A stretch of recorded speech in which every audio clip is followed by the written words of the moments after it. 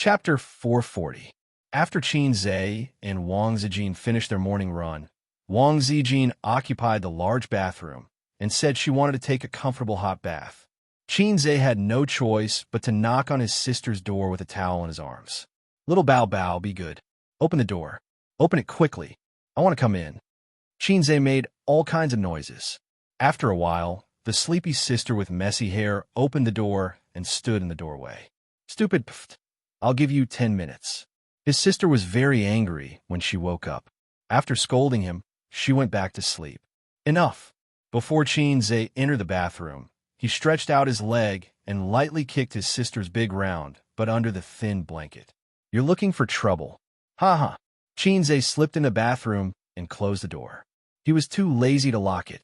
In any case, All-Mouthy King's sister wouldn't dare to open the door and enter while he was bathing.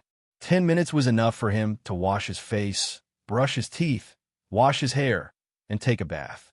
He even had time to pee. In less than 10 minutes, Qin Zhe finished bathing. His whole body was relaxed.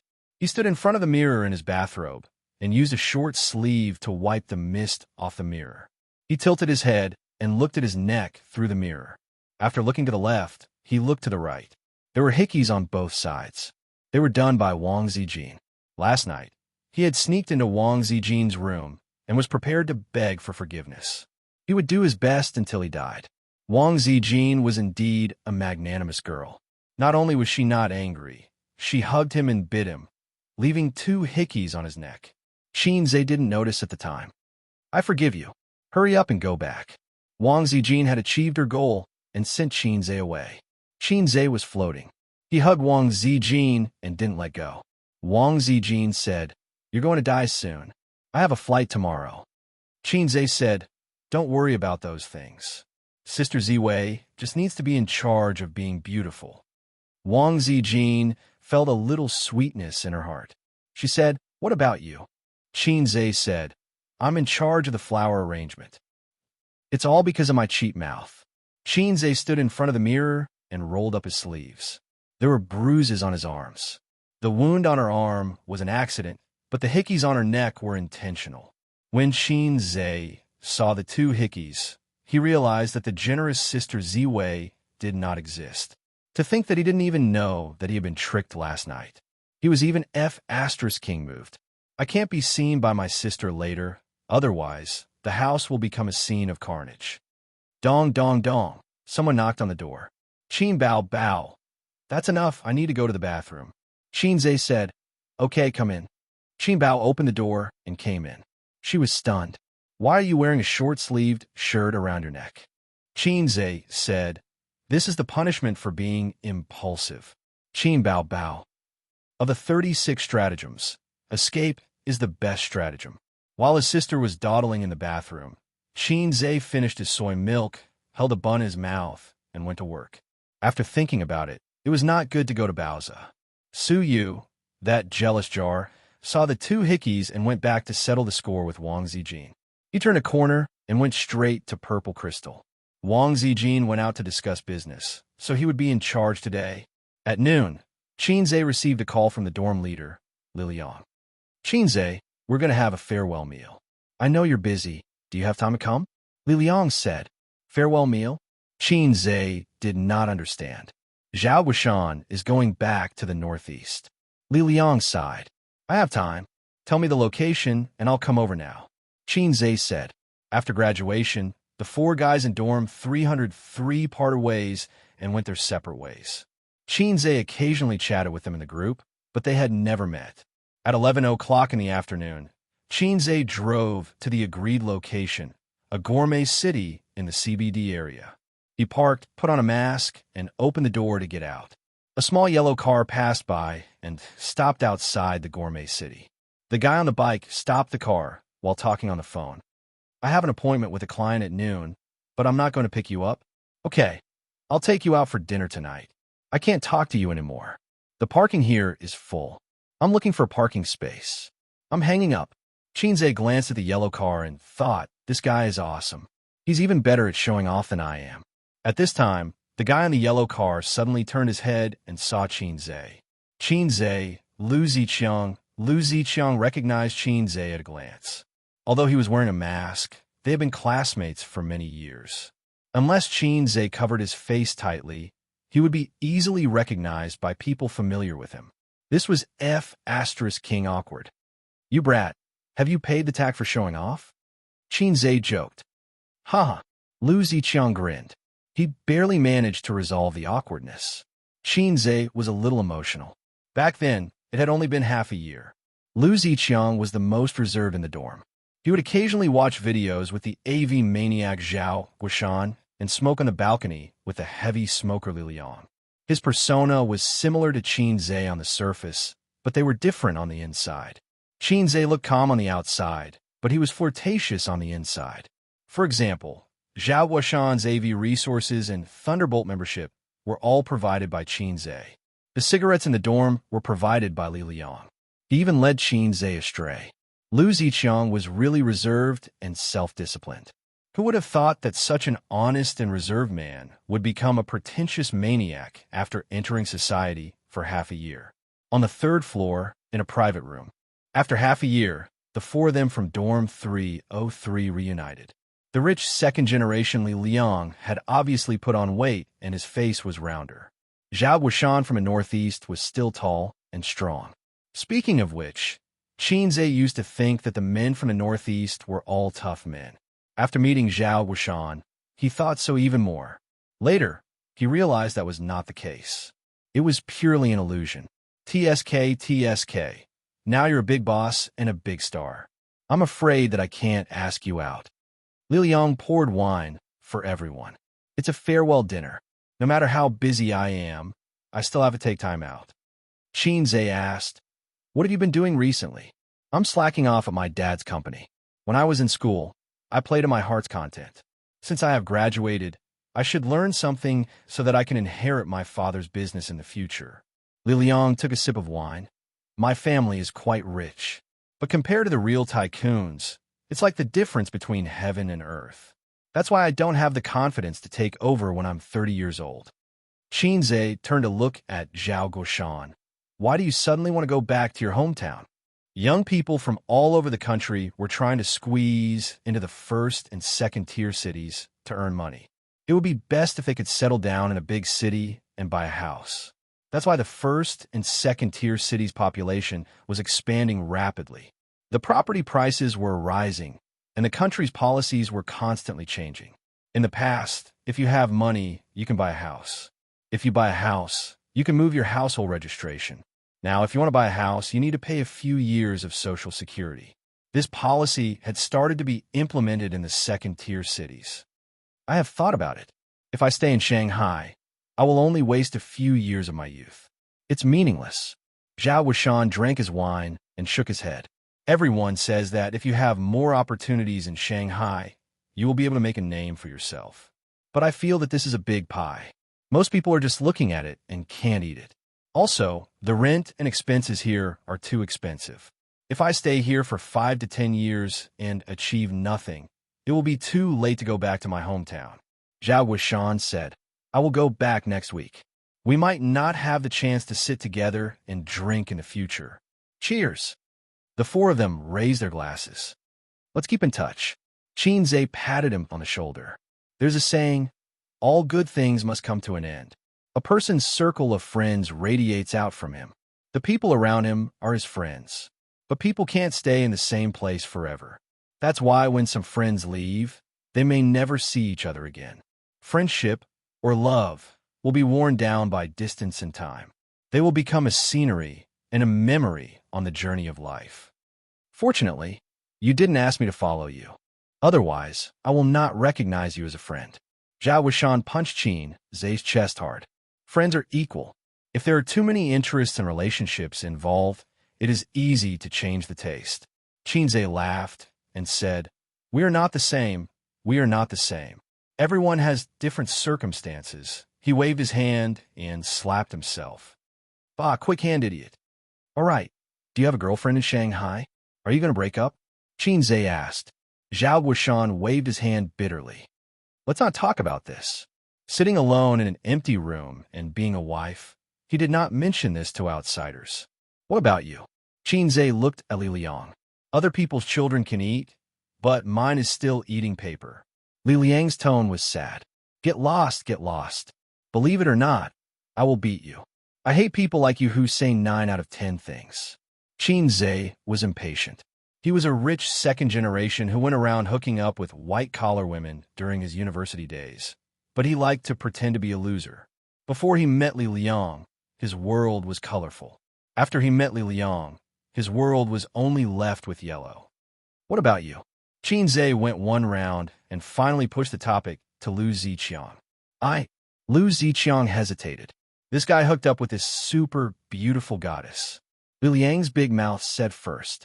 How beautiful is she? Xianxia asked. She is a model. Her legs are as long as your sister's. She has an oval face and curly hair.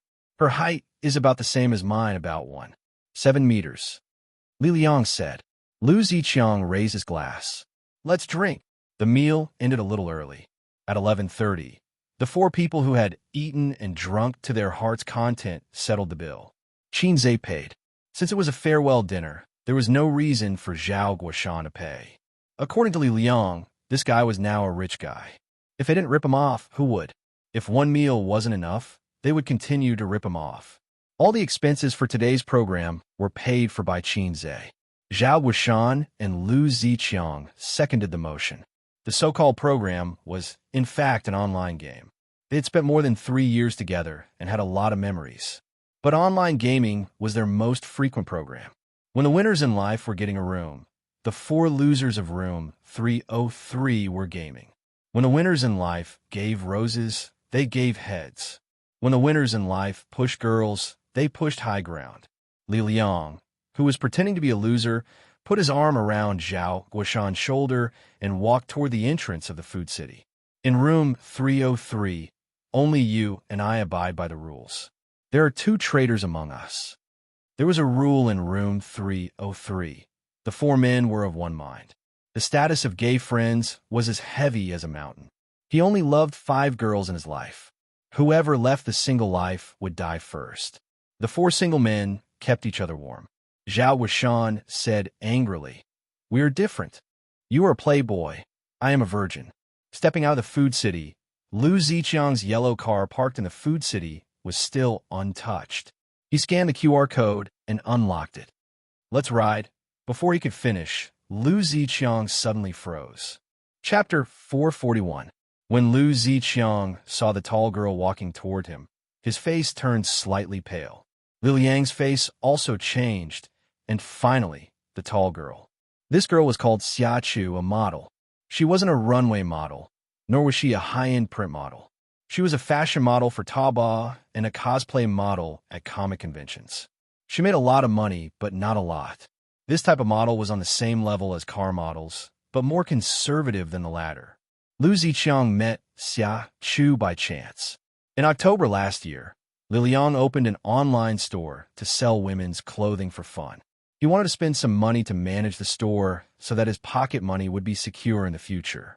The rich second generation asked his father for 600,000 yuan as the initial capital. At that time, Lu Ziqiang happened to resign, so he asked him to run the store together. Lu Ziqiang met the model girl, Xiachu, at that time. Lu Ziqiang fell in love at first sight. Li Liang, who had tasted countless abalones, chose to help his roommate. Therefore, Lu Ziqiang acted like a rich second generation in front of Xiachu. When a model fee was paid, Lu Ziqiang gave Xiachu an extra 1,200 yuan, totaling 5,200 yuan. Don't ask why, 5,200 is suitable for you. Lu Ziqiang followed Li Liang's instructions. He put his hands in his pockets and smiled wickedly. Xiachu took the money and left in a daze. Since then, Lu Ziqiang began to crazily ask Xiachu out. Li Liang taught him face to face and imparted his experience. Spending hundreds or thousands of yuan to chase a girl every day might not be enough. Many men chose to go with the flow. No, choose to go with the flow and enjoy the full service. After that, they could even buy a skin and have fun in the game. But in the eyes of the rich second generation, Li Liang, hundreds or thousands of yuan were not considered money.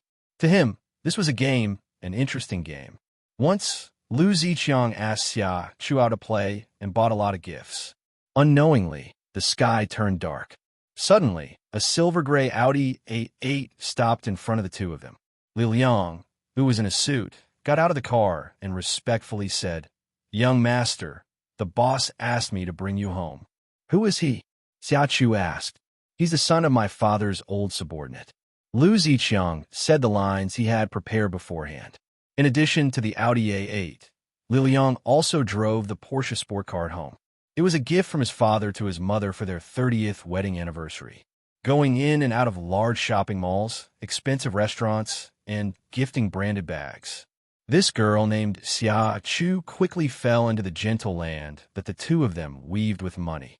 She fell in love with Lu Ziqiang, who was packaged by Li Liang. "Li Liang, what do you think we should do in the future?"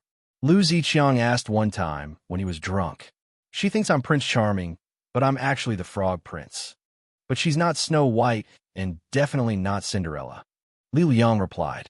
In the eyes of the rich second generation, who cared about the future, they just needed to live in the present. Xianxia felt that Lu Ziqiang had become more pretentious than before.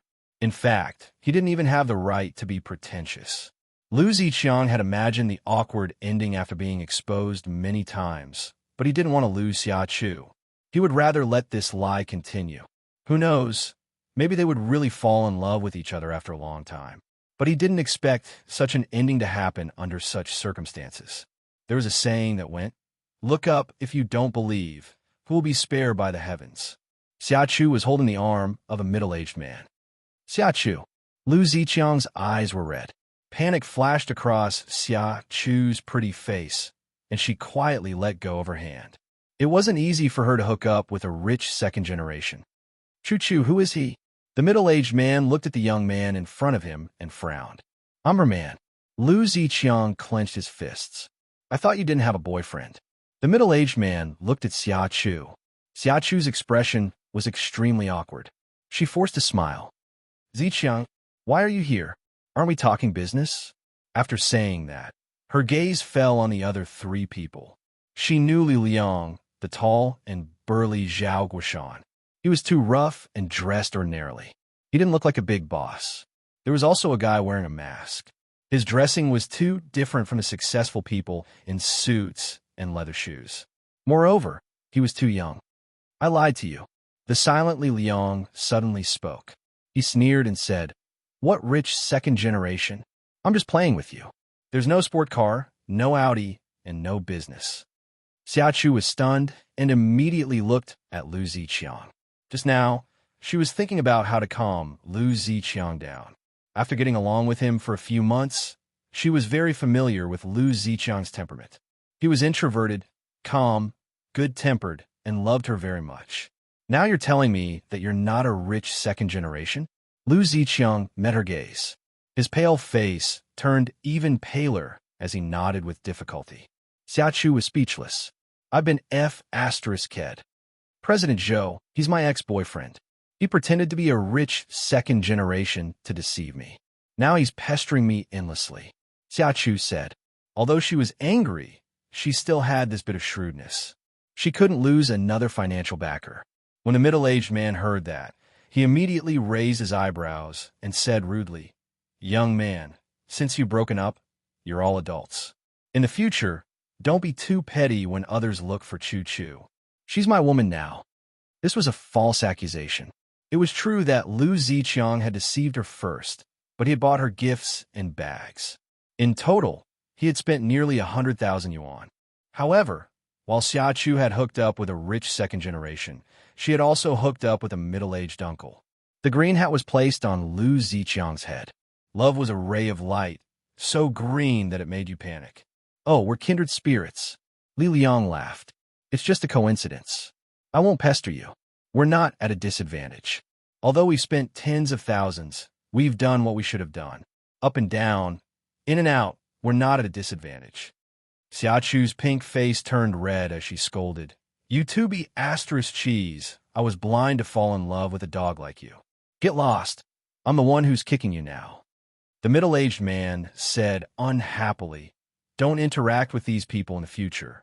I don't want you to keep in touch with them when you're with me. Xiachu immediately said, They're the ones who pestered me. The middle-aged man nodded. All right, they're just a bunch of immature brats. He glared fiercely at Li Liang. Obviously, Li Liang's words just now made him extremely unhappy. An old man with no hair left. Li Liang retorted. The middle-aged man pointed at him with his finger. Lowly person. Xiachu continued. That's right, lowly person. Why are you pretending to be a rich second generation? What did you say? Lu Ziqiang's forehead was blue with veins popping out. I'm talking about you. Xiachu glared at him. If you're poor, then you're poor. Why are you pretending to be a rich second generation? I was really blind to fall in love with you. You even said that you graduated from the University of Finance and Economics and were Qin Zhe's roommates. Pooh! You hooked up with him behind my back. How shameless are you? Lu Ziqiang said angrily. What nonsense are you talking about? We broke up a long time ago. Take a piss and look at yourself. Xiachu said disdainfully. Lu Ziqiang felt that Xiachu was a little different from the girl he usually knew. Every word from your mouth is true. I thought you really knew Qin Zhe. Most of the girls who were beautiful had a good figure and worked in the modeling industry. Most of them had the ambition to enter the entertainment industry and become stars. Lu Ziqiang moved her not only with the gift, but also with the gift of tens of thousands of yuan. Being a rich second generation was only one of the reasons. The key was that Lu Ziqiang said that he and Qin Zhe were roommates and even showed her photos. Xiachu asked to see Qin Zhe several times, but Lu Ziqiang did not agree. At that time, he was still a rich second generation. Whatever he said was the truth. Let's go. I'm too lazy to care about him. Xiachu hugged the middle-aged man's arm and walked towards the gourmet city. Qin Zhe took a step forward and blocked in front of the two. But I really know him. Qin Zhe took off his mask. Chapter 442. Qin Zhe took off his mask, grinned at Xiachu and the middle-aged man, and put his mask back on. Xiachu and the middle-aged man were dumbfounded. If their eyes were right, this young man was Qin Zhe. Did Lu Ziqiang really know Qin Zhe? Was he really Qin Zhe's roommate? Were they having a meal together today? As these thoughts flashed through their minds, their faces turned pale. There was annoyance, regret, shame, and anger. All kinds of emotions surged in their hearts. Lowly person, are you talking about me? Qin Zhe smiled. Xiachu bit her lips. When we were having dinner just now, I wanted to meet Lu Ziqiang's girlfriend. I was wondering when this guy would hook up with a long-legged girlfriend. Now that I've met her, her legs are indeed long, but she's not a good person, and her taste is even worse. Qin Zhe glanced at the middle-aged man. The middle-aged man was furious. He felt naked contempt. What do you mean? He said angrily. Your IQ is too low. You're not qualified to talk to me. Qin Zhe's words almost choked him to death. You're not convinced? How many assets do you have? Do you have 10 billion? You don't even have 10 billion. Your assets are too low. You're not qualified to talk to me. Qin Zhe gave him a disdainful look. His attitude, if placed in a novel, was exactly the attitude of a supercilious retard. You think you're so great just because you're rich? Do you really think you can do whatever you want in Shanghai? The middle-aged man said hatefully, You're just a nouveau riche. Which unit are you from? Show me your identity. Let's play if you dare. Qin Zhe sneered. The middle-aged man was terrified when he saw that the billionaire was going to be serious. Qin Zhe's reputation was so well known that rumors about him were flying everywhere. A young man who suddenly rose to fame in the entertainment industry in less than a year. He was the god of stocks, an investment company, and the antivirus software. There was no doubt that he was a big shot. Those rumors speculated that Qin Zhe had someone backing him up and knew some big shots. Otherwise, no matter how talented a young man was, how could he earn 10 billion yuan in a year? Qin Zhe looked at him with disdain, which made the middle-aged man furious. Fortunately, Qin Zhe didn't lower himself to his level and continued. If you want to enter the entertainment industry, that's not a problem. I can package you into a vase and become a big star. At that time, you will realize that the old man beside you is actually just SOS so. Look at his clothes. His entire body is less than 100,000 yuan. My pair of leather shoes is more than 100,000 yuan. Li Liang looked on enviously. When would I ever be able to match your beauty? But the premise is that you're still Lu Ziqiang's girlfriend. Now that you're not, it's not good. If we didn't bump into each other today, he would still be in the dark. He did lie to you, but what he can give you is not something a typical rich second generation can give you. Qin Zhe stared at her. Because he is my brother. Lu Ziqiang's eyes turned red. Lowly people like us can't afford to have a woman like her. It's better to get rid of her as soon as possible. In the future, when you find a woman, remember to open your eyes. Can beauty be used as food? Qin Zhe looked at Lu Ziqiang. Lu Ziqiang nodded. Xia Chu clenched her teeth tightly. She didn't dare to refute or curse. At the same time, she knew that she had missed a big opportunity. That's all. Qin Zhe paused. Then let's go. Let's go to the underworld. Li Liang laughed. What underworld? Let's go to Qin Zhe's company. There are models there. Let him introduce us to girls with good moral character. He especially emphasized the word moral character. Qin Zhe. Okay, my company has more than 20 high-end models. You can pick any. Zhao Wuxian watched for a long time and added, for this kind of woman, it's better to use tissue. Qin Zhe was furious. What are you talking about? Is tissue for you? Zhao Wuxian. As they talked, they left along the road. Various expressions flashed across Xia Chu's face. She took a deep breath and forced a smile. Mr. Zhou, shall we go in and eat? The middle-aged man's face darkened, and he pushed her away. No, I have something to do. He turned around and walked away. Suddenly, he stopped. Xia Chu's face lit up. She heard him say, today's matter didn't happen. Who am I? Don't talk too much. I'm too lazy to lower myself to their level. Xia Chu. She squeezed out an ugly smile. Got it, Mr. Zhou. At the corner of the intersection, Qin Zhe turned around and saw Lu Ziqiang following behind them with his head slightly lowered. Are you serious? Qin Zhe handed him a cigarette. Lu Ziqiang took it, lit it, and took a deep puff. I like her. Otherwise, I would be crazy to spend so much money on her. If you like her, you have to cheat her, Qin Zhe retorted. That kind of woman has been around for so many years. She's not a little girl who just graduated. She's more materialistic, Li Liang said. So you cooperated with him to play the role of a rich second generation? Qin Zhe whipped his leg, causing him to stagger back a few steps. Lu Ziqiang held the cigarette and whispered, otherwise, she wouldn't even look at me. I don't have money, but when I see a woman I like, I always want to get close to her and understand her. Even if it's cheating, as long as I'm with her, I'll be happy. Qin Zhe sighed and patted him on the shoulder. That's true. If you like someone, you'll do everything you can to get close to her and have her. Have you slept with her? Lu Ziqiang nodded.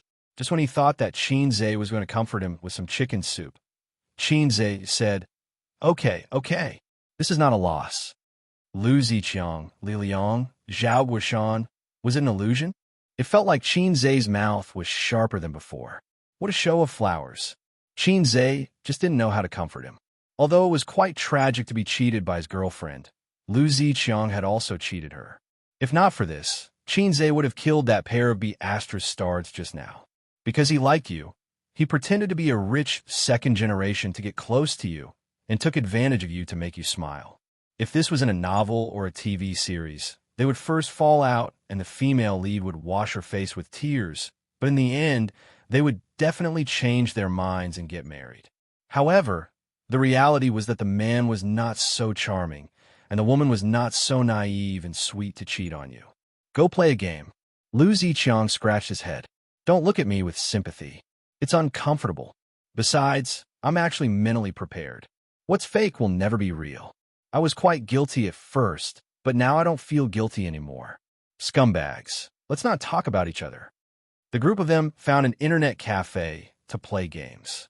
Just like every afternoon when they were in university, no one brought up this matter again. After they finished playing games, the four of them smoked a cigarette at the entrance of the internet cafe and went their separate ways. Before leaving, Qin Zhe hesitated for a moment. Brothers, if you have any difficulties in the future, feel free to look for me. Don't be shy. If you want to start a business or find a job, give me a call. When a man achieves the Tao, even his chickens and dogs will ascend to heaven. There's no reason not to benefit the people around you. Seeing that no one spoke, he grinned and said, "At least you want to be a big shot. I'll take you to the most high-end place in Shanghai and sleep with the most beautiful girls." Zhao Guishan scratched his head. "Then, before I go back, let's find a place to play." The four of them laughed. Chapter 443. After drinking some wine, Xianxia stopped driving and took a taxi back to Purple Crystal Technology. As soon as he stepped into the office, he received a text message from Suyu. "Come to my house tonight." Xianxia thought about the 2 kiss marks on his neck and replied, "It's not convenient tonight." Suyu sent a questioning emoji. "Is your period here?" "Xianxia, Suyu, come on, I miss you so much."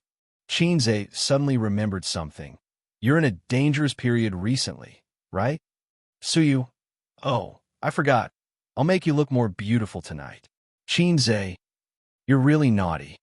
Suyu, "Are you coming or not?" Xianxia, "You want to kill me, right?" Suyu found that her little trick was exposed and immediately cut off the topic. "I'm very busy here. Let's not talk." But the so-called dangerous period, for example, was the menstrual period on the 20th, the ovulation period on the 6th, and the dangerous period from the 3rd to the 10th, so they couldn't have sex. And Wang Zijin, who was about to have her period, was in a safe period. But Sister Ziwei could see it, but not have it. Xianxia couldn't be too hasty with her. "I have a little donkey, but I never ride it." Xianxia's phone rang, and the caller ID showed. "Sister Man." It was strange that Sister Man rarely flirted with him. No, she rarely contacted him, probably because you can't covet your friend's wife, so she was a lot more distant to him recently. "Sister Man?" Xianxia answered. "Are you free tonight?" Nanman Pei said. "What's the matter?" Xianxia asked. "Don't talk too much nonsense. Are you free?" Nanman Pei said in a cold voice. "Yes, I have a lot of time anyway. It's Ziki's birthday, so I invited some friends over. I don't have time tonight. You go over and help me keep an eye on them. Don't let a group of children make too much noise." Nanman Pei paused. Donglai and Ziki also wanted to invite you over, but they were afraid that you would refuse if they called. "That's not a problem. As long as you're not the one cooking, I'll definitely come." Xianxia breathed a sigh of relief. "What do you mean by that?" Nanman Pei's killing intent was overflowing. "It slipped out of my mouth. I'm sorry." Xianxia apologized. Nanman Pei was speechless. Xianxia, this little bumpkin, must be inflated. Half a year ago, he dared to say such words in front of him. This man, once he had money, he would become unbearably slutty. "I think we should consider coming back earlier," Nanman Pei said. "Huh, I'll come back and break your bones." Nanman Pei gritted his teeth. "Big sister man, you're busy. I'll take care of the 2 brats for you," Xianxia said. Sure, he would not go home until he was drunk. If he went home in the middle of the night, his sister would not be able to see his love bites. With the recovery ability of the times is calling, the love bites would disappear the next morning. "Is Suyu going?" Xianxia was still worried and asked. "I didn't inform her." Nanman Pei was curious. "Why are you asking?" "It's fine. She's busy, so there's no need to inform her. I'll go over after work." Xianxia said bye-bye and hung up. Suyu was Nanman Pei's best friend, and she did not hang out with Ziki. She would definitely not come. At the villa, the spacious backyard was filled with tables and chairs. Electric wires were pulled up from shelves and installed with colorful light bulbs. 7 to 8 tables and chairs were fanned out around the bonfire. 5 or 6 barbecue staff were in charge of tonight's meal. They had rented a barbecue restaurant. A lamb was placed on an iron rack in the middle of the burning charcoal fire. As night fell, young men and women sang and danced in the backyard, laughing and chatting. There were wine, champagne, beer, and all kinds of drinks. There were about 17 or 18 young men and women present. Those who played at the KTV last time were the closest friends. This time, they were all present. For example, Bai Guowei, who met Xianxia a few days ago in Hangzhou. "Old Bai, you're getting more and more stingy. My dad froze the card he gave me. I asked you to lend me a few tens of thousands, but you didn't even give it to me. The guy who spoke grumbled as he hugged by Guowei's shoulder. How could it not be frozen? This guy used his dad's card to sleep with women everywhere. He swiped a few million yuan in a month. The henpecked dad could not stand it anymore. Why did he have to work every day while his son could fool around everywhere? Dream on. Bai Guowei drank a mouthful of wine gloomily. I said I have no money. My pocket money for this month is gone, and the next 3 months' pocket money is gone too. Why? I was cheated by my sister. How old are you? Are you still afraid of your sister? Bai Guowei's face was full of tears. I'm not afraid of my sister. I'm afraid of my dad. What do you mean? You're annoying. I'm in a bad mood. Get lost. I'll beat you up if you keep talking. After being beaten up in the mall that day, he was dragged into the room by his sister when he returned to the hotel. Do you still have milk sickness? Not anymore. Aya, do you mean that my breasts are small? Then, Aya, how dare you feign my breasts? Have you asked for our dad's opinion? Sister, my mouth is cheap. Can you stop hitting me? Isn't it right for me to hit you? Yes. Isn't it right for me to spend some of your money? Yes. Hand over this month's pocket money and the next 3 months' pocket money to my card. Otherwise, we'll ask for Dad's opinion. If his bad-tempered father knew about this, Bai Guowei felt that his life would end in GG. Bai Guowei's intestines were green with regret now. He should not have listened to Xianxia's words. How evil must her brother be to be able to tell his sister that he has milk sickness? He would definitely not reveal such a sad thing to his friends. He drank alone. Chun Qingyin, who was among the acquaintances, sat quietly in the group of girlfriends. She was dignified and elegant, like a quiet little swan. She was a young girl. She had a thin and sharp oval face. Her eyes were clear and bright, and her long hair was draped over her shoulders. After a few months of persistent diet therapy, her breasts were even more prominent than most girls her age. She already had a B cup, and her breasts were perky and her waist was thin. Ziki, is Qingga not here yet? Chun Qingyuan thought to herself. It's so tiring for me to pretend to be a virtuous lady. She was dressed especially beautifully today. She wore a purple off-the-shoulder dress and light-colored Roman shoes. Her 2 pairs of white and tender legs were very tasteful. On the other hand, tonight's protagonist, Pei Ziki, was dressed very plainly. She looked like a lively girl next door. She rolled her eyes. Dong Lai went to the door to pick him up. He'll be here soon. Hey, Chun Xingyuan, think about our idea. Get him drunk tonight, and you can do whatever you want. A beautiful girl with a C-cup winked and smiled mischievously. No, Li Shi, this kind of thing has to be consensual. He's drunk. How can he do whatever he wants? Chun Xingyuan thought about it seriously and shook her head. You're inexperienced. Li Shi laughed. Let me teach you a trick. Blow the conch. Chun Xingyuan and Pei Ziki were dumbfounded. Li Shi was a freshman this year. She was 2 years older than them and 1 year older than Li Donglai. After going to college and getting a boyfriend, her temperament changed. She became charming and enchanting. Li Shi, go away. A young man came over with a bottle of wine and was chewing barbecue. He looked at Chun Xingyuan and stared at her with his slightly bloodshot eyes. Xingyuan, let's go over there and drink. Chun Xingyuan put on a straight face and refused. No, then I'll sit here and drink. He pushed Li Shi away. Li Shi glared at him and said, Damn you. She swayed her waist and sat down beside Pei Ziki. Pei Ziki minded her own business and ate the barbecue and eggplant. I'm so tired of eating barbecue. Do you have any vegetables in your fridge? I can cook. I'll go and cook some dishes. Li Shi poked Pei Ziki's waist. No, Aunt will kill me. Pei Ziki shook her head. The kitchen was forbidden to outsiders. Nan Man, Pei never allowed outsiders to enter the kitchen. Even Pei Ziki and Li Donglai could only look around. They couldn't even cook egg fried rice. When Xianxia comes, let him cook a few dishes. If it's him, my aunt won't be angry. Pei Ziki said, Even if she's angry, I can push the blame to him. He can handle my aunt's anger. Really? Li Shi didn't believe it. Your aunt has such a good relationship with him? It can't be. The group of teenagers didn't know much about what Nanman Pei had done in the past, but they occasionally heard their fathers mention it. Their fathers were very afraid of her. Anyway, she was a very difficult woman to get along with. She was strong and domineering. Being with her was like sitting on pins and needles. If she wasn't at home today, this group of juniors wouldn't be willing to come here to play. I'm afraid your aunt will break his hand. Yang Lingdong sneered. He doesn't come to my house many times, but whenever he comes, he will cook. Pei Ziki said. She didn't say that it was actually Qin Zhe's good cooking that made the Hunan dishes very authentic. But in the eyes of others, it meant different things. Yang Lingdong gossiped. What's the matter? Is he having an affair with your aunt? Pei Ziki sneered. I will tell my aunt exactly what you said. Yang Lingdong immediately cowered. Coward. Chen Qingyuan attacked. So, this guy was completely incomparable to Qin Ge. Li Shi looked at her expression and sighed in her heart. This little girl was hopeless. People in their circle all knew that the little delinquent girl, Chen Qingyuan, turned over a new leaf and pretended to be a good girl for a man. At the same time, it surprised people and broke the hearts of many men. In the circle, which was neither big nor small, there were only so many beautiful women, especially a delicate girl like Chen Qingyuan, who was even rarer.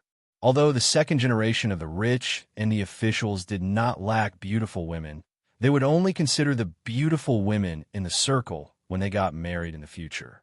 They could not marry a bar girl or a prostitute. Many young people were certainly dissatisfied with Qin Zhe, such as Yang Lingdong, who openly pursued Chen Qingyuan. When she was still a delinquent girl, Yang Lingdong often asked her to hang out. But now Chen Qingyuan ignored him. Li Shi, who claimed to be a big sister, was also disappointed because there were rumors in the circle that Chen Qingyuan was in a pitiful one-sided love and that he didn't even care about her. At this time, two people came from the path beside the villa. Pei Ziki's brother, Li Donglai, and Qin Zhe, who everyone had seen on the screen. Chen Qingyuan's face bloomed with joy. She lifted her skirt and trotted to greet them.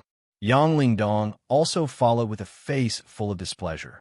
He was really afraid that Chen Qingyuan would take Li Shi's bad idea, so he had to keep a close eye on the little girl. Chapter 444. Qin Ge, you're here. Chen Qingyuan stood in front of him with a joyful smile on her face. Just like how many girls would react when they saw the boy they liked. Qin Zhe looked at her and asked curiously, Did you grow taller? A 17-year-old girl was indeed still growing. Chen Qingyuan nodded and said happily, Not only did I grow taller. She puffed out her chest. Qin Zhe was very calm and did not even look at her chest. Her breasts were not as perverted as his sister's. Chen Qingyuan was a little disappointed, but immediately smiled and took the initiative to hug Qin Zhe's arm. Qin Zhe struggled and she hugged him again. She struggled again and hugged him again. Qin Ge, Chen Qingyuan called out pitifully. Qin Zhe looked at Li Donglai, and Li Donglai pretended to look at the scenery with his hands in his pockets. It wasn't good to not give her face, so Qin Zhe could only let her hug his arm. Chen Qingyuan immediately bloomed a sweet smile. There was a murderous aura. Qin Zhe realized that there was another big-chested guy who was angrily staring at his arm. Chen Qingyuan's small chest was rubbing against his arm. Hello. Qin Zhe gave him a friendly smile. Hello. Yang Lingdong stared at him. Qin Zhe, Chen Qingyuan said, Qin Ge, his name is Yang Lingdong. Qin Zhe thought to himself, So your name is Yang Lingdong. I thought your name was Lu Shu. Chen Qingyuan frowned and said, Go away. Don't block the way. Qin Ge and I are just friends. Don't misunderstand. Li Donglai. Was Chen Qingyuan really stupid, or was she doing it on purpose? Old Yang was about to explode. Yang Lingdong was not reconciled. The girl he had been chasing after did not show any expression in front of him. Once she saw Qin Zhe, she threw herself into his arms like a love-struck fool. It hurt his heart. He knew that at this moment, he had to show his magnanimity and calmness. Verbally attacking someone without a word was the style of a jealous little boy. Thus, Yang Lingdong revealed a radiant smile. I was just joking. I've heard so much about you, as expected of an actor. You have good looks and are indeed super handsome. Qin Zhe pretended not to understand the sarcasm in his words and said brightly, What are you talking about? Yang Lingdong was speechless. This person is not easy to deal with, he thought.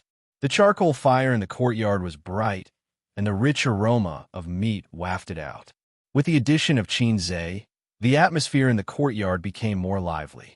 The girls all liked to sit around Xianxia, chatting and laughing. After a few glasses of wine, they started to show off. The men also often came over to propose a toast. They all hoped that Xianxia would help them make a fortune. Xianxia patted his chest and said, "If you want to invest, feel free to come to me, but the capital has to meet the requirements. Hundreds of thousands of yuan? Go play with mud." Li Shi sat on his left, and Chun Xingyuan on his right. Chun Xingyuan silently helped him peel the lobsters. This girl probably had OCD, and the lobsters were neatly arranged. "Qing, go eat it. It's delicious." Chun Xingyuan sucked her fingers, looking a little cute. Xianxia was under great pressure. He forced a smile and ate the lobster she had peeled. "Qing, go eat it. It's delicious." Li Shi placed the cut mutton in front of him. Xianxia was speechless. He thought to himself, "Miss, who are you? Do we know each other? I wanted to ask just now, but she sat beside me inexplicably and held my arm. If you don't like Chun Xingyuan, just tell her. Why do you keep her in suspense?" Li Shi whispered in his ear. Xianxia was stunned. He looked around and whispered in her ear, "I did, but it was useless." It was not good to say this kind of thing too loudly. It would hurt Chun Xingyuan's self-esteem. Li Shi sneered. "You let her hold your arm just now." Xianxia said, "Just now." The girl was stubborn. Li Shi was so angry that she almost laughed. He obviously enjoyed it, but he pretended to be innocent. Well, what a scumbag. He was indeed in the entertainment industry. Maybe he rejected Chun Xingyuan because he was playing hard to get, playing the innocent girl like a monkey. She had not seen the conversation between Xianxia and Chun Xingyuan at school that day, and she did not know how stubborn Chun Xingyuan was in love. "Your breasts are too small. They don't meet my aesthetic standards. I can increase my breasts. I have a sister complex. I'm not interested in girls. I can also be a domineering sister in the future. I already have a girlfriend. I can have a girlfriend and a wife." That was the process. At that time, Xianxia sighed with emotion that he finally had a successor. The Queen of Balls had perfectly surpassed their predecessors. Xianxia said, "Why don't you help me persuade her?" Li Shi began to despise Xianxia. She suddenly turned pale with fright and cried, "Bastard, I can't sleep with you at night. I'm not such a casual person." The air suddenly became quiet. The atmosphere of singing, dancing, and laughter was suddenly cut off by her cry. Everyone's eyes were fixed on them. Everyone's expression was very complicated. The shock came too quickly. Pei Ziki spat out a mouthful of wine. Chun Xingyuan was shocked in disbelief at first. Then she felt sad and about to cry. Finally, she was slightly happy. Yang Lingdong despised her at first, then became excited. "Look, Chun Xingyuan, the man you fell in love with is a scumbag. Your image is completely ruined." There were also male comrades present who glared at Xianxia. It was not enough for him to hook up with Chun Xingyuan. Now he wanted to sleep with Li Shi. Just now, Xianxia whispered in Li Shi's ear. It turned out that he wanted her to sleep with him at night. No wonder the two of them were whispering. Li Shi was very satisfied with everyone's reaction. She whispered in Xianxia's ear, "Sorry, I'm a psychology student. I just wanted to test people's reaction in an awkward situation." Xianxia stood up abruptly. "What? 500 for fast food and 1,000 for a night? That's too expensive." Once again, the air suddenly became quiet. Li Shi, Pei Ziki spat out another mouthful of wine. Bai Guowei murmured, "Only 500? I'll call my sister and ask for money." Li Shi glared at Xianxia. Xianxia shrugged. "Little girl, you're trying to be smart with me." Li Shi laughed and said, "I'm kidding. We're just kidding." Xianxia picked up his glass and took a sip calmly. Chun Xingyuan leaned over and whispered, "Qing Go, I don't want money." Xianxia turned his head and spat on Li Shi's face. Li Shi, in the end, it was Pei Ziki who came out to smooth things over. She was the main character today, so everyone gave her face and didn't ask in detail about what had happened just now. However, everyone looked at Li Shi strangely. Li Shi felt that everyone was looking at her and translating their gazes into words. Is it really only 500? Only 1,000 a night? So cheap? It was all her illusion. Li Shi felt that Xianxia was different from the boys she usually hung out with. He was very difficult to deal with. When other boys were teased by her like this, they would either blush or say awkwardly that it was okay. Xianxia was not on the same level as them at all. He fought back sharply on the spot. Not only was he not easy to deal with, but she felt that he was very cheap. After drinking for a while, Pei Ziki came over. Xianxia, there's food in the fridge. Cook a few dishes for everyone. Xianxia said, what flavor? Mild spicy, medium spicy, or devilish spicy? Whatever. Pei Ziki said, go ahead, whatever is spicy. Today was Pei Ziki's birthday, and the birthday girl was the most important. Xianxia went into the kitchen and rummaged for ingredients. There were quite a lot of ingredients. Pei Namon's fridge was like a freezer. It had a lot of space and a lot of ingredients. Other than the lack of seafood, there were all kinds of home-cooked dishes, meat, and seasonal vegetables. According to his previous experience of eating here, a family of 3 usually only had 4 dishes. Including him, there would be at most 6 dishes. Sister Man couldn't have filled the freezer with ingredients in order to create the psychological comfort of, I'm a chef and my kitchen is full of dishes, right? Women were really unreasonable when they were stupid. Could it be that they could really grow to 18 centimeters when they hinted to him every day that my dick is 18 centimeters long? Thinking of this, Xianxia repeated 10 times in his heart, my dick is 18 centimeters long. What if it came true? He cooked more than a dozen dishes in 3 pots in half an hour. The aroma drifted outside, and the smell of barbecued meat could not be covered. It smells so good. I suddenly want to eat. Spicy. I like this kind of spiciness. The young boys and girls who were drinking and eating meat outside were gradually attracted. Li Donglai quickly ran into the villa and brought out the dishes with a few of his buddies. Thus, they ate and drank as much as they could. Bottles of wine were opened one after another. The brothers competed in drinking, and there were even couples who performed mouth-to-mouth feeding. Chen Qing and Elder Yuan were envious as they watched.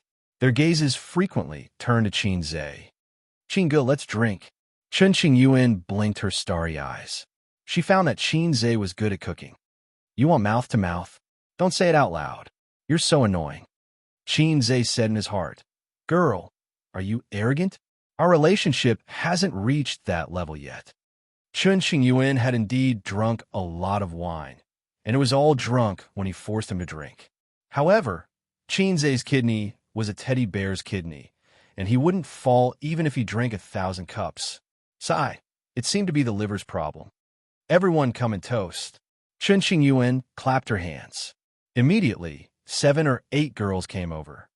Celebrity drinks. Handsome, I like you so much. Xianxia, let's get drunk today. Xianxia had always been the star of the birthday party. His appearance and reputation were there.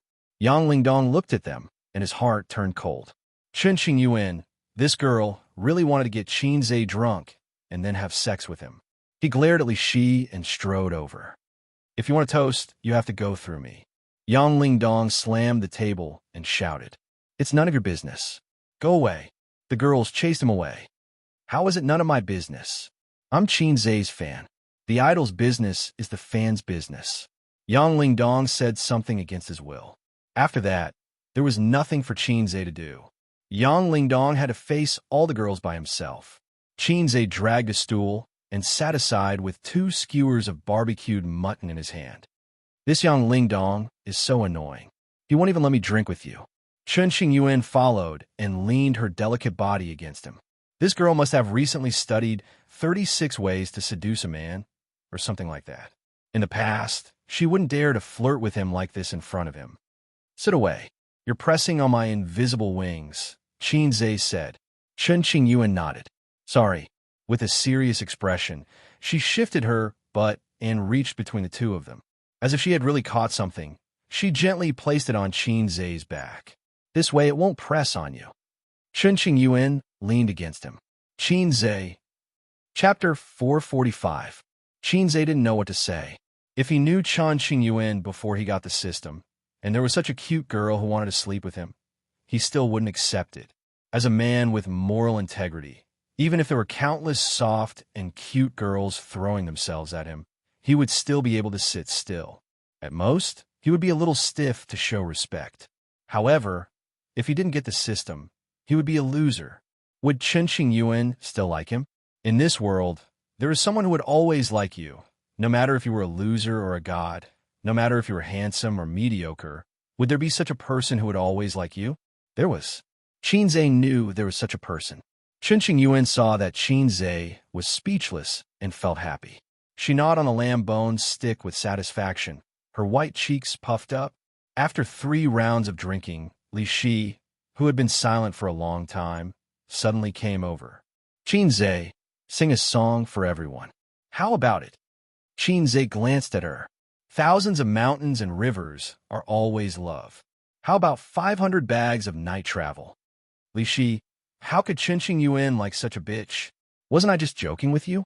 Why did you hold a grudge until now? Qin Zhe saw Chen Qingyuan's hopeful eyes and his heart moved. He turned to Pei Ziki and asked, "Do you have a guitar?" Pei Ziki curled her lips. "No guitar, but I have a piano." Ding, Divinity Show. Host, please play a song and let the audience shout 666. Success will reward 70 points. Failure will deduct the corresponding points. Ding, Divinity Show.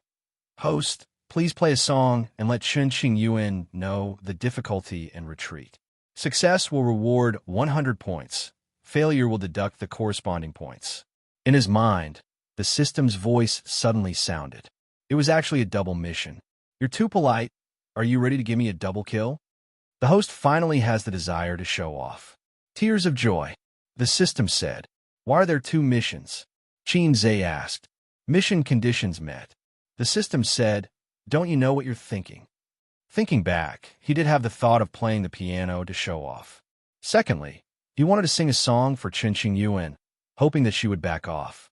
Who knew that these 2 thoughts would be immediately captured by the system, and then a mission would be created. Where's the piano room? I'll go and play. Qin Zhe looked at the soft girl, Chen Qingyuan. I'll sing a song for you. Chen Qingyuan was stunned, and then her eyes sparkled. Pei Ziki said, come with me. She excitedly led the way, followed by Chen Qingyuan and Li Qian. When the little friends in the courtyard heard that Qin Zhe was going to play the piano, they all came to join in the fun. Li Donglai said, there are too many people. Let's watch it in the living room. It's the same. The piano room was on the 2nd floor. Looking up from the living room, the 2nd floor was circular. The piano room could also be called a glass room. People in the living room could look up and see the scene inside. Qin Zhe pushed open the 2 glass windows so that the sound could be heard in the living room. The people in the living room saw the corner of the piano and Qin Zhe sitting at the piano with a straight posture. At the door stood Pei Ziki, Chen Qingyuan, and Li Qian. When Qin Zhe's hand touched the piano key, the song searched in the mall had been exchanged and poured into his brain. Without a trace of hesitation, without the slightest unfamiliarity, the soft sound of the piano with a full rhythm floated. Everyone in the living room couldn't help but listen attentively. The sound sounded like a piano, but listening to the rhythm, it sounded like the sound of other instruments, such as organ, guitar. This level of imitation of the rhythm and sound of another instrument with one instrument was at the level of a master. When everyone thought that he was playing the piano, they heard his voice. It was a very pleasant voice. The organ in the classroom, ding dong ding dong ding dong. Like the sound of your confession, the movements have been very light. I smiled at your back when you turned around and left after delivering the letter. I like the concern in your delicate handwriting. A new song? Everyone was stunned. Many of them were Qin Zhe's fans and were familiar with all his songs, but this song was obviously a new song. Was it written on the spot again? Or was it a new song that hadn't been released? As expected of a fast shooter, he was as productive as a sow. Everyone was excited. Chen Qingyuan was overjoyed. Qin Ge said that this song was written for her. This was a love song, a proper love song. It seemed that Qin Ge still had her in his heart, but he was a bit pretentious and wanted to reject her. Chen Qingyuan's heart bloomed with happiness. Li Qian looked disdainful. The song was good, and the singer was talented, but why was he so hypocritical? Just now, he vowed that he didn't like Chen Qingyuan, but now he turned around and sang a love song for her. Days are like a merry-go-round, spinning in my mind. The scenes of you being good to me appear. You said that holding hands was a promise. But my dear, that's not love. Too beautiful a promise because too young. But my dear, that's not love. It turned out that this was not a love song. In the glass room, the three girls had the same thought at the same time. There was only one melody in Chun Qingyuan's mind. But my dear, that's not love. The happy little flower withered. The song ended. Qinze felt good about himself, but the system didn't send a message that the task was completed. It was okay. He had encountered this kind of situation many times and had experience. Qinze walked to the window and shouted down, "How was it?" Everyone applauded. "Yes." Qinze said, "Is it good or not?" Everyone applauded. "Yes." Ding. Task completed. Reward, 70 points. See, the task was that simple. Amidst the applause, Qinze walked to Chun Qingyuan and whispered, "This is my answer to you. It's the same as before." This was the second time he had directly rejected Chun Qingyuan. Chun Qingyuan lowered her head and looked at her toes, feeling a little sad. Just as Qinze was waiting for the notification that the task was completed, she raised her head again. "Although I'm a little disappointed, I already knew this result. I've been rejected once. It's okay to be rejected again." After a pause, she said, "In a few years, you won't reject me anymore." As she spoke, she puffed out her chest. "Girl, where did you get your confidence from?" Ding. Task failed. 100 points deducted. Qinze, it cost 30 points to redeem the song, and 100 points were deducted if the task failed. The total was 130 points. After deducting the 70 points he earned, he still had 60 points. It was a big loss for him to show off. Hope was always beautiful. For example, a group of people got rich first, and then another group of people got rich. Reality was always nonsense. For example, those who got rich would flaunt their wealth to those who didn't get rich every day. Qinze knew a long time ago that the system's tasks weren't guaranteed to be completed, especially these kinds of tasks like everyone is cheering 666, beat everyone up, and what kind of emotion do you make someone feel? They were the worst. Paige Ziki bit her lip, wanting to say something. Li Shi looked at Qinze and then at Chun Qingyuan. She thought to herself, this guy is crazy. There's a girl who's throwing herself at him. It's not like he's asking you to marry her. From a woman's point of view, there was nothing wrong with it. In this era of gunfire, it wasn't necessary to be in a relationship and get married. Many men and women like to be in a relationship, but they didn't want to get married. If they'd slept with you, how could there be so many single dogs? From a man's point of view, I've slept with this girl before. It's so good. In fact, from a woman's point of view, I've slept with this man before. It's so long. It's not a loss. After all, it's a matter of pleasure. Men think they're taking advantage, but in fact, women are the same. Therefore, Li Shi thought that since the girl was so handsome, he should accept it. What would happen in the future? Li Shi's values were in line with the values of most women. After playing the piano, everyone continued to sing and dance.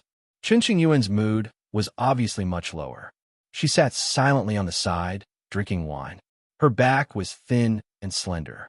Pei Ziki took out a big cake from the refrigerator. After eating and drinking, she ate the cake again. However, everyone drank a lot of wine and ate more meat. They couldn't eat such a greasy cake. Someone's face was smeared with cream first, and then they began to fight in the yard. You can't underestimate a woman's narrow-mindedness. Li Shi, who was sprayed in the face by Qinze, held a grudge. She sneaked behind him and slapped the cake in her hand on Qinze's face. Qinze moved quickly. He tilted his head, grabbed her wrist with his left hand, and covered her face. Li Shi's beautiful face was suddenly covered with cream. It fell down her face and fell on her C-cup breasts. The girl was also tough.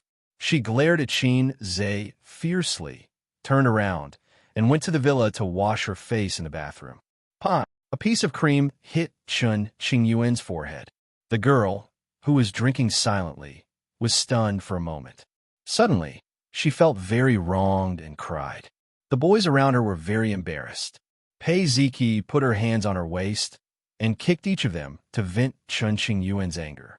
"I'll take you to the bathroom," she said. "No, I'll go by myself." Chun Qingyuan sniffled. A few minutes later, Xianxia also felt the urge to pee. He went to the bathroom in the villa. The two toilets on the first floor were full. He went to the second floor, and the toilets on the second floor were full. He went to the third floor, and the two toilets on the third floor were still full.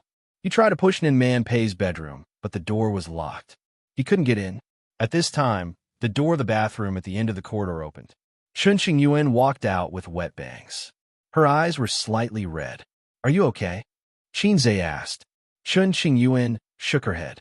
She bit her lip and looked at him. Xianxia saw her red face and said, "Don't drink too much." "Okay." Chun Qingyuan nodded. When he walked into the bathroom, Chun Qingyuan suddenly shouted, "Qin Gu." Xianxia looked at her. "It's okay." Chun Qingyuan suddenly stopped talking. She lowered her head and hurriedly walked towards the stairs. Xianxia took out the large magic tool to pee. He lowered his head and glanced from Hundred Her Garden to Sanwei's study. Back then, the old man always said that he wouldn't be able to achieve great things. After using the bathroom, he walked to the stairs. Suddenly, he heard a conversation. "Qingyuan, I've been chasing you, but you turned a blind eye. That Xianxia doesn't like you at all, but you can't wait to throw yourself at him. Go away. It's none of your business." "I'm not convinced. How am I worse than him? If you don't make it clear today, I won't let you go. Go and look in the mirror. How are you better than him?" Chapter 446. Xianxia stood at the corner and saw Chun Qingyuan leaning against the wall between the second and third floor. Yang Lingdong had his hands on the wall, blocking Chun Qingyuan. It was the legendary Cabidan. When he watched TV dramas in the past, he always envied the male characters who Cabidan. However, he didn't have a girlfriend and was a coward back then. He didn't dare to Cabidan his sister, so every time he saw a Cabidan, he would curse in his heart.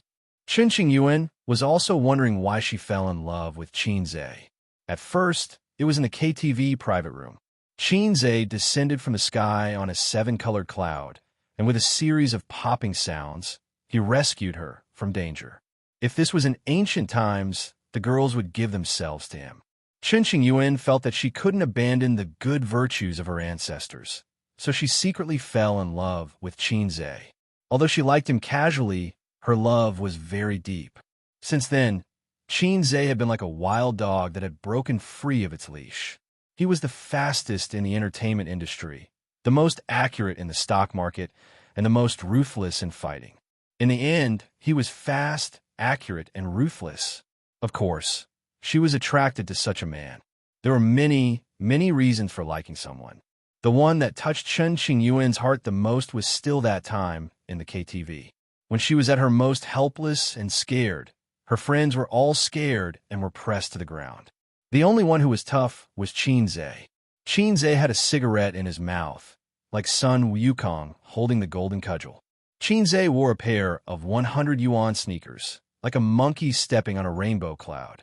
Chun Qingyuan felt a sense of security. This was something she didn't feel from her parents, who kept saying that they were good for her. Liking someone is a touching experience. Falling in love with someone was a trigger. "How am I not as good as him? Tell me, Yang Lingdong said loudly. "Are you as rich as him?" Chun Qingyuan asked. "My parents are rich." Yang Lingdong was unconvinced. "You're talking about your parents too. It's none of your business. Isn't my parents' money my money? Your parents might not be your money. What if your father has an illegitimate child outside? Your parents are dead, and the money is your money. That's a matter of decades later. Are you as handsome as him? Do you know how to play the piano? Can you write songs?" When Xianxia heard this, he beamed with joy. He thought to himself, Chun Qingyuan's only problem is that she's too honest. Don't say it out loud. It'll be embarrassing. Chun Qingyuan shrugged. "Look, you can't beat him in anything. Why don't you give me a reason to accept you?" Yang Lingdong muttered, I don't accept this, aha." Xianxia walked down and coughed behind him. Yang Lingdong was so scared that his body trembled. He looked at him in horror. "Are you trying to scare me to death?" Yang Lingdong said angrily. "I don't look scary." Xianxia touched his face. "I just look scary." Yang Lingdong was speechless. "Yeah, you're Qin Ji's boss. Are you older than him?"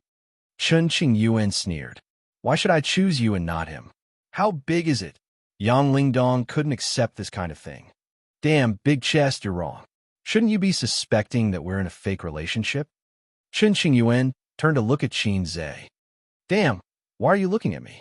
I'll tell you that my brother is huge. My brother can go from 100 Her Garden to Sanwei Study. My brother can go 20,000 miles under the sea. My brother, shrouding the heavens. Qin Zhe regretted speaking up for her. After Egyi's awakening, his thoughts were unconstrained. Chen Qingyuan tilted her head as a bright idea came to her mind. She said, Yang Lingdong, give up. I can't sit on your seat. Qin Gu, you're hurting my heart. Qin Zhe, Yang Lingdong. Neither of them understood what Chen Qingyuan meant. They thought that she had said something bad. Anyway, this girl had a lot of bad words. Qin Zhe thought to himself, this girl is messing around. I can't do that. It's not the right time to use it. Don't be so smug. I won't give up on Qingyuan. Yang Lingdong turned and glared at Qin Zhe. His eyes were bloodshot. When he spoke, the strong smell of alcohol assailed their nostrils. Qin Zhe frowned. He knew that alcohol made people fearless. This guy was so stubborn and drunk. It was easy for him to do something impulsive. What if he dragged Chen Qingyuan into the bushes on the way home and attacked her crazily? Therefore, he felt that he had to interfere. You're young and don't learn good things. You'll die early if you push girls around. Qin Zhe patted him on the shoulder. Young man, listen to my advice. Go back. You can pursue her when you're sober. What's wrong with you? You don't like her, and you're hanging on to her. Then don't hinder others from pursuing her, Yang Lingdong said loudly. Oh, you don't like her, and you don't allow others to get close to her? Are you a pervert? Chen Qingyuan's eyes lit up. I didn't say that you can't pursue her. I said that you can come after you're sober. Qin Zhe explained. I'm very sober. Why do you care what I want to do? Yang Lingdong said agitatedly. You see, drinking makes you excited. You're not in the right state to talk about this, Qin Zhe said. Huh? Yang Lingdong said. Yes, I'm not as rich as you. I'm not as handsome as you. So what? Who do you think you are? Why do you care? Qin Zhe didn't say anything. Yang Lingdong patted his chest and said provocatively, hit me if you can. Qin Zhe, Yang Lingdong kept patting Qin Zhe's chest and continued to provoke him. Hit me if you can. Come on, hit me. Hit me. Hit me. Qin Zhe sent him flying with a slap. Yang Lingdong spun 365 times and hit the ground with his head. I thought such a cheap request was on TV. My horizons have been broadened, Qin Zhe said in surprise. Chunqing, Yang Lingdong, this guy covered his face and sat on the ground, dumbfounded. Qin Zhe kicked him. Are you awake? If not, I'll hit you again. Yang Lingdong. I'm awake, I'm awake. Yang Lingdong got up awkwardly. Qin Zhe kicked his butt again, and he ran down the stairs. Chen Qingyuan blinked and hugged his arm. Qin Gu. Qin Zhe dodged. Chen Qingyuan didn't mind. In fact, she was very happy. See, men were animals who didn't mean what they said. They said that they didn't like her, but they couldn't bear to see other men get close to her. Men were also changed from eels, so, as long as she continued to work hard, he would definitely be hers. The birthday party lasted until 10 in the evening. Everyone came in high spirits and left to their heart's content. How are we going back tonight? Qin Zhe asked Chen Qingyuan, who was sticking to him. Sister Li Qian found a designated driver. We'll take her car back. I also took her car when I came here. Chen Qingyuan said obediently. I'm going to be 18 soon. My mother said that when I'm an adult, she'll buy me a car. Chen Qingyuan suddenly blushed. I could do a lot of other things when I'm an adult. Qin Zhe pretended not to understand. Qin Zhe walked her out of the villa. On the way, Chen Qingyuan gave Li Qian a look. Li Qian rolled her eyes and walked forward, distancing herself from the two. Qin Gu, do you think that I'm still young, so you won't accept me? Chen Qingyuan walked briskly. I have a girlfriend, Qin Zhe said. I know you have a girlfriend. Can't you have a girlfriend? What do you like about me? I'm not handsome. Chen Qingyuan puffed up her cheeks and said indignantly, You're lying. Qin Zhe, after a while, Chen Qingyuan said sweetly, Well, if I get into Fudan University, you'll be my boyfriend, okay? Qin Zhe, it's none of my business whether you get into Fudan University or not. Chen Qingyuan bit her lip and said, "Just say yes." That's what they say in the movies. Xianxia, "Okay, if you get into Harvard, Cambridge, or MIT, I'll be your boyfriend." Chen Qingyuan felt wronged. "I'm not that smart. Since we're talking about this, I'll talk to you for a while." Xianxia sighed. "Little girl, you're still young. You don't know what love is. You might admire me. After all, I'm handsome, rich, and talented. But this is definitely not love." Chen Qingyuan laughed. "I like how shameless you are. Even my fart smells good." "Yes, it smells good. Are you F***king crazy?" Chen Qingyuan said seriously. After a girl turns 13, she knows what love is.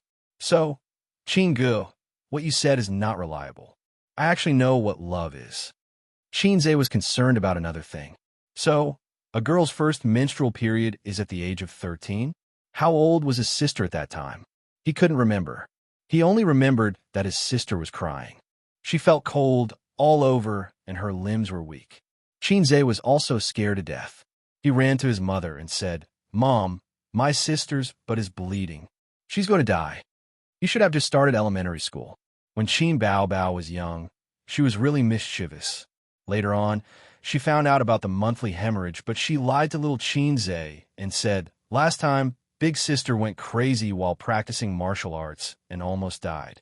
Fortunately, our mother's cultivation was high, and she was lucky enough to heal her injuries and save big sister.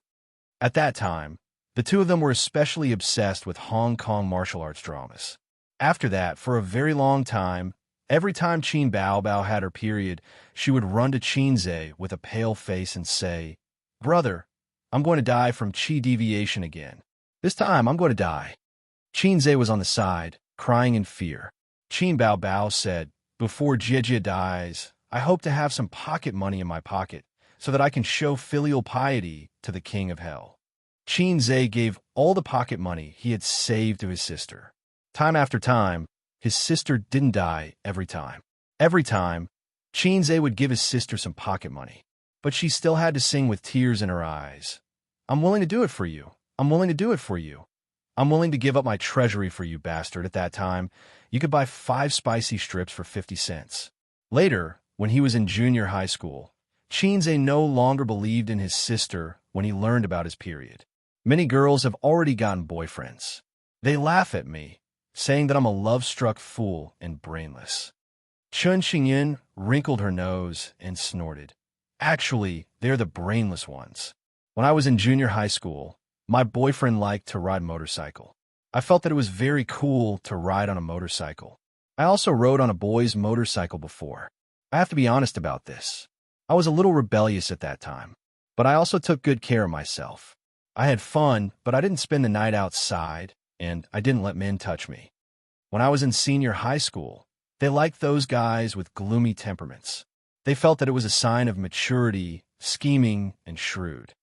At this point, Chen Qingyuan giggled. "But after I met you, I didn't like boys of the same age anymore. That Yang Lingdong just now was already not bad. But in front of you, he seemed particularly childish. While they were still pretending to be cool and proud of small things, you already had your own business. When they were still singing a few songs and feeling that they were outstanding, you were already a famous composer in the music industry. When they were still using tens of thousands of pocket money to show off their superiority in front of ordinary classmates, you were already worth tens of billions." Chen Qingyuan tilted her head, her eyes sparkling. "You see, what reason do I have not to like you? Damn, I'm actually so outstanding." Xianxia thought for a moment and retorted, "Because I'm old. You're still studying, but I've already entered the society. This is the gap brought about by age. It doesn't mean that they're worse than me." Chen Qingyuan sneered. "If it wasn't for me, they wouldn't be able to reach your achievements in their lifetime. Even if they relied on me, they might not be able to reach your current height. Moreover, you're only 24. You graduated from college less than a year ago, and you're only 5.5 years older than me. For a girl, this is the best." Xianxia said, "But for a man, it's best for a girl to be 3 years older than you to hold a gold brick." Chen Qingyuan was about to cry. "But I was born late. What can I do?" Qinggu was really an irredeemable sister complex. "I know. It's because of your sister Bao Bao that you formed the idea of marrying a wife like your sister when you were young. But in a few years, I'll definitely grow into a big sister with long legs who can wear black stockings. I'm now 167 meters tall. It won't be a problem for me to grow a few centimeters taller in the future. I've checked online. A girl's bones will only close at 23 years old. Xianxia said, "Yes, that's true. A boy's bones will close at 25 years old."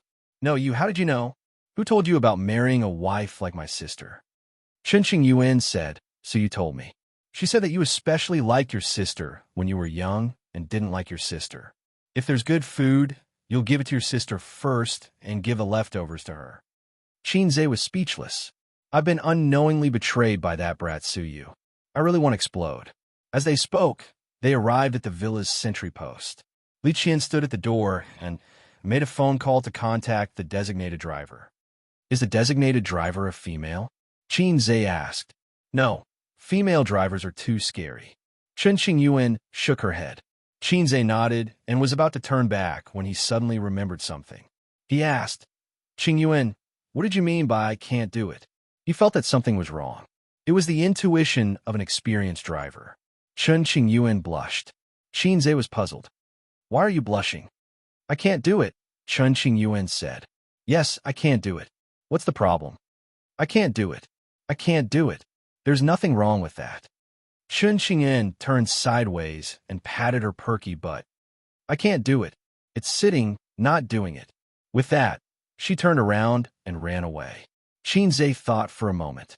In that case, if she couldn't do it, it meant she was small. It hurt, it meant she was big. Xianxia was speechless.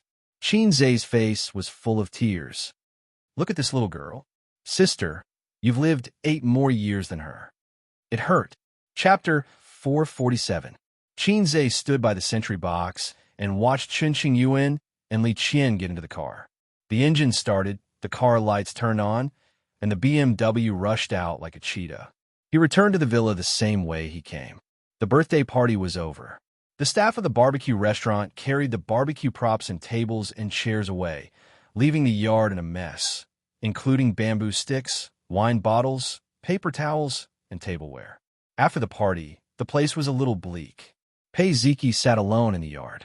Her back was thin, and she looked particularly lonely. "Give me a hand. Let's clean up the yard," Xianxia said, "or can you contact the property management?" At this time, the property management probably couldn't be relied on. Nanman Pei would definitely go crazy when he saw the backyard. Sister Man asked him to keep an eye on this group of brats, but it turned out to be such a mess. He couldn't explain it. Drink another glass." Pei Ziki turned around. Her face was as red as an apple, very attractive. It turned out that she was sitting here in a daze. Xianxia thought that she would feel lonely when she saw the scene. "How much is this?" Xianxia put up a finger. "1. How about this?" Xianxia put up 2 fingers. 2. "Then who am I?" "Little uncle." Xianxia. It seemed that she was really drunk. Okay. I'll take her to the room and crazily attack her." "Attack your ass. No one will help me clean the yard." Xianxia helped Pei Ziki up, took her into the living room, and threw her on the sofa. Li Donglai also fell on the sofa. Before the birthday party was over, Li Donglai was already on the verge of collapsing. This guy drank like he didn't care about his life. He drank all the wine and went around in circles. He didn't refuse any foreign wine or beer. After all, young people had the mentality that if they didn't get drunk, they weren't men. The brother and sister lay side by side on the sofa. Xianxia carried a big black garbage bag, a broom, and a dustpan in the backyard to deal with the funeral. The barbecue tools, tables, and chairs were provided by the barbecue restaurant. Now that they had been taken away, the burden was reduced a lot. Xianxia mainly dealt with the garbage on the ground, as well as some disgusting vomit. Xianxia had obsessive-compulsive disorder. For example, when he spanked his sister's buttocks, he wanted it to be even. The toothbrush in the bathroom must be facing the same direction, and the towel must be spread out and not wrinkled. The courtyard was in a mess, which made his obsessive-compulsive disorder very uncomfortable. Pei Ziki walked out with a small stool in a daze and sat down at the bottom of the stairs. She rested her chin on her hand, and looked at Qinze with blurred eyes. "What are you looking at?" Qinze took the time to look back at her. "Look at you." Pei Ziki burped. "Why are you looking at me?" "I want to see how handsome you are and make Chen Qingyuan like you so much." "Can you tell?" "No." Qinze thought that this girl really knew how to say things that went against her conscience. Chen Qingyuan was much more honest than her. "I don't understand." Pei Ziki tilted her head and said, "What's the matter? Chen Qingyuan is not bad-looking. She's not worse than me, and she's soft and cute, unlike me. I'm actually very shrewish. I'm also dead set on you. Don't be a hypocrite. You must be very happy in your heart." Qinze straightened up, leaned on the broom, and touched his chin. "That's right. Why would I reject her? It's not like I have to marry her. It's not a loss to have a few times while I'm young." Pei Ziki gritted her teeth and said, "Scum. Look, I accept it. I'm scum. If I don't accept it, you little brats will say that I'm hypocritical." Qinze shrugged. "Forget it. I'm not interested in a small asterisk. What are you glaring at? You're just a little girl of 18 years old. You're not convinced? But the little girl will grow into a mature lady in a few years. She's very malleable," Pei Ziki said. "Ha ha ha. Are you talking about yourself?" Qinze glanced at her small, protruding chest. "I'm not bragging. I've seen the whole process of a table tennis ball evolving into a football with my own eyes. At your age, you're only at this scale. You'll be a yo-yo for the rest of your life." Pei Ziki carried a small bench and chased them all over the yard. The two ran a few laps. Pei Ziki stepped on a puddle of vomit. She slipped and fell straight forward. Qinze reacted quickly and opened his arms to catch her. Pei Ziki blushed and looked up at him. Perhaps it was because she drank too much, but her blurred eyes were especially charming. Such an ambiguous atmosphere made Pei Ziki a little helpless. Qinze cleverly resolved the awkwardness. "Look, you pound so hard, but you don't have the pleasure of dribbling the ball and hitting people." Pei Ziki was stunned for a few seconds and then exploded. "Qinze, go to hell." She made threatening gestures and scratched Qinze's face. "I'm a progressive youth of the new era who can always implement gender equality." Qinze pressed on Pei Ziki's head and gave her a push, causing her to fall to the ground. Pei Ziki was not angry. She patted her butt and bent down to pick up the small bench and walked into the villa. "Hey!" Qinze called out to her from behind. When she turned around, he asked, "When is your aunt coming back? Why is she so busy in the middle of the night? Don't tell me she's on a date with a man." Pei Ziki smiled faintly and teased, "Oh, you miss my aunt so much. Do you really want to be my uncle?" Qinze said, "Little niece, you've lost your semen." Wretch, Pei Ziki suddenly bent down and vomited. Qinze, she had felt disgusted and uncomfortable just now, so she carried the small bench to the yard to get some fresh air. With such a fuss, her stomach was churning and she could not control it at all. Qinze spent 20 minutes cleaning the yard. He put the garbage into a bag and washed the vomit into the flower bed. He stood on the steps and swept the yard with his hands on his hips. It was neat and tidy. Very good. All that was left was to send the two drunkards back to their room and wait for Nan Pei to come back. After that, he could leave. Li Donglai lay down like a dead pig. Pei Ziki leaned against the sofa and frowned, feeling a little uncomfortable. Qinze picked up his good-for-nothing disciple. It was a little embarrassing to carry her like a princess, but it was the easiest way to support an unconscious person. Li Donglai wrapped her arms around Qinze's neck and looked up at him with misty eyes. After a while, she smiled shyly. "Qinggu, I like you, Qinze." Pei Ziki. Pei Ziki choked on a mouthful of saliva and coughed violently. It took her a long time to stop. She stammered. "He said he likes you." Qinze's mouth twitched. "Seems like maybe those are the words." Pei Ziki felt as if thunder had exploded in her head. She was flustered.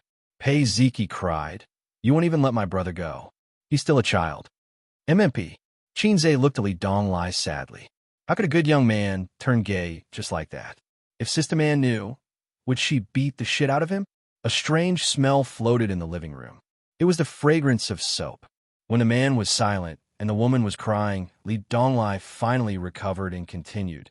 "Really, I like you," she burped and continued. this magnanimity. Xianxia, Pei Ziki. Xianxia carried Li Donglai up to the second floor in a single breath. His face wasn't red, and he wasn't out of breath. Xianxia placed Li Donglai down, and when he went downstairs, he discovered that it was raining outside. The courtyard was first filled with raindrops, as if thick ink had been thrown onto rice paper. Then, the torrential rain poured down. The white curtain of rain instantly blurred the outside world. Pei Ziki looked at the rain and was stunned for a few seconds. Suddenly, she thought of something. My aunt's clothes are still on the balcony. Help me take them back. Xianxia said, Where's the key? When he went to the toilet, he wanted to pee in Sister Man's room, but found that the door was locked. I have the key. It's on the bedside table in my room, in the second cabinet, Pei Ziki said. Sister Man's room. Xianxia's interest was piqued. Chapter 448. Go, it's raining so heavily, Pei Ziki urged. Her head was hurting and her stomach was hurting. She kept wanting to throw up, so she ran upstairs to collect her clothes. Xianxia turned around and jogged upstairs. He had never entered Pei Ziki's room before, but he knew where it was. Girls' rooms were usually decorated cozily, and Pei Ziki was no exception. The room was decorated with warm colors and light pink bedsheets. There were no stuffed bears or childish toys. There were some cute decorations, such as a glazed teacup with a beautiful warrior, a small table lamp, a wrought tan chair by the window, and a weight scale in the corner. This seemed to be a girl's standard. Both of his sisters had one. Every other week, his sister would weigh herself. If she found that she had gained weight, she would whine, Oh, I've gained weight again. It's all A's fault. Xianxia would always comfort his sister. It means that your balls are inflated. It's a good thing. Qin Bao Bao would happily pretend to pout. You're so annoying. His sister would also weigh herself every other week. If she found that she had gained weight, she would sigh and say, I've gained weight again. Does A's like thin or fat girls? At times like this, Xianxia would be especially vigilant. He would say, Sister Ziwei, no matter if you're fat or thin, you're still electricity, light, and the only word. You're my little cutie. He couldn't be blamed for being mushy. He had learned his lesson. Once, Wang Zijin asked him this. Xianxia didn't think before answering. If you've gained weight, you should quickly lose weight. Of course, it's better to be slim. Wang Zijin pinched his waist and put on a fake smile. You think I'm fat? Xianxia endured the pain and said, No, Sister Ziwei is cute when she's fat. Wang Zijin changed it to Thomas's roundhouse pinch and said, You actually said I'm fat. Xianxia was speechless. Xianxia found the key in the bedside table and opened Nan Man Pei's room. A unique fragrance wafted into his nostrils. It was faint and very special. It should be the fragrance of a perfume that Nan Man Pei often used. Some women like to use perfume to adjust the air in the room. For example, his family's Maggot Bao Bao would spray her Dior perfume every morning. The first room they entered was a small living room. There was a genuine leather sofa of an unknown brand, a glass coffee table, and a tea tray. Sister Man was definitely a tea lover, and she often made tea. She placed the tea tray in the center of the coffee table, and small teacups were placed neatly around the teapot. Well, Sister Man also had obsessive-compulsive disorder. After passing through the small living room, the bedroom was inside. The layout of the entire suite had the unique elegance of a mature woman. Xianxia didn't know much about furniture and decoration, but at first glance, he felt that it was high-end and classy. No matter how pure a person was, they would still have a comfortable room and a comfortable bed. Opening the glass door of the balcony, a few clothes and women's underwear fluttered in the night wind. The window was open, and the rain was blown into the balcony by the wind, wetting the clothes a little. Xianxia put away all the clothes and threw them on the bed. Then, he glanced around the bedroom. Sneakily, he carefully opened the bedside table and rummaged through it, but didn't find it. The drawer of the desk was unlocked. When he opened it, there were documents and information inside, but he still didn't find it. Next was the wardrobe.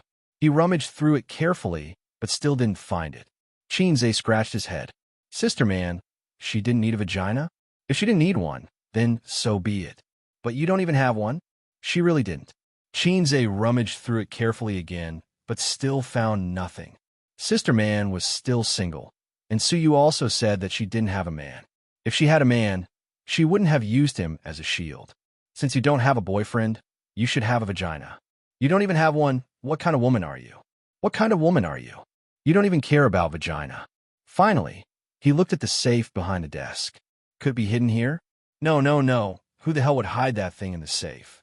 Xianxia was a little disappointed that he couldn't dig out Sister Man's little secret. Since he met her at the Huangpu River, her cold and strong aura had left a deep impression on Xianxia. It was the feeling of a little newbie looking up to a big boss. At that time, Xianxia was useless, not even a fast shooter. Xianxia's mentality of digging out Nanman Pei's little secret was like a loser curious about what a goddess looked like when she went to the toilet. This metaphor was not very appropriate. Anyway, that was what it meant. Sister Man was such a strong woman with a cold aura. If he could find something in her room, it would be very exciting. But there was nothing. He found nothing. Xianxia couldn't help but think Sister Man didn't rely on tools but her hands. I use my hands to achieve my dream. Is Sister Man so naughty? Bah, bah, bah. Stop it. Xianxia was just on a whim, purely curious. There was no special meaning. If he couldn't find it, then forget it. It meant that Sister Man's worldview was very upright, even more so than a newspaper seller. Xianxia was boiling water in the living room, preparing to drink a cup of tea to relieve his hangover. After that, he would drive home. There were a few bags of tea under the coffee table. Not too much, not too little. They were not tea leaves that could be bought in the market, but in plastic bags. They looked more like ordinary tea leaves that were fried by farmers. But with Nanman Pei's status, these seemingly ordinary tea leaves were definitely worth a lot. Influenced by his grandfather, Xianxia knew a little about tea leaves. When he was free, he would brew a pot of tea to drink. Sister Man preferred coffee because it tasted sweeter. The fragrance of top-grade coffee was not inferior to tea leaves. She loved vanilla latte the most. Before the water boiled, he walked to the balcony, opened the window a little, lit a cigarette, and looked out at the pouring rain. On a rainy night, one's heart would be especially peaceful. He liked the sound of the rain. The rain was getting heavier and heavier. The raindrops pitter-pattered against the window. The wind passed through the glass and made a sharp, whistling sound. Xianxia held the cigarette between his fingers and looked into the distance. The world was full of the sound of rain. He seemed to be standing in the center of the world, accompanied by the sound of rain. It was a good time to pretend to be profound. If Chun Qingyuan saw it, she would be fascinated by him. The silver Maserati was parked in the parking garage beside the villa. Each villa was equipped with a small parking garage. Nanman Pei opened a large black umbrella and stepped on the rain-covered ground with black high heels. Closing the door and locking the car, she walked into the villa with an umbrella. Nanman Pei's height was undoubtedly tall among women. 7 meters, only a little shorter than Suyu. In terms of facial features alone, she was very beautiful, but compared with Qin Baobao and Suyu, who had flawless facial features, she was slightly inferior. But she and Suyu had attended several business activities at the same time. The eyes of the men present were always the first to look at her. This woman had an aura that was born to be the focus, as bright as a torch in the dark night. She was a woman in her early 30s, a ripe peach, slender and powerful legs, and a round buttocks that could always stretch her skirt. There was also a heavy and plump chest. Her body revealed a seductive style, but her temperament was cold and elegant. Xianxia used to think that if Sister Man could put on gorgeous lipstick and black eyeshadow, it would be a rare visual feast. Nanman Pei walked through the bluestone path beside the villa. The front door of the villa was basically closed. After entering the iron gate, she walked through the bluestone path on the right side to the backyard. Nanman Pei glanced at the yard deliberately and nodded with satisfaction. It was very clean. The hall was brightly lit. Nanman Pei closed the umbrella at the door and leaned against the door. The hall was also very neat. It was not messy like she had imagined, with pillows flying everywhere. There was also no trash. This made her, who was a clean freak, feel a little better. It seemed that inviting Xianxia was the right choice. He had always been reliable. Pei Ziki curled up on the soft sofa and fell into a deep sleep. Nan Man, Pei woke her up. Pei Ziki rubbed her sleepy eyes. "Auntie, you're back?" Nan Man Pei smelled alcohol and frowned slightly. She was a woman who paid attention to health. She didn't smoke or drink. Even if she was busy, she would go home to sleep before 12 o'clock. Her work and rest were very regular. Except for her love of spicy Hunan cuisine, her diet and work schedule were impeccable. But since today was her little niece's birthday, she didn't care. Over the years, Pei Ziki and Li Donglai lived with her. They only went back to their father's house during the holidays. Both the brother and sister had stubborn tempers, heavy resentment, and hostility. But she didn't have much time to accompany them over the years. "Why are you sleeping here? Where's Donglai?" Nan Man Pei asked. Li Donglai was drunk like a dead pig. Xianxia sent him back to his room. Pei Ziki said. Xianxia left. Pei Ziki looked at the time on her phone and said blankly, "I don't think so. It was raining. I asked him to help you put away the clothes, and then I fell asleep. Maybe he didn't leave. If he wanted to leave, he would have woken me up." Nan Man Pei nodded.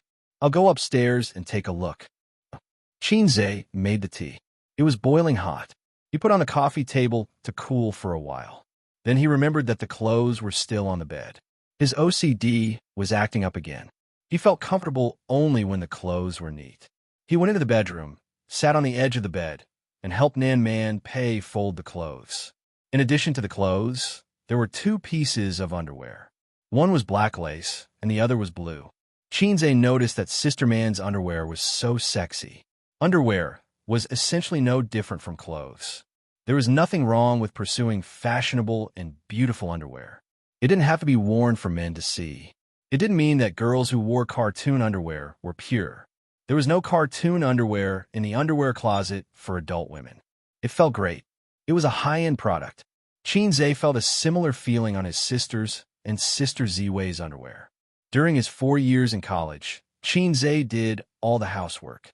He washed his sister's clothes. In fact, he just threw them in the laundry room and hung them up after washing. His sister was used to this. Sister Ziwei washed her own underwear at first. Later, Sister Ziwei also fell and pushed all the dirty and tiring work to Xianxia. How annoying. After a while, Xianxia's hands were covered with the traces of his sister's underwear. Xianxia touched his sister's underwear. It was like a sow wearing a crab bra, one set after another. However, other women's underwear, except for his sister's and Suyu, it was the first time Xianxia touched such a powerful thing with his own hands. It was a piece. Xianxia also found another thing. Sister Man's chest size was also D, and it was not smaller than his sister's. Usually, it couldn't be seen at all because of the clothes. Xianxia only knew that Sister Man was broad-minded. But subconsciously, he felt that his sister's chest was number 1. Only now did he find that it was not smaller than his sister's. He found it out by touching her underwear. After all, he was very familiar with it. He compared the size in his heart and immediately found it. At that time, Xianxia suddenly felt a shadow coming out of the corner of his eye. After a pause, he turned his head to look. Then a very beautiful and melodic song inexplicably floated in his mind.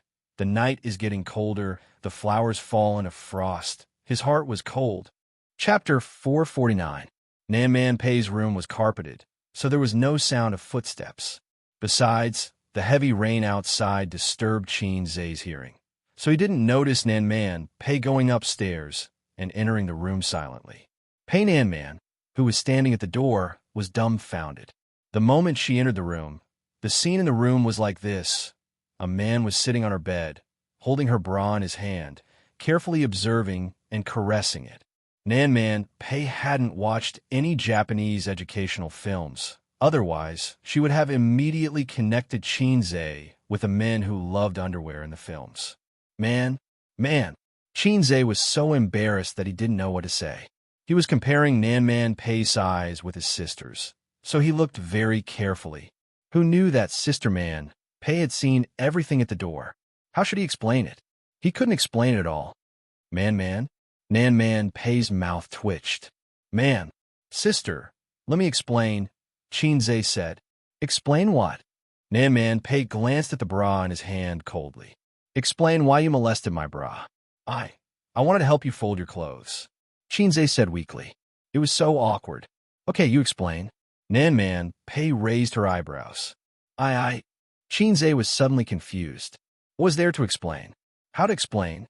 I just wanted to see if your breasts were bigger or my sister's. No, it was better not to explain. I just felt that the material of your bra was very good, so I couldn't help but touch it a few more times. That wouldn't do either. Wouldn't that make him an underwear thief? Explain. Why don't you explain? Nan Man Pei sneered. I didn't expect you to be like this, Xianxia. Since he couldn't explain it, Xianxia simply didn't try to explain it. He would just treat what had happened as a misunderstanding. Since you're back, then I should also go back, haha. Xianxia threw away the bra in his hand and hurriedly tried to escape. Nan Man Pei's pale face was filled with anger. You want to leave without explaining clearly? This was the first time she had encountered such a thing. It was the first time a man dared to play with her underwear. Although she was stunned, it did not mean that she was not angry. For the sake of their past relationship, she did not fall out with him. However, Xianxia, seeing that the situation was not good, planned to escape. When they brushed past each other, Nan Man Pei pulled Xianxia. Then, without any warning, he grabbed Xianxia's lower abdomen with a fierce kick. The moment Xianxia was kicked away, he was still stunned. He was really surprised that Sister Man had such skills. He always thought that Sister Man was just an ordinary businesswoman. Although he knew about her background in the North, it should be because of her father. Sister Man only needed to be as beautiful as a flower. Moreover, her family suffered a great change in the past. Wasn't it supported by her ex-husband? Why does elder Sister Man have such sharp skills? All kinds of thoughts flashed through his mind. Xianxia's body instinctively responded. The moment he landed, he supported himself with his arms and straightened his back. He stood up straight like a zombie in the movies. Nan Man Pei raised her eyebrows. She was a little surprised. She knew that Xianxia was a man, so she punched him in the face. She had been curious about Xianxia for a long time. When they first met on the Huangpu River, Xianxia was just a rookie who had a rough understanding of internal martial arts. But at the end of last year, she heard from Su Yu about the negotiation between Xianxia and her ex-husband. Of course, she knew what kind of person her ex-husband was. His wild character was integrated into his instinct. Although he had been clean for many years, if he encountered something he could not solve, he would subconsciously use violence. This was a common problem for many people in the underworld. It was hard to change one's nature. But that day, Chao Bing was as timid as a dog in front of Xianxia. He did not even have the courage to resist. Nan Man Pei had never tried to crush a bone porcelain cup with one hand. Maybe he could crush it, but it was definitely not enough. Maybe his finger bones would be broken. But Xianxia easily crushed 2 cups in succession and completed the double kill. This was why Chao Bing chose to be timid. They were not at the same level at all. Xianxia tilted his head. His fist brushed past Chao Bing's ear and missed. He put his palm on Nan Man Pei's lower abdomen and silently exerted force. Nan Man Pei felt that she was pushed back by a huge force. Seeing that she was about to fall, Xianxia stepped forward and hugged Nan Man Pei's waist. Small waist. Xianxia was surprised. Oh, he had discovered yet another woman with such a powerful thing like slim waist. In Xianxia's not-so-rich life of reading women, he had only seen his sister's small waist. Women needed to exercise to have such a soft and elastic waist. They needed to keep working out for a long time. It was useless to just run. It was impossible to train to have such a soft and elastic waist. Is this little pervert flirting with me? Nan Man squinted her eyes and tightened her waist. She went from leaning backwards to standing upright. At the same time, she dribbled the ball and bumped into Xianxia, causing him to stagger. Her elbow swept across Xianxia's face. Xianxia hit his head on the wall. Nan Man's face was expressionless as she tore a hole in her dress. If she didn't do that, she wouldn't even be able to perform a high kick. Again, she said. The two of them fought in a not-so-spacious bedroom. Her face and ears turned red as her flesh penetrated. Every attack was accompanied by the sound of panting. Every hit was dripping with sweat. The bed could not withstand their tossing and turning, and it creaked like a toothache. The two of them fought from the bedroom to the balcony, and from the balcony to the living room. They even fought on the leather sofa for a few minutes. Xianxia tried his best to cooperate with Nan Man Pei. Sister Man seemed to want to fight with him for 300 rounds. Since Sister Man wanted it so badly, Xianxia would definitely give it to her. It was a good experience. He was deeply surprised by Sister Man's kung fu.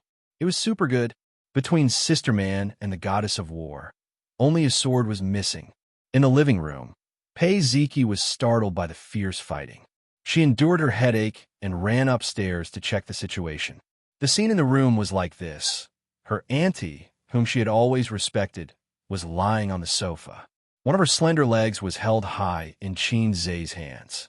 Her nude-colored stockings were torn, her high heels were nowhere to be seen, and her skirt was torn. From Pei Ziki's angle, she could even see the color of her auntie's underwear. Xianxia was playing with her aunt's thigh with one hand. At least in Pei Ziki's eyes, he was playing with it. There was nothing wrong with it. His coat was gone, and the collar of his knitted sweater was held tightly by her aunt. Her other hand was pressed hard on the sofa, and she couldn't move. Pei Ziki, who had read a lot of romance novels, instantly imagined hundreds of plots where a domineering CEO forced himself on a naive and sweet female protagonist. Pei Ziki screamed and pounced on Xianxia. She punched Xianxia with her small fists. "You bastard, you scum, you scum." Xianxia's face was filled with confusion. "Come at me if you want to. Let go of my aunt." Pei Ziki scratched her hair and face. "My aunt is still a child. Let go of me." Nan Man Pei said angrily. Xianxia pushed Pei Ziki away, got up, picked up his coat, and put it on.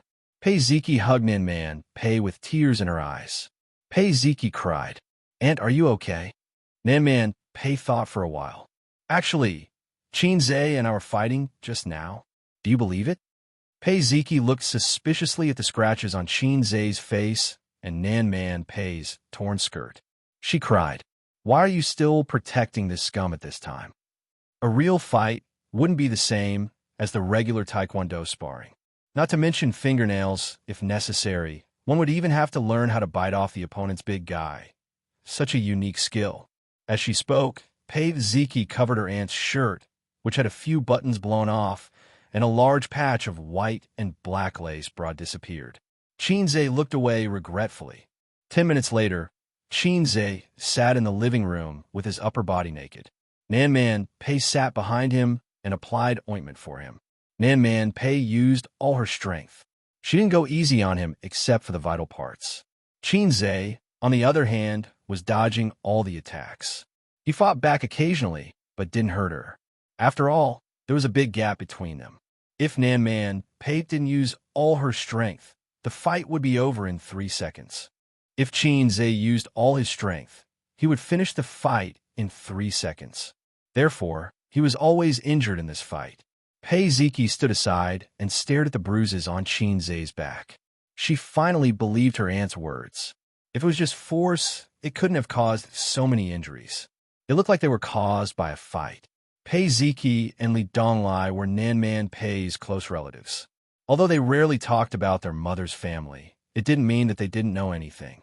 When Li Donglai was young, he had seen Xiao Bing leading people to kill a few waves of ignorant foreign forces with his own eyes. He had also come into contact with the world. Although there was no such thing as leaping onto roofs and vaulting over walls, kung fu that could take a person's life in 2 or 3 moves did exist. That was why he pestered Xianxia to become his disciple. Pei Ziki said handsomely, "You obviously want to take advantage of my aunt during the fight. Fortunately, I came early." Nan Man Pei looked at Xianxia. Xianxia kicked her little butt and scolded, "Get lost. Don't you have school tomorrow?" Pei Ziki rushed over. Xianxia, who believed in equality between men and women, slapped her onto the sofa with a great monument-smashing hand. He even slapped his sister like that, not to mention a little girl who was still wet behind the ears. Pei Ziki cried. "Auntie," Nan Man Pei said softly, "go back to your room and sleep." Pei Ziki pouted and glared at Xianxia. Then, she rubbed her butt and left. 11:45 p.m. Xianxia was drinking tea. Nan Man, Pei changed into a nightgown. Why aren't you leaving? Are you going to spend the night at my place? Nan Man, Pei glared at him. I feel that the smell of alcohol is still there. Drunk driving is very strict recently. Xianxia exhaled at Nan Man Pei. Smell it for me. Nan Man Pei tilted her head and said angrily, Do you believe that I won't beat you to death? Xianxia said, I'm not bragging. I've been holding back just now. Nan Man Pei said gloomily, How did you do it in half a year? Maybe I'm a rare martial arts genius. Xianxia was shameless. Who are you kidding? When I was 3 years old and learned the horse stance, you weren't even born yet. Not only was I not born, I wasn't even a little tadpole. Nan Man Pei was speechless. Who did you learn this from? A lowlife. The slender leg under the nightgown kicked over. Xianxia grabbed it and wondered, You learned the horse stance at 3 years old. Why aren't your legs thick?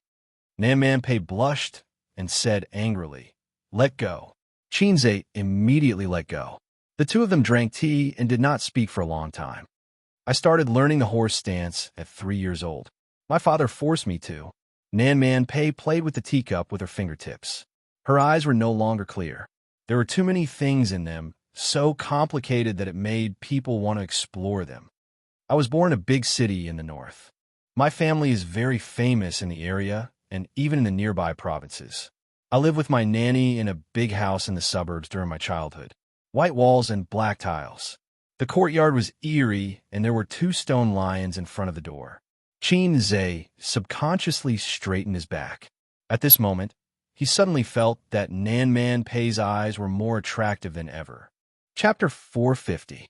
Since the founding of the country had been in turmoil for a long time. From politics to the people's livelihood, from ideology to culture, everything was affected. The consequences of the turmoil on society were not short-term pain, but long-term pain. From fighting on horseback to ruling the country, crossing the river by feeling the stones, it had been a very long time. After the once beautiful ideals were ruthlessly attacked by reality, the old ideas were shattered, and the future was hopeless. Countless people lived in a state of confusion. Thus, many people had nothing to do and lived an ignoble life. They had hands and feet, but they were not willing to make a living. They were walking on a bright path, but they liked to take shortcuts. They were shameless and did not know what was good for them. Some people were forced by life, and some people were willing to fall. These people were called hooligans. From the 1970s to the 1980s, these groups gradually grew stronger by riding on the spring breeze of reform and opening up. The gradually recovering economy and the tiring suppression and regulation gave them the soil to nourish them. Among them, the North had the most. Nan Man Pei's father was born in the 1960s, was active in the 70s and 80s, and was shot in the 90s. Nan Man Pei had lived in a small town outside a small town in the north since she was born. She lived in a house with white walls and black tiles. She lived with her sister and an old nanny. When she was 3 years old, she saw her father for the first time. Her 10-year-old sister held her hand and waited for her father in the middle of the hall. When Pei Nan Man was 3 years old, she had no concept or reference of a father at all. So when a man came and lifted Nan Man Pei up high, she was so scared that she cried and kicked the man's face with her legs. Big brother, are you okay? A confidant handed him a handkerchief. The man who got a nosebleed was not angry. Instead, he laughed. My daughter is very strong. Ha ha. From that day onwards, Nan Man Pei was urged to practice martial arts because her father thought that she was good material for it. Computers needed to be learned from a child. Martial arts needed to be learned from a child. It was also after that day that Nan Man Pei found out what kind of thing his father was. His sister said that this man called father and the woman called mother worked together to give birth to them. As for how they were born, Nan Man Pei didn't know and didn't think about it. Otherwise, his sister might say that they were born when they held hands. After all, it was impossible for her sister to know. She was only 10 years old at that time. His sister had also told him that there used to be 2 older brothers in the family, but they had died prematurely due to a gang feud. His mother had died of massive bleeding after giving birth to Nan Man Pei. Man Man, Give Dad a few more years. Dad will bring you back to the provincial capital." The man patted her head and left. After that, every once in a while, the man would come to visit the two women secretly. He did not bring many people with him, only his confidants. He would come in the middle of the night and leave in the middle of the night. She would always bring snacks and toys for Nan Man Pei. Nan Man Pei had also stopped resisting at the beginning. Every day, he counted the days until he could see his father. Once, her father did not come. She waited from midnight until dawn in the middle of the hall and slept in her sister's arms. The next day, a boy knocked on the door of the big house. That boy was called Chao Bing. I'm your father's protege." Chao Bing stood at the door of the inner courtyard with bags of gifts. The boy's gaze followed the figure of a little girl running under the flowering tree. He was slightly absent-minded. "I have to interrupt," Xianxia said. "Chao Bing is a lolicon. He has no taste at all. Lolas are cute, but how can she compare to a mature woman? TSK, she's mesmerizing." After saying that, he was kicked hard by Nan Man Pei. "Who are you?" The little Nan Man Pei turned around and put her hands on her waist. "I'm your father's protege. I lost my parents when I was young." Chao Bing said, "Master Pei asked me to come over because I'm young and inconspicuous. Where's my dad? He's seriously injured and can't come. How could one not be attacked when one was in the pugilistic world?" This was a common occurrence. People in the pugilistic world thought it was common, but their families didn't think so. That year, the 12-year-old sister was disgusted by this. "You killed my brother in the past. Sooner or later, you'll kill us." After Chao Bing left, the sister said to Nan Man Pei in the house, "Then I'll practice martial arts and protect my father." Nan Man Pei's answer was unexpected. The sister was so angry that she pressed her on the bed and spanked her, but she told her that a girl should marry into a good family in the future and take care of her husband and children. She shouldn't be involved in fighting and killing. Pei Nan Man grumbled unhappily. She said that she had never lost a fight with the boys in town. She started practicing the horse dance when she was 3 years old. 2 years later, every time her father came, he would teach her a move or two. It was more than enough to beat boys of the same age. When she was 6 years old, Nan Man Pei and her sister were taken to the provincial capital by their father. That day, a Santana that the people in town had never seen before drove over and stopped outside the town. In her father's words, he finally unified all the forces in the provincial capital and became a powerful person who dominated the province. Nan Man Pei was carried by her father and surrounded by dozens of henchmen. She was 6 years old and naive. She asked her father, "My sister said that my father's job is very dangerous. Why does he continue?" Her father pointed at the luxury cars. Man, look, these things were bought by our brothers at the risk of their lives. If you don't want them, others will fight for them." Nan Man Pei grabbed her father's clothes. Man, don't want them. There's no turning back." Her father said, "Others will not only take your things, but also your life. I have a group of uncles to take care of. They don't know how to do anything. They haven't been educated, and they don't even know how to write their names. They don't know how to do anything except walk this path. In this fictitious world, everyone is fighting for fame and fortune. There are so few winners and so many losers. It's not easy for me to get to where I am today." At that time, Nan Man Pei still didn't understand this era. Since then, Nan Man Pei lived the life of a rich young lady. She had followers everywhere she went. In the 80s, foreign goods that many rich people didn't have access to were already daily necessities in her eyes. When Nan Man Pei was 15 years old, she was already a beauty praised by everyone. That year, a young man visited her father. Her father was very happy and hosted a banquet to entertain him. During the banquet, her sister and the young man exchanged glances. After that, Nan Man Pei often saw her sister hiding in her room to write letters. One day, Nan Man Pei stole her sister's letters and ran all over the courtyard. Her sister chased after her. "Although I'm thousands of miles away from you now, my heart is full of longing for you. I wish I could turn into an eagle and fly to your side without stopping. You are my eyes, the moon in my heart. Without you, how can I be happy? Fong, I miss you more than anything." As Pei Nan Man ran, She let out a barbell-like laughter. Sister, I won't let you marry into the Lee family. You're smart. You'll inherit the Pei family business in the future. I won't do fighting and killing. I'll do the killing.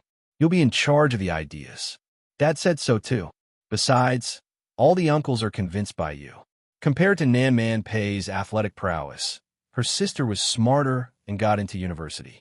In that era where there were bumpkins everywhere, a university student in a gang that barely knew how to read was simply as dazzling as a female literary star. Later, that young man from the Lee family came again. He and Master Pei had a big argument at home. Dad wants you to retire. If you retire now, you still have a chance to escape unscathed. If you're too late, he won't be able to protect you. Retire? How?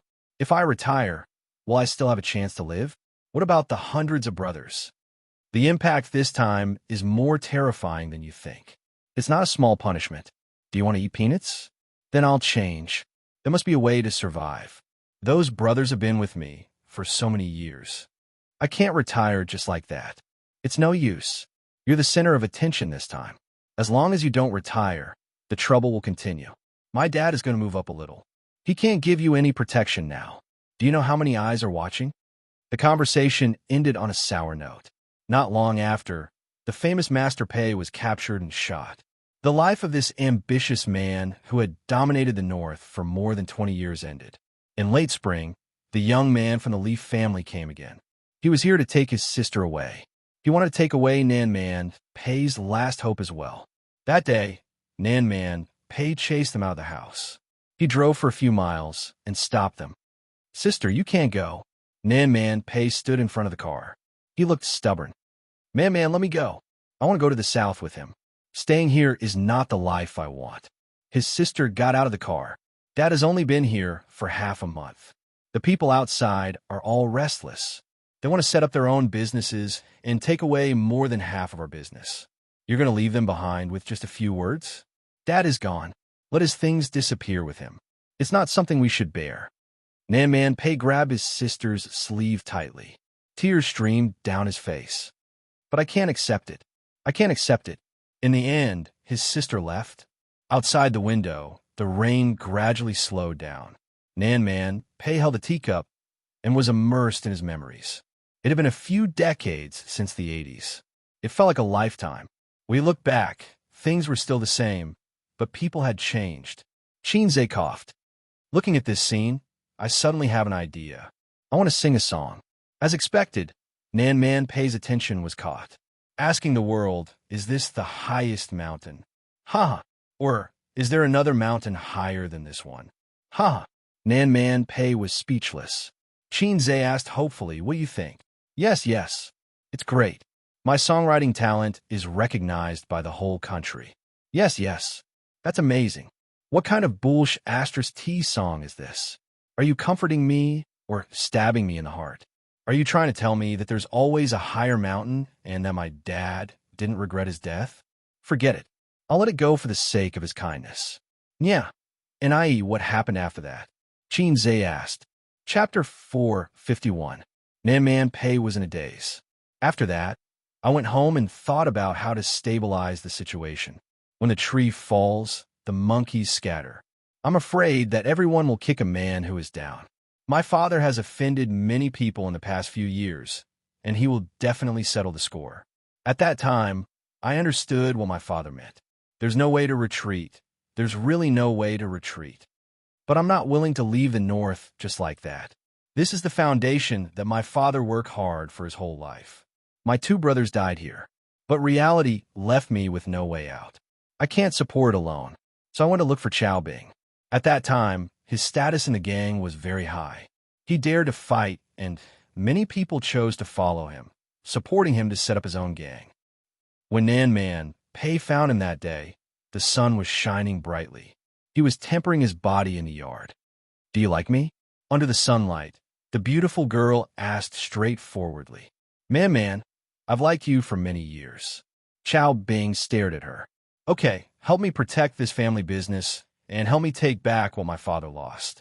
When I'm 20, I'll marry you. That year, she was 16 and Chao Bing was 19. In the next 4 years, with Chao Bing's help, Pei Nan Man gradually gained a firm foothold. However, times were different. Every gangster was racking their brains to clear their names. Many of the profiteering gray industries were gradually being withdrawn from the stage of history. Man, the situation has changed. We have to give up some things to manage other businesses. Nan Man Pei had no objections to what Xiao Bing said. She had successfully protected her father's family business and didn't have a clean ending. As for Xiao Bing, she was naturally satisfied. A woman didn't have to marry someone she liked, but she had to marry someone who liked her. Nan Man Pei thought so at that time. Xiao Bing was a person who cherished old relationships. He was adopted by Nan Man Pei's father and was even more devoted to her. When she was 20, she married Xiao Bing as promised.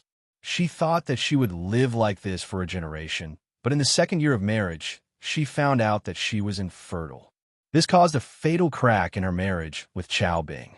The next year, Xiao Bing placed the divorce agreement in front of her. They said that you have a mistress outside. Nan Man Pei didn't look at the agreement, but stared into Xiao Bing's eyes. I don't like her, but I need her father's help. Otherwise, it will be difficult for us to clear our names. It's you, not us. Man, believe me. Give me some time, and I will divorce her. The person I love has always been you. Nan Man Pei sneered. It's best if you have a son. Xiao Bing, if you want to borrow a chicken to lay eggs, you have to ask for my permission. Xiao Bing didn't say anything. Divorce is good too. I won't have to bear the pressure anymore. Nan Man Pei signed the divorce agreement. From that moment on, she and Xiao Bing had completely cut off all ties. She was angry at the betrayal, but she was not sad. Instead, she felt relieved. It was as if a heavy burden had been lifted off his shoulders. At that time, she understood that marrying the person she liked was far more important than marrying the person who liked her. Later, Nan Man Pei came to Shanghai with a group of people who were willing to follow her and an unimaginable amount of money. From then on, she took root in Shanghai. Her grades were average since she was a child, but she was self-taught. With the help of the Li family, she completely cleared her name. With a solid foundation, she made a lot of money every day. Xianxia carefully observed Nan Man Pei's expression, especially when she said that Xiao Bing had seduced the daughter of the Shangwan family and became Qianxia. He felt that Sister Man Pei must be very hurt. She was such a proud woman, but she didn't. Maybe she was too shrewd and experienced, so she could hide her emotions in her heart. Xianxia coughed again. Sister Man, I have a sudden inspiration. Shall I sing a song for you to relieve your boredom? Nan Man Pei nodded. Go ahead. I once loved a man. He said that I was the most beautiful woman in the world. I kept my innocence for him and closed the door of love. Xianxia nodded as he sang. That must be it. Otherwise, why didn't Sister Man find another man after so many years? Xianxia realized the truth. Nan Man Pei was speechless. Omega Winky Face, it was such a fitting song. She was speechless. Hearing him sing like this, Nan Man Pei felt that she was a pitiful person who had been abandoned by her lover. Thank you, but I'm going to sleep now. Please get out of my sight. Nan Man Pei grabbed Xianxia's collar and pushed him out of the room. The moment the door was opened, Xianxia and Nan Man Pei were stunned. There were two little guys who were eavesdropping at the door. They were about to turn around and run away. Stop! Nan Man Pei raised her eyebrows and anger flashed across her pale face. Who told you to eavesdrop? Pei Ziki lied through her teeth. Auntie, we couldn't eavesdrop. My brother was too drunk and insisted on drinking. Li Donglai cooperated and fell into Pei Ziki's arms. Help me up. I still want to drink a bucket. Then, the brother and sister acted and quickly scurried away. Xianxia was speechless. Nan Man Pei was speechless. Xianxia looked at his phone. It was almost 1 a.m. Li Donglai had already sobered up. Then, Sister Man, I will leave first. Xianxia stood at the door and said goodbye. Okay, drive carefully at night. Nan Man Pei nodded and said gently.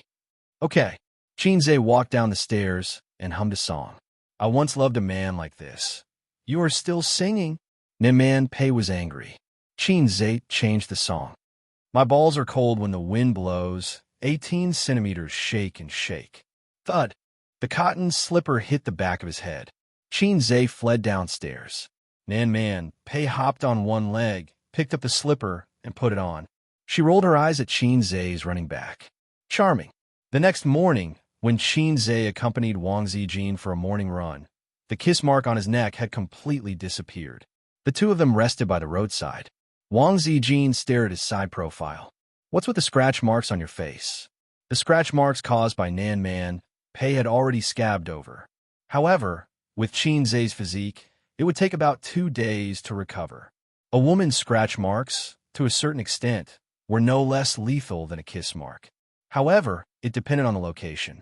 If the scratch marks were on his back, Qin Zhe could type GG and pray that he would die a better death. Fortunately, it was on his face. Sister Man wasn't here yesterday. Her little girl, Pei Ziki, was dead drunk. I helped her into the room, but she resisted and scratched her face. He couldn't say that it was Sister Man who scratched her face. That would be a big misunderstanding. If he said that he and Sister Man had fought for 300 rounds, Sister Ziwei would imagine that they had fought for 300 rounds in bed. They didn't know that Sister Man was good at kung fu. During breakfast, Qin Zhe used the same excuse to persuade his sister. Baby Qin nibbled on a steamed bun. Her 2 feet were under the table, and her sparkling toes, which were painted pink, were fighting restlessly. Don't drink so much. Take care of your body. Qin Bao Bao tucked her hair behind her ear and took a sip of soy milk. There's a meeting in Tianfang today. You should come too. Wang Zijin thought, this again. During this time, the company's restructuring was completed. The positions were more or less arranged. Some of the people with connections and parasites were fired. Now we need to improve our teamwork and integrate the new and old employees. Also, the company's scale has expanded. The finances are a bit strained. Qin Zhe frowned. Strained? How is it strained? How's Tianfang's profit this quarter? Qin Bao Bao said, let's talk about it at the company later. After breakfast, he and his sister went to Tianfang. As soon as they entered the office, an ordinary-looking assistant brought in the company's financial report and investment report for the previous quarter.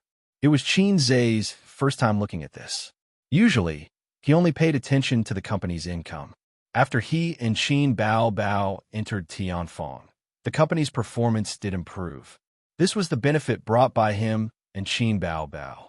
Whether it was Qin Bao Bao's song copyrights, film and television works, or her connections in the entertainment industry and advertising business as a big shot, Tianfang's business grew greatly. But for a big company to develop positively and healthily, it couldn't rely on 1 or 2 people. After all, it wasn't a studio. It needed a large majority of middle management elites. Tianfang clearly lacked such elites. Excluding the commercial performances, commercials, movies, and variety shows that Qin Bao Bao participated in, the other celebrities didn't have much work to do. Li Wei, who was ranked second, didn't even have half of Qin Bao Bao's work. In Tianfang's investment report for this quarter, they had invested in a total of 3 movies and 2 television series. The loss reached 10 million. Tianfang's investment department and business department were too ordinary. Qin Zhe called his assistant, announced that all department managers will have a meeting at 10 a.m. No leave, they must attend. 10 a.m., Conference Room 1. After the 2 entertainment companies merged with Tianfang, the number of senior managers increased from 7 to 8 to nearly 20. The youngest department manager was in his 30s. Most of them were middle-aged men in suits. Qin Zhe and Qin Bao Bao were the last to arrive. Qin Zhe sat at the head of the table.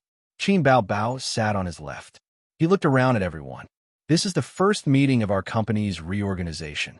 Everyone has seen me before, but this is the first time I'm meeting all of you. Let me first welcome our new colleagues. Clap, clap, clap. After the applause ended, Qin Zhe continued. There are 2 reasons for this meeting. Let's talk about the first matter. The personnel arrangements have been settled. In terms of business, we have to speed up. The bigger the company, the more expensive it will be. What do you all think about this? Tianfang's marketing department manager suggested, CEO Qin, we can let CEO Qin hold another concert. It would be best if it was a national tour. After that, we can release the second album. Everyone nodded. If the concert was a success, it would mean a huge amount of income. Everyone had tasted the benefits of the previous concert. A national tour would be even better. With Qin Bao Bao and Qin Zhe together, they would be invincible in the music industry. Moreover, a national tour could promote the new album, killing two birds with one stone. Right now, Qin Bao Bao still held the new record for digital albums. No one had broken it yet. Some people in the industry said that perhaps only Qin Bao Bao could break the record. Qin Zhe furrowed his brows. His train of thought still hadn't changed. Tianfang's scale was not big before. It was not a problem to rely on him and Qin Bao Bao to support it. But now that Tianfang's scale had doubled, this model could no longer work. My sister and I have to work so hard to earn money to support your group of employees. Who exactly is working for whom? Chapter 452. Qin Zhe frowned. Is there anyone else who disagrees? After a long time, an unfamiliar guy finally said, Boss Qin, I think we can invest in a movie. Qin Zhe nodded and waited for him to continue. I believe everyone knows which is more popular between singers and movie stars. Among the stars, movie stars are always the ones who earn the most money and are the most famous. Singers are second. The cost and manpower that Chairman Qin spent on a nationwide concert tour was far less than a movie or a TV series that was popular in half of the world. For our company, filming a movie is obviously more profitable. It's better than a concert in all aspects, and it can also promote our company's own artists. It's killing several birds with one stone. Someone objected. Filming a successful commercial movie is actually more difficult than a concert. After the concert, there will be an album. Everyone knows that Boss Qin's songwriting ability is top-notch in the country. This is where our confidence lies. The unfamiliar guy said again, looking at all the movies that Boss Qin has taken on, every one of them is a hit. In terms of film and television, we are also confident. A good movie will bring more praise than a concert. Instantly, the meeting was divided into two factions. One supported the concert and the new album, while the other supported the movie. The former had more support than the latter. Obviously, in the eyes of everyone, the combination of two Boss Qins represented a surefire way to make money without any pressure. Qin Zhe gestured with his hand, and all the arguing stopped. He looked at the guy who suggested the movie. What's your name? Wei Xiang. Wei Xiang said. Wei Xiang. Hey Xiang. Qin Zhe's mouth twitched. Wei Xiang.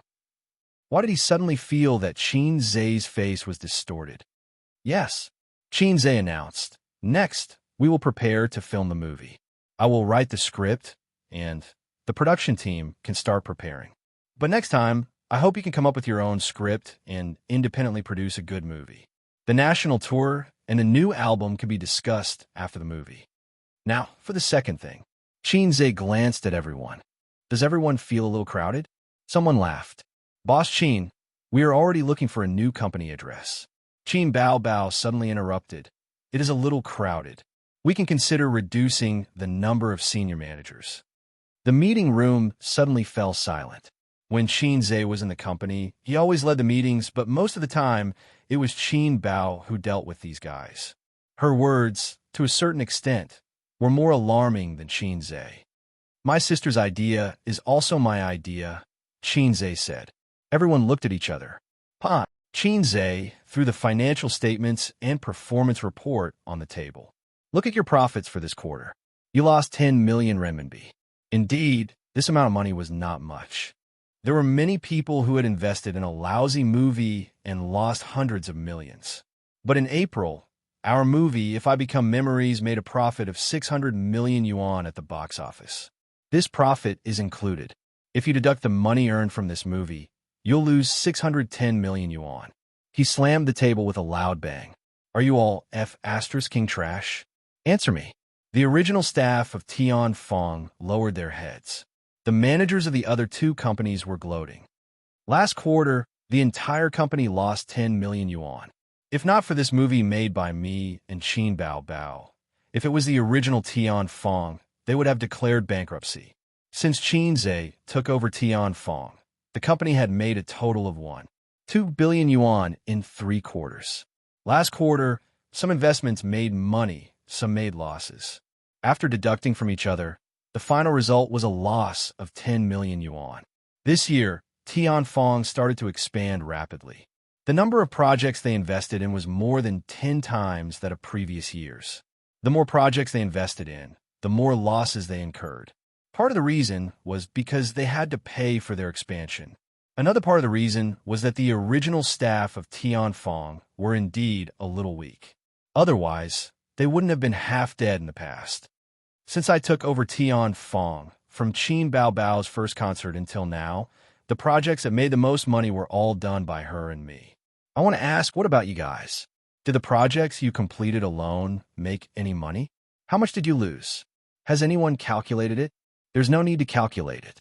Let me tell you, a total loss of 1 billion yuan. If you cut off all the projects you invested in, Tianfeng would have made 2 billion yuan since last year. Tell me, what use do I have for you? This was a little too much. For example, if a company had 10 projects, some would make money, some would lose money.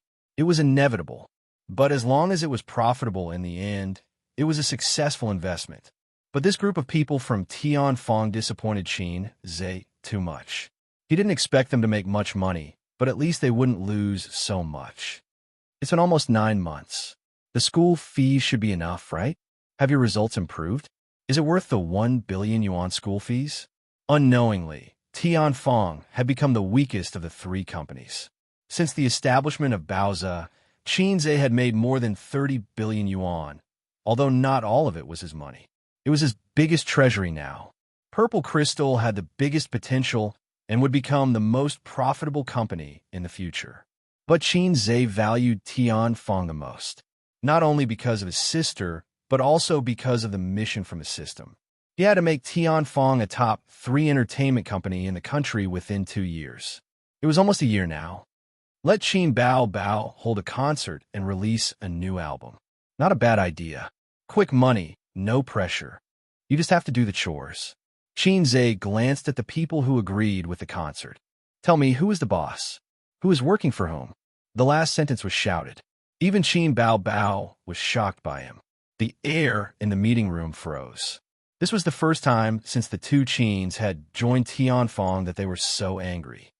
The company doesn't keep idle people, and we don't need incompetent people. Qin Zhe's voice was calm. From now on, all the departments in Tianfeng will implement an assessment system. Those who make losses for 3 consecutive months will be fired. There will also be assessments in the departments. Those who make losses for 3 consecutive months will be fired. Those with the most outstanding performance for 3 consecutive months will be promoted to department manager. The relevant details will be sent to your email in 2 days. Those who are incompetent will be fired. This includes the general manager. You will be excluded from the projects that Qin Bao and I are involved in.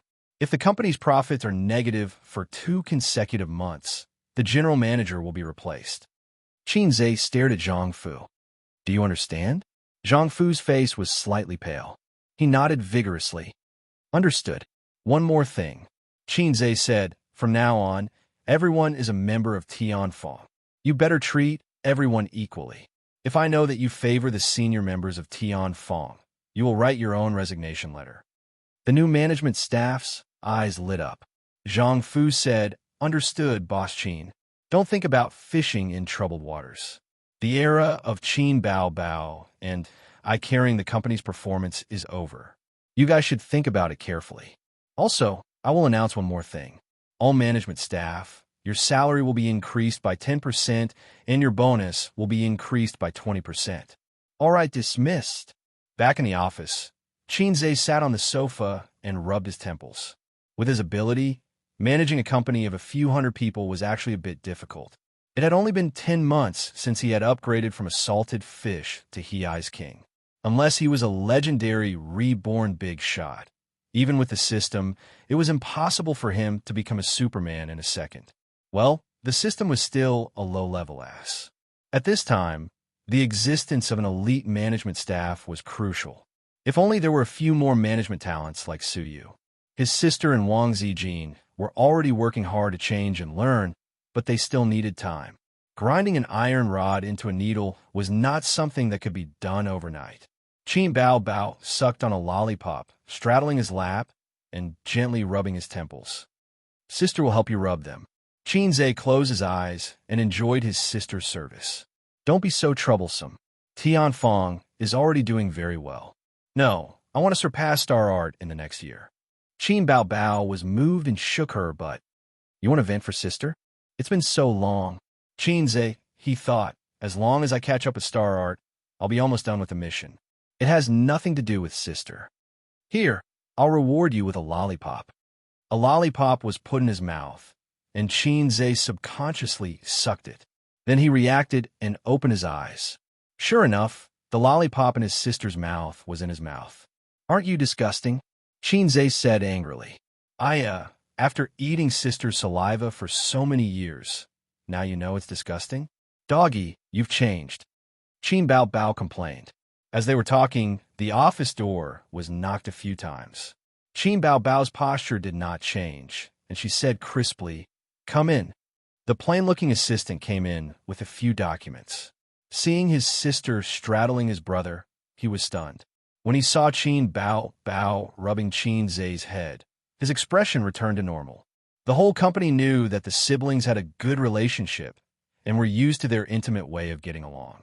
Although this posture was a little ambiguous, it looked very natural with the way she rubbed his temples. Xianxia threw the lollipop in his mouth. Who'll let you in? Go to the general manager's office tomorrow and ask Zhang Fu to change his assistant. The plain-looking assistant stood at the door, feeling wronged and at a loss. Qin Bao Bao said softly, You can go out first. Boss Qin is in a bad mood. What he said just now was out of anger. In an instant, Qin Bao Bao's image changed from a seductive vixen to a bodhisattva shining with love. The female assistant was so touched that she almost cried. As soon as she left, Qin Bao Bao's smile changed from a kind one to a fake one. He pinched Xianxia's ear and smiled. Do you want to change your assistant? Xianxia straightened his neck. Change too insensible. Thomas twisted. Say it again. Do you want to change or not? No, I'm not changing. Sensible. Qin Bao Bao reached out and touched his head. Xianxia had a lot of complaints about the plain-looking female assistant setting. Tianfeng had 2 female assistants. One was a 40-year-old aunt, and the other was a 30-year-old mature woman. But their faces were too plain. Moreover, one of them already had a child in junior high school, and the other had a family. Xianxia basically did not communicate with them other than when they were working. Purple Crystal Technology also had 2 female assistants. They had the same formula as Tianfeng and the same taste. He wondered if Wang Zijin had discussed it with his sister. Baoza had a female assistant, and she was super beautiful. That was Su Yu. This one was even worse. Why do you need a female assistant? I'm enough. She always said that. I've never thought about having anything with a female assistant, but there are eye-catching vases everywhere I go. How nice is that? Xianxia yearned to have 1 or 2 tall and beautiful female assistants by his side every time he went on a business trip. They would wear a suit, and their long legs were wrapped in black stockings. It would be best if they wore glasses. Just thinking about it made him happy. Today he would take Xiaoli out. Tomorrow he would take Xiaohua out. After that, he would take Xiaomei out. Now, he did not even bring his assistant or secretary with him on business trips. It was an eyesore. Chapter 453. This dream was the same as a man's martial arts dream when he was young. Xianxia also dreamed of going out one day, surrounded by luxury cars, lackeys, and 2 or 3 beautiful female secretaries. That was how those acting tough on TV acted. Beautiful female secretaries were the standard. Su Yu, Qin Bao Bao, and Wang Zijin were all very beautiful. Any one of them could satisfy his requirements. But the way the sisters were used was different from the female secretaries. And when he went out with the sisters, he should be the one being their lackey. It was impossible to change secretaries. It was probably impossible in this lifetime. Xianxia knew how to choose from the question in front of him. When we bought the 2 entertainment companies, we already had this idea. But wasn't it too rushed? Qin Bao Bao slid down from his lap, took off her high heels, and sat with her legs curled up. Sister's posture was especially seductive. It showed off the curves of her exquisite body. It's been 9 months. They haven't changed much. I'm very disappointed. If I didn't see this quarter's report, I wouldn't be like this, Xianxia said. Choosing to buy the entertainment companies was to expand the company's manpower. Tianfeng was like a pool of stagnant water. It was difficult to revive it without introducing fresh water. But Qin Bao Bao half knelt on the sofa, her eyes watery. You were so domineering just now. Like a domineering so. Then is there a reward? Qin Bao Bao kissed him on the cheek. Obsessive-compulsive disorder. Here too. Xianxia tilted his head. Qin Bao Bao blushed. She hit his head with a karate chop and kissed him again. Xianxia was a little lightheaded. I seem to have run out of facial cleanser at home. Qin Bao Bao. I'll buy you a new one later. Sister didn't seem to understand my hint. Sister is really a refreshing stream of female drivers. No, she's not a female driver. She doesn't even have a driver's license. At this time, he missed Wang Zijin and Su Yu, who could joke with him. However, it was because Sister didn't know anything that he liked to flirt in front of Sister. It was very exciting. For example, Sister, I want to use facial cleanser tonight. His sister didn't know anything. She might even stupidly bring him some facial cleanser. For example, Sis, I haven't been in a daze recently. His sister didn't know anything. For example, Sister, I've thought it through. Have you thought it through? His sister still didn't know anything. Another example would be, Sis, I used to find your stuttering annoying, but now I find it quite comfortable. No, this was too explicit. His sister would beat him to death. There was another knock on the office door. After Qin Bao Bao said, "Come in," Mou opened the door and came in. Chairman Qin, what do you think about the new movie? At least tell us what the theme is so that the production team can prepare, Mou said. Tianfeng had several directors, some of whom were even more famous than Mou. But none of them were able to get Xianxia's attention. So Xianxia still chose to use the familiar Mou. Xianxia had already thought about this question. Journey to the West, he said. Mou was stunned. The theme is based on Journey to the West, Xianxia said. The theme of Journey to the West. This has already been filmed too many times. Mou frowned. In recent years, there have been many such themes. It was okay in the past, but now they can't sell anymore. The audience is tired of the aesthetic. A few years ago, Sun Wukong's 100-meter dash to the White Bone Demon and Tang Sanzang sweeps the Spider Demon didn't do well at the box office. And last year, there was another movie, The Unspeakable Story of Zhu Beiji and Guanyin Bodhisattva. It attracted a lot of attention at first, but after it was released, the audience said that the plot was tired of the plot and it was not funny. The box office was a flop. Nowadays, office workers are under a lot of pressure at work. They like movies, TV series, and novels with light and funny themes. So we'll take this route as well, Xianxia said. Then, we'll discuss it after you've written the script, Chairman Qin. Mou knew Xianxia's temperament. To work with him, all he had to do was follow his orders. Xianxia nodded. Go out first. I'll write the script for you in 3 to 2 days. Mou nodded and left. You know how to write a script? Qin Bao Bao didn't believe him. No. Then why did you boast about making a movie? You're so thick-skinned. It's not that I'm boasting, but the current film industry is too materialistic and superficial. Directors are no longer artists. Screenwriters are no longer writers. A bunch of stars who have only made a few comedies are blindly arrogant and change careers to become directors. There's a pile of bad movies. Xianxia shrugged. Since the threshold is so low, why can't I be a screenwriter? Then write the script. I'll see if I can play the female lead. Qin Bao Bao looked at him with disdain. Then don't come. I'll find a way to play the female lead. Xianxia rolled his eyes. I can find someone else to do the sex scenes and kissing scenes. I'm tired of working with you all the time. Huh? You want to do a sex scene with Li Wei? Qin Bao Bao was furious.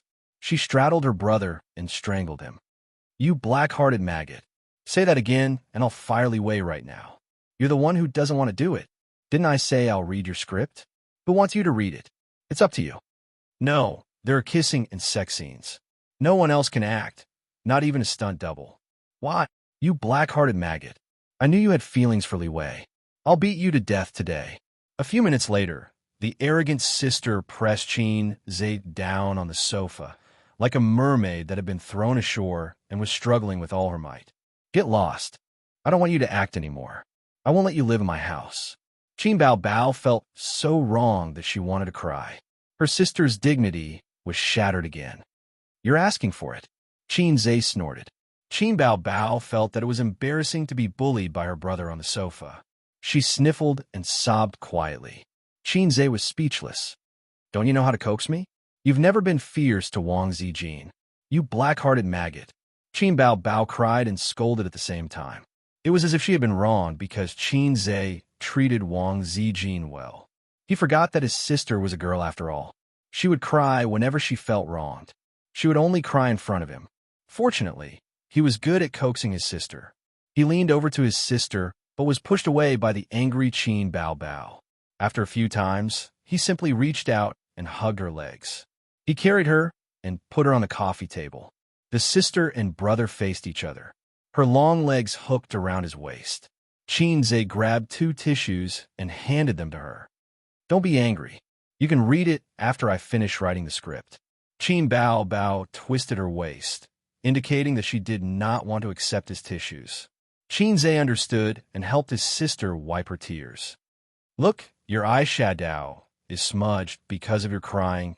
He saw that his sister was stunned and then angry. The witty Qin Zhe immediately added, You don't need eyeshadow at all. Sister is the most beautiful. Makeup is just superfluous. Qin Bao Bao sniffed and snorted. Near the end of work, Qin Zhe suddenly received a call from Suyu. Husband, I have a cold. His voice was thick and nasally. His sister, who was holding his arm, had sensitive ears and vaguely heard a woman's voice. Who's calling? His sister asked vigilantly. Suyu, she's sick. Qin Zhe replied. At the same time, he also told Suyu, My sister is on the side. Put away your words. Are you better? Qin Zhe frowned. No, I didn't go to work today. You didn't notice. Suyu felt wronged. I'm very dizzy. Do you want to go to the hospital? Qin Zhe said. You take me there. Okay. Hanging up the phone, he said, Suyu has a cold for a day. She's uncomfortable. I'll take her to the hospital. Qin Bao Bao reluctantly said, She has a cold. Why is she looking for you? Doesn't she have a family of her own? Qin Zhe was silent for a moment. She has a bad relationship with her family. She has lived alone for many years. Suyu's situation, except for Qin Zhe and Nanman Pei, few people know. Qin Bao Bao was stunned. Then you go. Qin Zhe smiled and touched his sister's dog head. Sensible. Qin Bao Bao was stunned for a few seconds before she reacted. She was retaliated against. Just in the office, she said the same words and did the same action. So she chased Qin Zhe and beat him. Since the story of laughing and touching a dog's head came out, touching the head has become a way for the brother and sister to compete. Qin Bao Bao always felt that if her head was touched, it would become a dog's head. Qin Zhe always felt that it wasn't impossible for him to accept this. Chapter 454. Qin Zhe drove to Suyu's apartment and took out the key to open the door. It was more convenient for him to come to Suyu's place than to go back to his own home. He had to go through 3 procedures of fingerprints, electronic passwords, and keys. Qin Zhe almost trotted all the way and hurried here. Unconsciously, Suyu had a pivotal position in his heart. It was no longer the simple pity of the past, but more fetters that were difficult to give up. The well-decorated apartment was brightly lit, and the sound of the game came out of the bedroom through the sound system and floated in every corner of the room. Qin Zhe's anxious mood was like a warm fire in the desert and was extinguished by a bucket of cold water. He walked into the bedroom with his mouth twitching and saw a woman with long hair squatting on a chair, wearing a purple nightgown, playing a shooting game. Her slim figure swayed from side to side with the shooting action of the game character. Suyu loves to play games, and playing games is a good way to pass the time. Qin Zhe recalled the first time he played a shooting game. It was the same. The character in the game shuttled through the rain of bullets, and he kept dancing on the soft chair of the internet cafe. He couldn't stop at all. Suyu played a shooting game that was currently very popular. That's not the point. Don't you have a cold? Don't you feel dizzy? Qin Zhe's 2 fists turned on Suyu's temples. Pain, pain, pain. I'm dead. Suyu cried. The character she controlled was killed. If you don't give me a reasonable explanation, I'll beat the shit out of you today, Qinze said angrily. Suyu didn't have the guilty conscience of a liar at all, but cheekily said, "You are my medicine, and it works in a day. I'll fuck your mother." Qinze burst out swearing. "It's not enough for you to fuck me, and you don't even let my mother go? Beast." Suyu covered her mouth and looked shocked. Qinze, damn it. His brain was shaking, and he wanted to beat her. Suyu was getting more and more naughty. After they were really familiar with each other, her cold goddess style was completely thrown away. A cold beauty is not in line with Qinze's taste, but if Suyu can occasionally maintain that state, he will have a very good experience. One's body is upright, and one's mouth is bad. Obviously, his body was honest, but his mouth was stubborn. With a red face, he pretended to be indifferent and said, "I don't need your big magic tool." Another example was wearing a female teacher's uniform, wearing black-rimmed glasses and wearing black stockings on her long legs. She stepped on his chest and said coldly, "Boss scum. Ah, I can't take it anymore. I can't take it anymore. You're naughty with me." Qinze sneered, picked her up from the chair, and walked to the bed. Suyu's pale face panicked. Her two long legs kicked wildly as she begged for mercy. "Good man, please let me go." Boom! The whole person was thrown on the soft bed and bounced a few times. Then, there was a continuous slapping sound in the room, as well as Suyu's moaning and begging for mercy. After that, Qinze stood up and stood beside the bed. Looking at the messy bed, he nodded with satisfaction. He was experienced in spanking. Suyu covered his buttocks and sucked in cold air. A man who hits a woman has a small penis of 5 centimeters. Suyu was not convinced and cursed. "Are you still naughty with me?" Qinze was enraged. Come over here. I have a jar of homemade, chewy wine. It's sticky and very sexy. 1 sip and you'll gasp for breath. 2 sips and you'll feel waves. 3 sips and you'll fly into the sky and stand shoulder to shoulder with the newspaper seller." Suyu immediately flinched and stuck out her tongue at him. Since Suyu was fine, Qinze was relieved. Her buttocks were also spanked, and he couldn't bear to blame her again. "You're fine. I'll go back first. Pay more attention to your body these days. Spring is not only the season for animals to mate, but also the season for viruses to be ashamed and impatient." Qinze said. "No." Suyu rushed to the edge of the bed and grabbed his hand, looking pitiful. "How long have you not been with me? And you don't come to the company. You have no conscience and bad guy." Saying that, she wiped the tears that were forcibly squeezed out. Qinze's heart softened. "Okay, I won't go back tonight. I'll just have to write the script." It was easy to explain to his sister. As long as he really had something to do, his sister would not care about not going home at night. After all, he stayed up late to write the script, which was what the scriptwriters did. Usually, if he was outside and did not go home to sleep, it would definitely not work. And if his sister had no opinion, she had always disguised herself as a gentle, considerate, and sensible sister Ziwei. Even if it was just to compete, she would also say that she had no opinion. Qinze called his sister and said that Suyu was not feeling well and sent her to the hospital.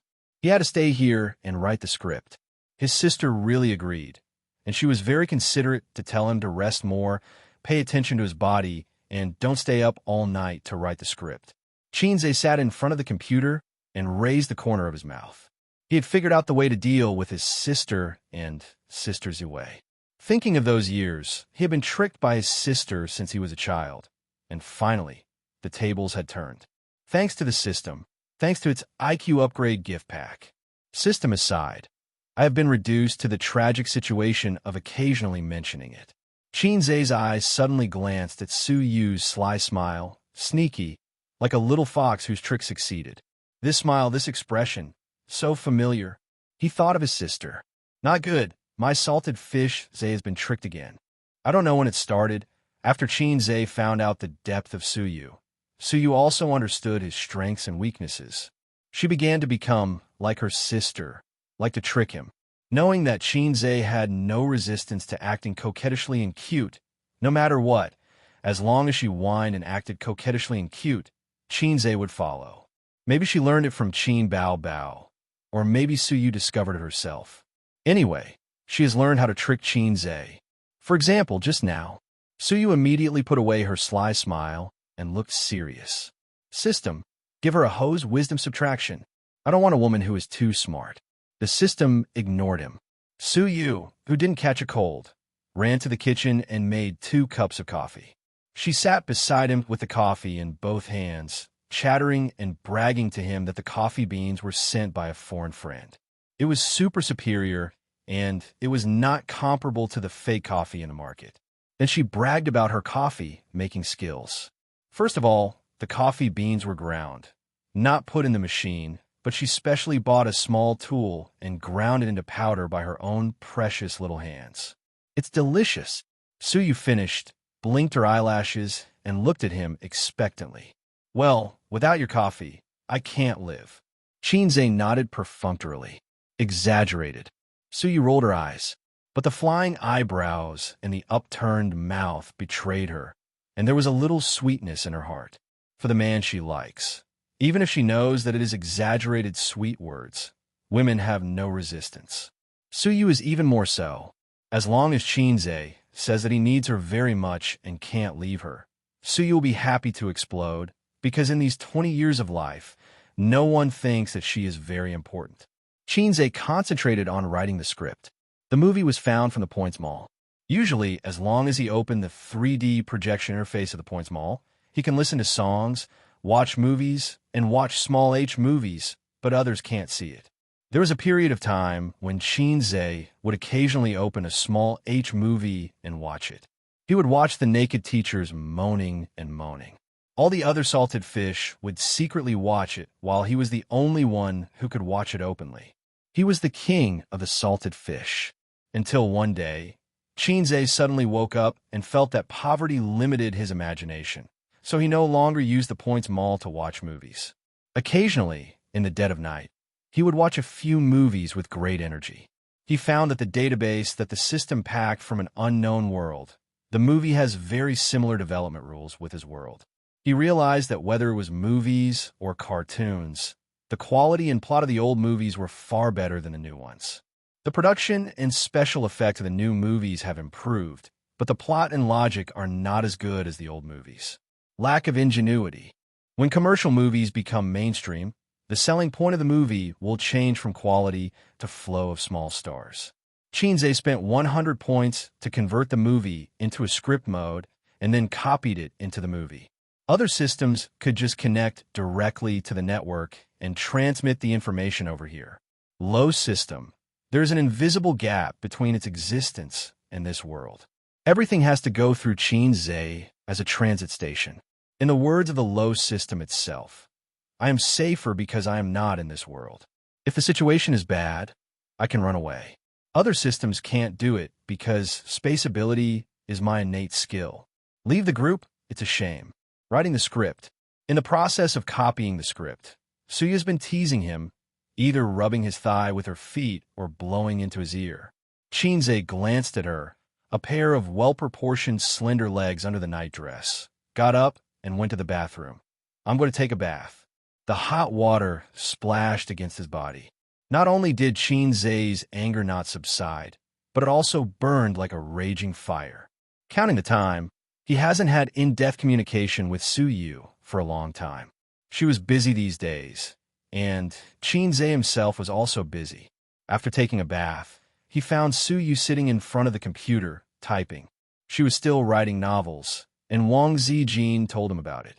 After knowing the power of the river crab great god, Suyu gave up writing very and very violent novels, and turned to writing sweet love novels. Xianxia especially went to read it. It was too ugly, and it didn't feel good at all. The male and female protagonists were stuck together all day long, either kissing or having sex. Suyu no longer described the sex plot in detail and omitted 500 words. The male protagonist did not have a poisonous tongue. The female protagonist did not show her divinity in front of people. The two were like a pair of teddy bears, and the plot was very boring. This kind of book can only be made into a TV series or a movie. Did you save it for me? Xianxia asked. Suyu was stunned, looked at him blankly, and asked, Didn't you save it yourself? Xianxia suddenly had a bad premonition in his heart. You won't close it without saving it. No, Even if you don't save it, there will be a pop-up prompt when you close it. So you scratch your head. I don't know, I closed the software directly in the background. Xianxia, you closed it directly in the background. Did you do it deliberately? I worked hard to write the script for half an hour, and you ruined it all. Xianxia scolded. Why are you so fierce? Suyu was not convinced. I saved it for more than 20 years, and you poked it with a needle. I didn't say anything. I'm so generous. She was righteous. Xianxia, damn it. Speechless. No, why was it a needle? Chapter 455. Perhaps one is marked by the company one keeps. Suyu was now full of flirtatious words. Most of it was learned from Xianxia. Unlike Qin Bao, who occasionally swipes Weibo, Suyu usually goes to work, goes home, plays games, visits forums, and spends most of her time on the internet. In the eyes of Qin Bao, how can the internet be more comfortable than flirting with her brother? Wang Zijin was considered as someone who started later but reached first.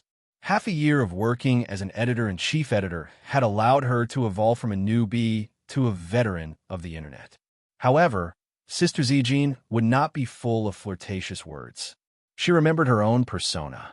She was the noble Zijin, gentle and generous, with an extraordinary bearing. How could she say flirtatious words?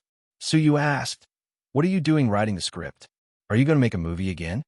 Xianxia nodded. Yes. Suyu's eyes lit up like xenon lights, shining and jumping. I'll do it. Let me do the heroine.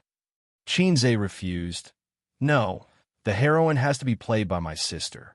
Suyu suddenly stood up from the chair and looked down, arms akimbo. Your wife is not as good as your sister in your heart. You're not my wife. Xianxia rolled his eyes. Suyu raised her foot and kicked, crying, Xianxia, you ungrateful bastard. The chair was too soft, and she stood high. Because Xianxia dodged, Suyu, who kicked the air, fell forward. Xianxia hurriedly caught it. If this exquisite and flawless face were to be damaged, wouldn't it be a great loss? He picked up Suyu, threw her on the bed, and took off her clothes. You go away. I'm not your wife. Suyu curled up, holding her chest and staring. You don't have to treat me as your husband. You think I'm a beast. Xianxia rushed up. Help! I'm molesting you. No one will come to save you. If you come over again, I'll bite my tongue. You still want to bite your tongue? Eat my lollipop. The two of them were having a great time. Don't make trouble. Suyu pushed Xianxia away. Her clothes were messy, and she said angrily, I don't really want to do it now. I'm not in the mood. Help me up. I'll write a chapter first. F***CK your sister. I have inspiration now. I want to come up with a plot. You can think of your own ideas. I'll drink first as a sign of respect. I won't let you in. Suyu closed his legs tightly. But it didn't matter. Xianxia had a piece of siege wood that was thicker than Sulai's. Suyu saw that the situation was not good and rolled on the bed. It was difficult for heroes to roll. What the F***CK? There was no way. Xianxia could only let him go, and Suyu happily ran to the computer to write. Xianxia lay on the bed and smoked a cigarette in loneliness. The system, which had been lurking for a while, suddenly popped up. You should leave the group. How embarrassing. Xianxia was speechless. Was it taking the opportunity to take revenge? Why bother to make things difficult for salted fish? Xianxia sincerely apologized. I was wrong. I thought I would never complain about you again. The system ignored him again. At 10:30, Suyu wrote for an hour, climbed into bed happily, and hugged Xianxia. I'm done. Suyu said expectantly. You go away. I have a headache. I don't want to talk to you. Xianxia said, don't be angry. You're a man. Suyu said, man, this is the reason why you let me hold it for an hour? Well, the effect is great. I feel that the world is dull now. I want to write the script. If you haven't slept after writing, we could talk about something else. No. Suyu tried to act coquettishly. Suyu suddenly said, one up and one down is not class oppression. Build a harmonious society. Xianxia subconsciously replied, a few in and a few out is not a barbaric invasion. Create a new generation of people. Suyu smiled and said, come on. Xianxia sighed and said, you're really naughty. Xianxia held Su Yu and attacked wildly, hitting tons of damage in 10 minutes. Su Yu's blood was thin, and she couldn't bear it. She gasped and said, "I can't bear it. Hey, I haven't used my big move yet." Then you could do it today. No, we're not romantic at all. Xianxia stopped attacking and said, "How do you want to be romantic?" Su Yu gasped and said, "I'll be more romantic. You slow down." Xianxia, let's just take a break, and I'll treat you to a double egg ham. Woo woo woo. After that, Su Yu rushed to the bed and found a cigarette from Xianxia's coat. Her curvy back almost made Xianxia move again. She took out a cigarette, bit it in her mouth, lit it, and then stuffed it into Xianxia's mouth. Snuggling in Xianxia's arms, she said coquettishly, "Hey, give me the heroin." No. Xianxia still refused. "Give me back the cigarette." So you grabbed the cigarette angrily. Xianxia turned his head and avoided it. He said helplessly, "The investment in this film will be relatively large. In fact, we could do special effects, but the funds are used on the actors. Qin Bao Bao and I don't need to be paid. We can save a lot of money for special effects. I estimate that the movie will be made within 500 million yuan. This is not a low-budget movie. The heroin really can't be given to you. We can't afford to burn so much money. You just think I'm not professional." So you was not happy. "It's a fact, okay?" Xianxia rolled his eyes. "Believe it or not, I'll cut off your baby." So you reached out and tried hard in the quilt. "Hiss," Xianxia said angrily. "Pinch, see who regrets it." Suyu, she admitted defeat. "Then at least let me play the second female lead. I've seen the bloody battle of Shanghai Beach." Qin Bao Bao was also not professional at that time. "If she can play the second female lead, then I can also play it. I'm not worse than her. I have to say that your acting talent is really not as good as my sister's. I, Suyu, am not weaker than others in my life." Xianxia thought to himself, "Where did you get your confidence from? My sister is a professional actress. Although she didn't have a professional background and has never acted before, she has always acted with me in real life. She has acted for more than 10 years and almost fooled me. Looking back at your life, when you were sad, my sister pretended to be cute and pitiful in front of me. How can you compare with her? Then I'll see when the time comes and assign you a supporting female lead." Xianxia said, "As for the supporting female lead, her acting skills don't need to be very good. She just needs to be online. She could just cut a few more times on the set and correct it little by little." So you climbed up the pole. "Is there a kissing scene?" "Yes, but not with the protagonist, but it doesn't matter. Just use a stunt double." "Is there a bed scene?" "This is not." So you thought about it and looked very reluctant. "Then I'll try it just as honing my acting skills. In the future, I will be the heroine myself." "Sister, please give up writing novels. Give up film and television adaptations." "Yo, this call is so cool," say again. Although Suyu likes to stick to him, in fact, she is older than Xianxia and 2 years older than Qin Bao Bao and Wang Zijin. Xianxia was very cooperative and called a few times for a siscon. Cross it out. For a siscon, whether it's a Lolita or a soft girl, they can't make any waves in his heart. Being able to call sister to the woman around him anytime and anywhere. This is the most basic accomplishment of siscon.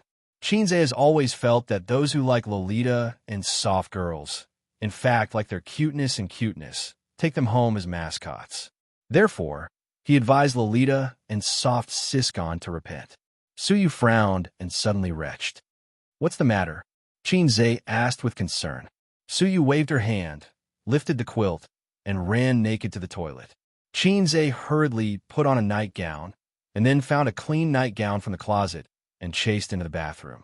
In the bathroom, Suyu leaned over the toilet and vomited. Xianxia put on a nightgown for her and patted her back gently.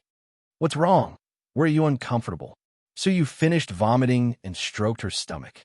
"It's just uncomfortable. I want to vomit." Xianxia said, "What did you eat for dinner?" Suyu said, "I had porridge at night, and I retched in the afternoon." Xianxia was surprised. "Is there such a situation recently?" Suyu said, "Occasionally." Xianxia was shocked again and said in his heart, "It shouldn't be. I might be pregnant." Suyu seemed to have a telepathic connection. Go to the hospital for a checkup tomorrow." Xianxia was a little overwhelmed, and his stomach full of complaints and flirtatious words disappeared. No wonder people said that every child was caught off guard, and it was true. He was not mentally prepared at all, but if Suyu was really pregnant, he would have to take responsibility. Qinze was happy and nervous. Even if he would be dried up by his sister at home, this kind of thing must not be backed down. Otherwise, if Suyu gave birth to a little salted fish, the little salted fish would look for his father. The little salted fish swam and saw old Wang, and said excitedly, "Uncle Wang, are you my father?" Old Wang said, "No, I'm the father of Datu's son." The little salted fish swam and saw old Lord Taishang, and said excitedly, "Are you my father?" Old Lord Taishang said, "No, I'm Red Boy's father." How pitiful. Suyu said happily, "My stomach has been uncomfortable these days, and I always feel like vomiting. It's easy to be full if I eat too much, so I have porridge for dinner." The more Qinze listened, the more he felt that something was wrong, and asked, "What's the adverse reaction?" "After eating, I feel bloated and uncomfortable, and sometimes it hurts, and there's chest tightness and inexplicable hiccups." Qinze looked at Suyu's tongue coating, and his face turned stiff for a second. Suyu said happily, "I must be pregnant." "No, you're not pregnant. You have gastro problems." Qinze covered his face. "Fortunately, it's just early symptoms.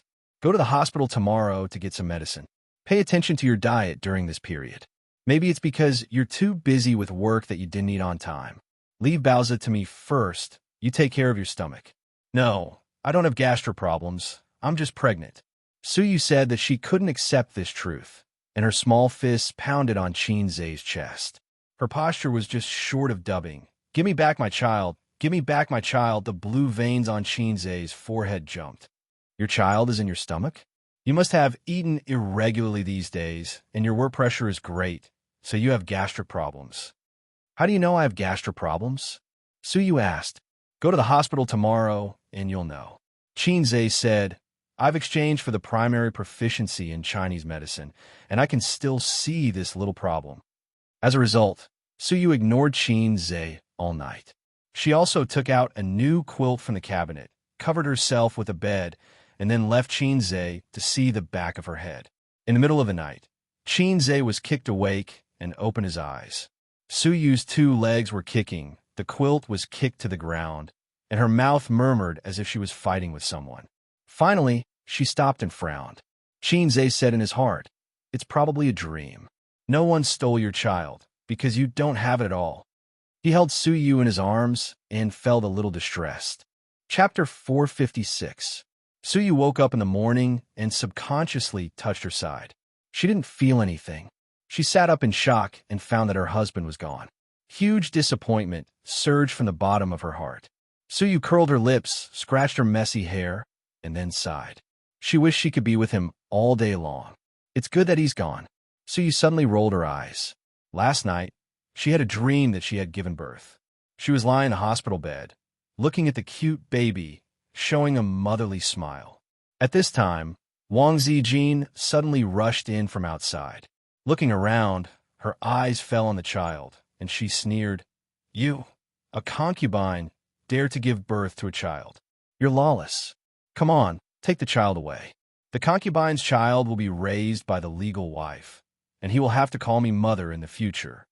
With that, Qin Bao Bao ran in, picked up the child, and ran away, making a tractor-like laugh as she ran. "You can't beat me in the game, and I'll take the child away from you, ha." Suyu cried and chased out, fighting with the two women, but she was weak and the child was finally taken away. Suyu, who had a mental breakdown, ran to Qinze and cried, "Wang Zijin and Qin Bao Bao took our child away. You go and get him back." But Qinze didn't promise her. Qinze said, "You, a concubine, have no right to raise a child. The child will live with the legal wife in the future." Suyu was very sad. She thought that she could only have Nan Man Pei as her best friend, so she ran to Nan Man Pei to help her. But this year, Guzi changed, and so did Nan Man Pei. She said, "I can't have children. Why can you? You deserve it. You should be a childless woman like me in the future." After that, Nan Man Pei laughed with his hands on his hips. "Our friendship is over. Suyu covered her face and cried. Suyu felt that she had been abandoned by the whole world, as if she had returned to her childhood, when her parents divorced and were sad and scared. She sat on the ground and cried. All the dreams came from the shadow in her heart. Last night, Xianxia was scared out of his wits. He was sleeping soundly when he was suddenly punched or kicked. His heart ached for her, and he didn't want to wake her up. He had been helping her wipe her tears and had wiped a few kilograms. He thought to himself, "What the hell? What kind of dream are you having? There's more water above than below." In fact, Suyu had long accepted the reality. She was not stupid. She did not have gastric problems before, so she thought she was pregnant. After her beautiful dream was shattered by Xianxia, she checked the adverse reactions of gastric problems on her phone before going to bed, as well as the adverse reactions of pregnancy. Pregnancy would not cause hiccups and stomach distension for no reason. The child was not really in the stomach. "I feel so thirsty." Suyu got out of bed, poured a cup of warm water from the table, and gulped it down. It seemed that he was really sick. He was not this thirsty when he woke up. She heard the sizzling sound of hot oil coming from the kitchen. She was stunned, and her beautiful face instantly bloomed with a sweet smile. She trotted out of the room on her slippers. In the kitchen, Xianxia was making breakfast, but what attracted the hungry Suyu was not the fragrant breakfast, but Xianxia's dressing. He was bare-chested, wearing an apron, and his strong figure could make the girls infatuated. "Wait a minute, breakfast will be ready soon." Xianxia turned his head and looked at her. Suyu had messy hair, wearing a spaghetti-strap nightdress, and the shoulder straps slipped down, and half a ball of snow could be seen vaguely.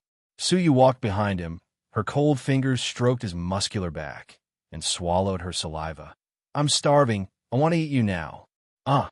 Suyu squinted and smiled. It said that women are very tempting in uniforms. It turns out that men are also delicious in uniforms. "Dead man, you deliberately seduced me." The word dead man was very spiritual. Xianxia said, "Uniform your sister. Don't say it. I have goosebumps." The apron was also a kind of uniform. Xianxia used to see this kind of uniform when he looked at the Japanese with critical eyes, but if the character wearing the apron was replaced by him, he couldn't think about it. If he thought too much, he would collapse. Suyu hugged Xianxia's waist and licked his back. She found that Xianxia was shivering. She suddenly smiled and licked a few more times. "Go on, why don't you lick it?" Xianxia said. "Shouldn't you say, yammeat? Yammeat question mark." Suyu was stunned. "If I don't shiver, how can I lie to you? Go on."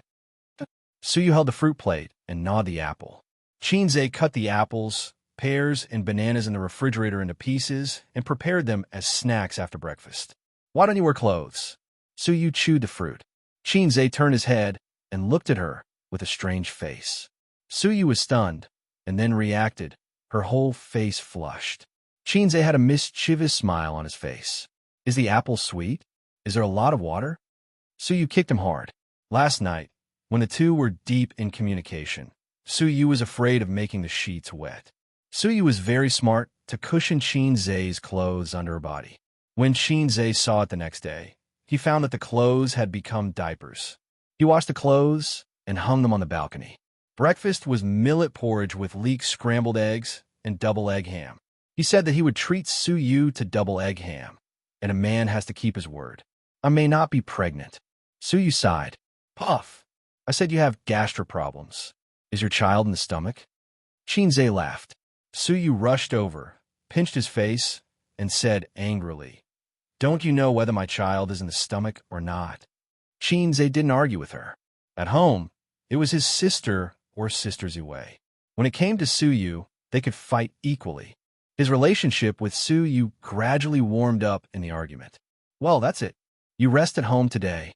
You don't have to go to Bao's place." Xianxia drank millet porridge. "I'll leave it to you." Suyu nodded cleverly. "I won't go either. I have to write the script and try to finish it today. The sooner the movie starts, the better. After the movie, my sister will hold a concert and release an album." Xianxia said, "Huh, what about the company?" Suyu frowned. "The company has no major decisions recently. We don't need to see it in person. If there's something, let someone call." Actually, there are a lot of things that you don't need to do personally. There are so many managers in the company, and each of them gets 1 million yuan a year.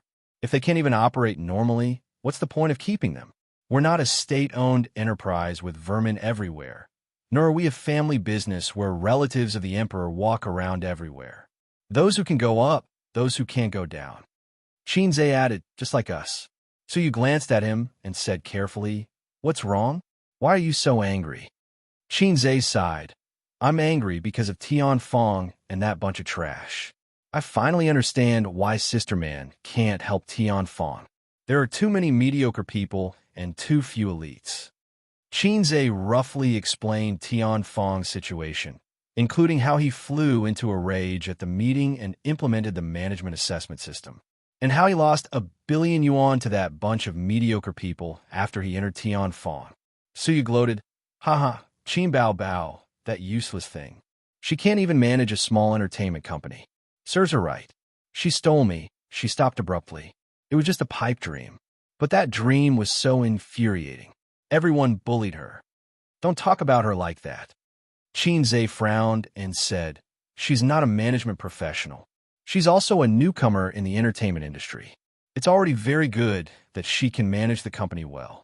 In terms of business, she's the strongest in the company. If it's just a studio, she can manage it very well. If it's a company, she's actually very tired. And I'll just mention the assessment system. She'll be responsible for the details." Suyu snorted and said, "I haven't married you yet, and you're already in a hurry to speak for your sister-in-law. When I marry into the Qin family, what if she and your mother gang up to bully me?" She automatically ignored Wang Zijin. Suyu had always been like this. She valued the enemy in terms of tactics and despised them in terms of strategy. "My mother won't bully you, but my sister will probably kill you." Xianxia muttered. "What are you muttering about?" "Nothing." After breakfast, Xianxia went back to his room to write the script. He had read a lot of scripts. The Bloody Battle of Shanghai Beach and If I Become Memories were 2 movies that he had invested in. Xianxia had read the scripts, and he always remembered them in his mind because he had a photographic memory. It was another benefit brought to him by the times are calling. The system said that the brain and the body were proportional. The better the body, the stronger the memory, thinking, and logical ability. Indirectly, it confirmed the theory of refining essence into qi and refining qi into spirit. In addition, he kept eating skill books and slowly developed his brain. His memory was now very good. He could remember things he had seen for a long time, and his shelf life was longer than that of ordinary people. It took him an hour to write down the script, read it over and over again, and figure out.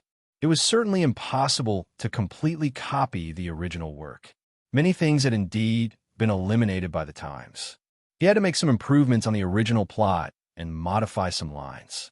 With the foundation of winning an award in junior high school and the foundation of the article on the bulletin board, he had no pressure to modify the script slightly, and he could make the movie better in details.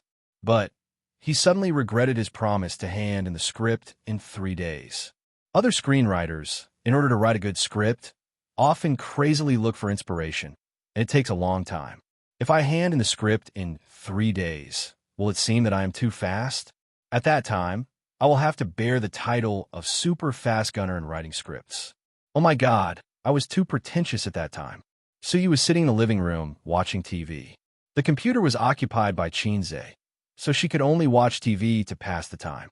By the way, she was thinking about her novel. Recently, she had sent the manuscript to the group. Qin Bao Bao and Wang Zijin had all kinds of demeaning, saying that it was too sweet and not exciting at all.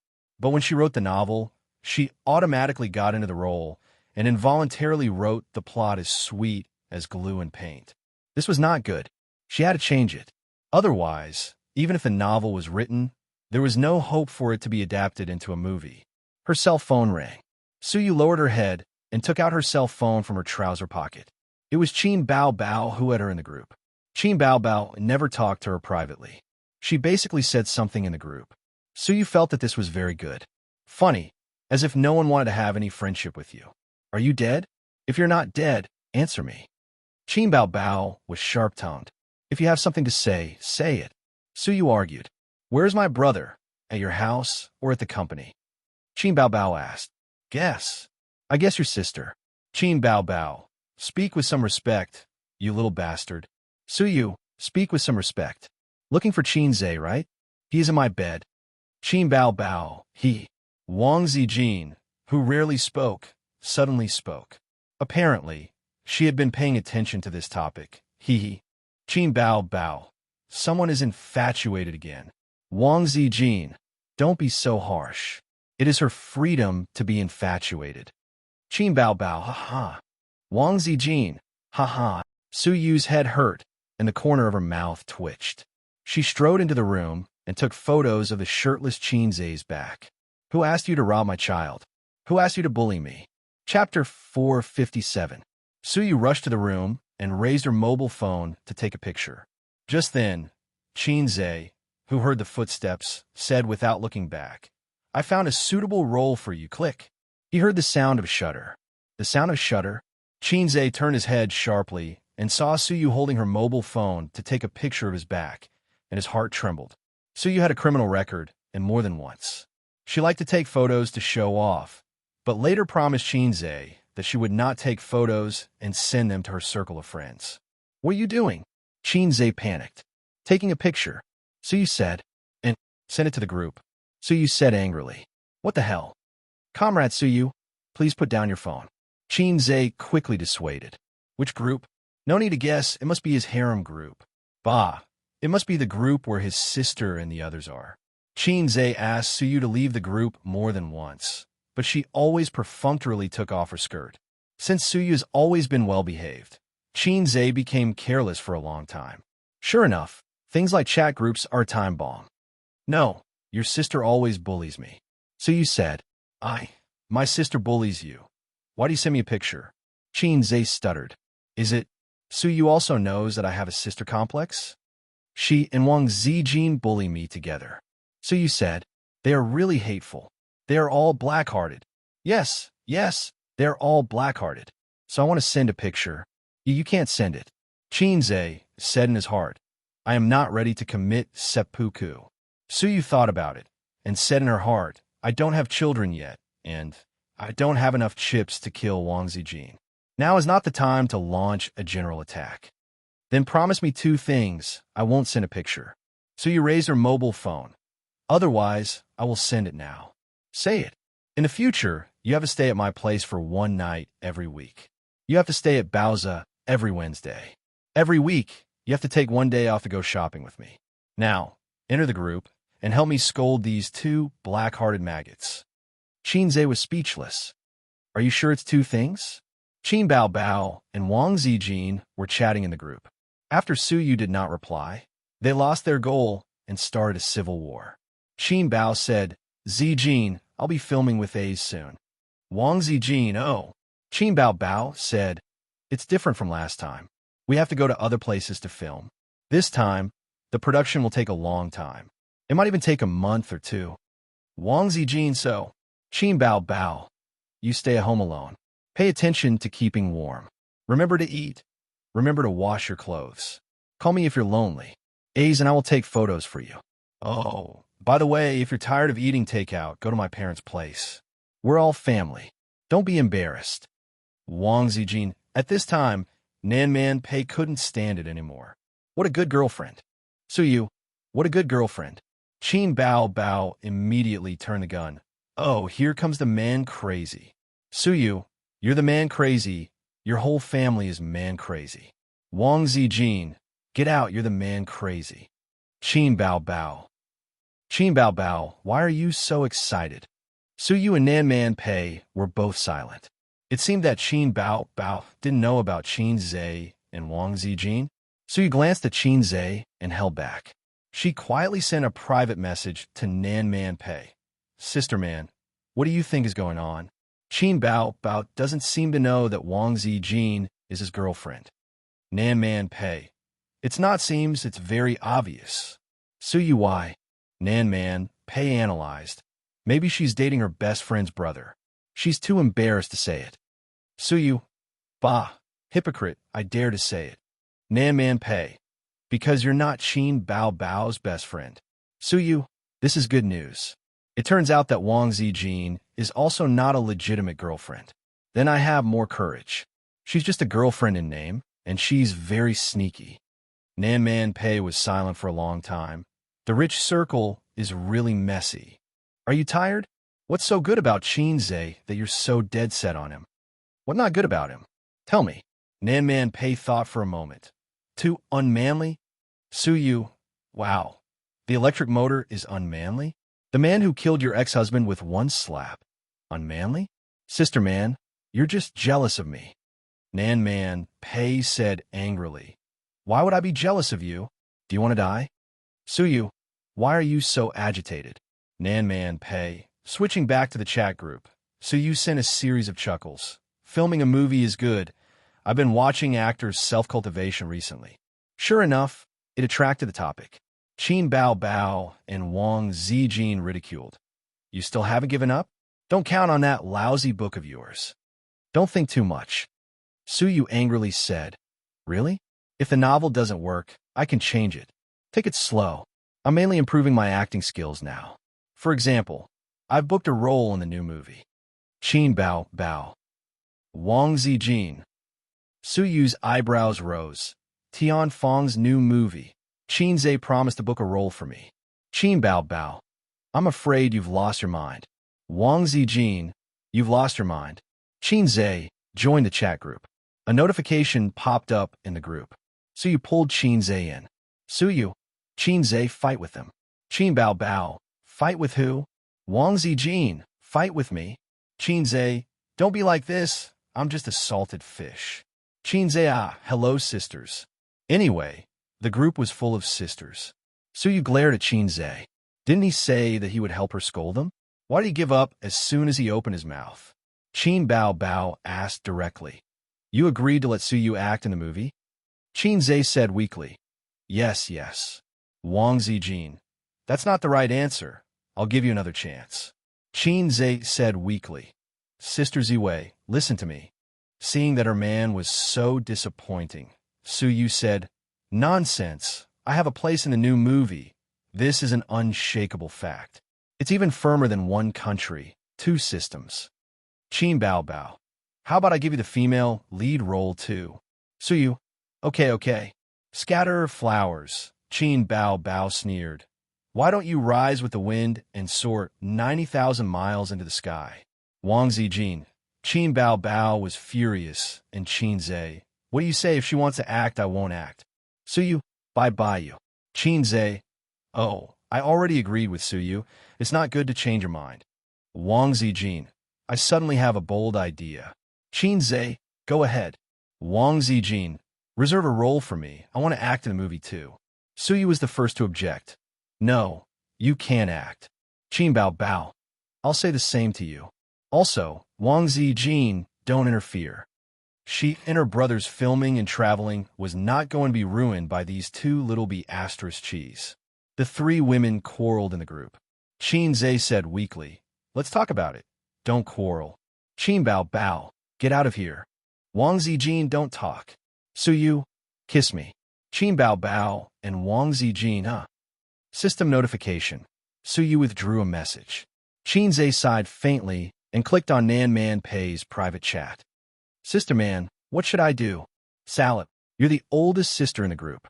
Nan Man Pei was silent for a long time and directly sent a voice message. Xianxia is reminding me that I'm old. Do you want to die?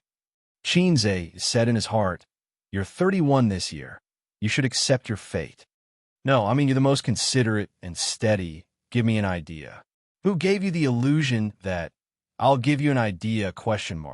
Nan Man Pei said, However, I do have an idea. Do you want to try it? Please say. Do you want to change your name to Qian? ? Our friendship is over. Salted fish is not my fault. It's all the system's fault. It's too low. It didn't even learn Ho's wisdom subtraction. This is the passive skill of the flirtatious system. Xianxia said in the group. Don't quarrel. How about this? Everyone act together. I'll arrange the roles for you. What do you think, sisters? If it wasn't for the last sentence, it would seem very imposing. Qin Bao Bao, no. Wang Zijin, no problem. Su Yu's heart moved. No problem. 2-1, that's settled. Qin Zhe, that's fine, that's it. But Su Yu and Sister Ziwei can only play supporting roles, and there are not many scenes. After all, you lack acting skills. Su Yu's mouth twitched, and she suddenly found an opportunity. It turned out that Qin Bao Bao and Wang Zijin were best friends, and they were not really united and friendly. It meant that she could operate well and stir up conflicts between the two. Several classic idioms appeared in Su Yu's mind. Drive the tiger to swallow the wolf. Take advantage of both sides. Make distant friends and attack near friends. I'm really witty. Chapter 458. Hey, wait a minute. If you all follow me to shoot, who will be in charge of the company? Qin Zhe reacted and asked in the group. For a moment, there was silence. Don't pretend to be dead. Please speak. Qin Zhe continued to speak. After a long time, Su Yu said, I'm sick and need to recuperate. Leave the company for now. Wang Zijin, leave the company for now. Qin Zhe, Sister Ziwei, didn't we just acquire a technology company? You seem to be unable to leave. Wang Zijin, it's okay, as long as the programmers keep working overtime and make the client. That's all they have to do. If there was no cooperation project that needed the boss's signature, then the boss was actually very relaxed. It just so happened that Baoza and Amethyst had just acquired the company and were in the accumulation stage. There were no major projects or decisions. All right, Qin Zhe compromised.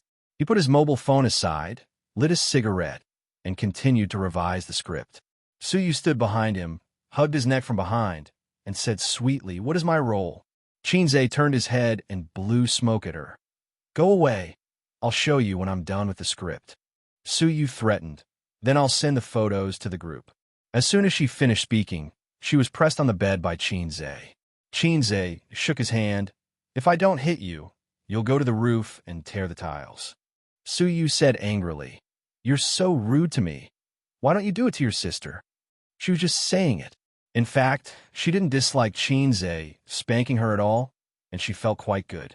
Qin Zhe smiled proudly. You don't know why my sister's but is so perky. Su Yu, what about her breasts? Su Yu asked. Qin Zhe paused and said, Tolerance is great. Maybe my sister is more broad-minded than you. The two were chatting when an advertisement page suddenly popped up in a browser, and a deafening sound came out through the sound system. One cut for $9.99. Become a tycoon in a second. Tonight at 8 o'clock. If you're a brother, come and chop me up. Qin Zhe rubbed his temples. Where is Lightning Shakyamuni? Help me persuade Gu Tingle, Zhang Jiahui, Chen Xiaochun, and Lu Yi, these 4 internet addicts. I've had enough. Give them a profound, reformation, lightning strike technique. Qin Zhe's phone rang. He took a look and saw that it was his grandfather calling. Hello, Dad. Why are you calling me? The old man sighed. It's all your fault. Qin Zhe, what the F***? The old man said, Yes, you're right. Qin Zhe was speechless. Old Master said, Bao Bao said that you guys are going to film a movie. Yes, once the script is done, we'll start preparing for the movie. Your mother also wants to go with you. I really had no choice but to be forced by her. Huh? Qin Zhe was dumbfounded. I don't understand her either. When she heard that you guys were going to film a movie, she was especially excited and said that she wanted to go with you guys. The old man was confused. I just called to tell you. You agreed? Qin Zhe was flustered. His mother had seen the youth romance film that he and his sister had filmed. So, this time, she was worried and wanted to come to the set personally to supervise. If I can't film a kissing scene with my sister, then what motivation do I have to film? If she leaves, what will I eat when I get home from work? Instant noodles? The old man said in a bad mood. I also think it's not good for Mom to follow. Qin Zhe was suddenly revived. How could she run away with us? You're still at home. Mom is too insensible. You should scold her and make her give up on this idea. The old man said, Your mother is a little stubborn this time. Qin Zhe said, You're the head of the family. If she's disobedient, you can teach her a lesson. Don't give me and my sister face. The old man was speechless. Qin Zhe said, Women can't be spoiled. If you don't punish them, they'll go to the roof. After that, he glanced at Su Yu, who was lying on the bed. Su Yu rolled her eyes at him and gently kicked him. The old man was speechless. Xianxia said, "Dad, say something." The old man said, "Hey, why are you so naughty? You're deliberately making fun of me, right? It's been decades. When have you seen me teach your mother a lesson? If I could be tough in front of her, I mean tough, I wouldn't have sold the house and carried more than $1 million in debt." "Hey, you old salted fish." Xianxia comforted him. "Dad, I'll talk to Mom." The old man smiled with relief.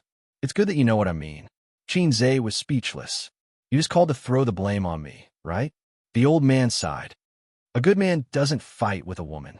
I really can't beat her. When I was young, I couldn't beat her. When I grew up, I still can't beat her." Xianxia understood instantly. The old man was indeed a cultured person.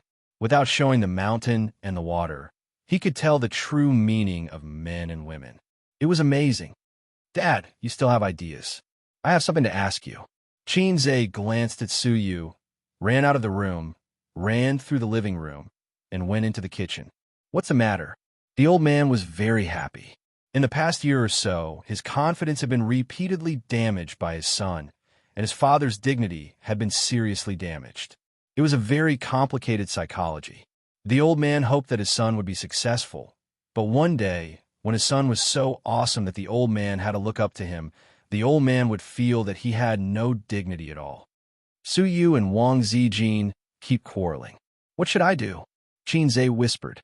He habitually consulted his father for advice when he couldn't solve the problem. The old man was silent for a while. "How far have you and Wang Zijin developed?" Xianxia said, still the same. The old man scolded. "You're a good-for-nothing." "Ahem." The old man said, "The son has grown up. Don't ask your father. 3 women make a show. There's also my sister." "Ahem." Xianxia said, "My sister and Sister Ziwei are best friends. She always helps her." "A showdown?" "No, you don't have the guts." Xianxia's smile was full of MMP. "No one knows a son better than his father. You can do it yourself. Dad can't give you any advice on this kind of thing. It still depends on your fate."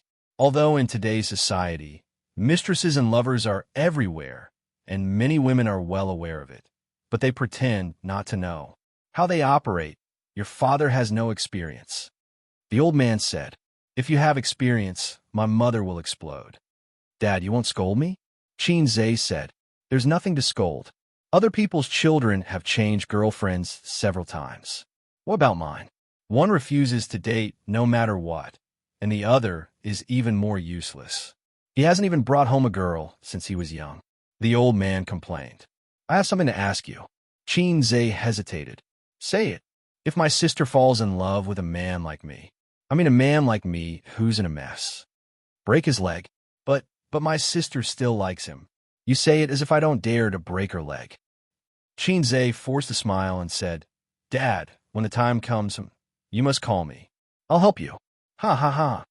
Suddenly, his knees went weak. This old fox, after talking for so long, it was as if he didn't say anything. He even sent him to persuade Mom. Xianxia dialed his mother's cell phone. "Mom, what's up?" "Mopping the floor." Qinma said. "Dad said you want to go to the set with us." "Can't I? We're shooting a mythological movie this time. We have to shoot scenes everywhere. It's tiring. You're already so old. Don't follow us. It's so tiring." Mom also wants to go and have a look. Xianxia knew what was going on.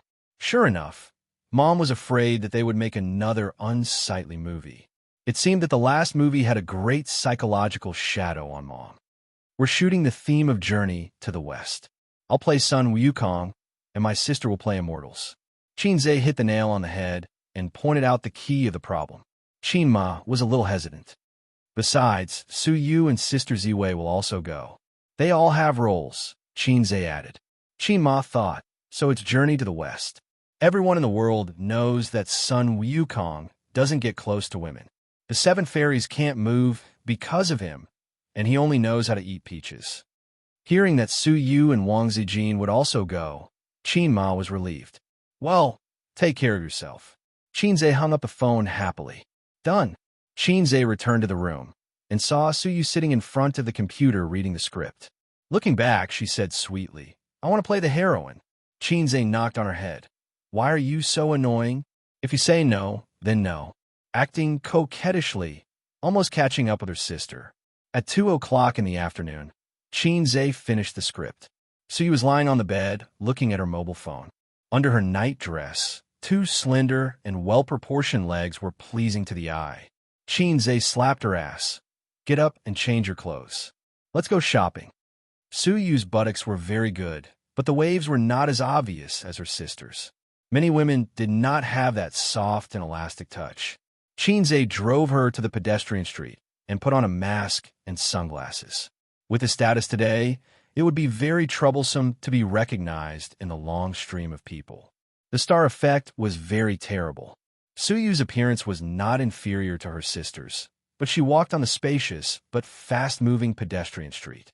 At most, she received the appreciation or wretched sight of male comrades. She had a B cup, a pair of long legs, a small slender waist, and a naturally beautiful face.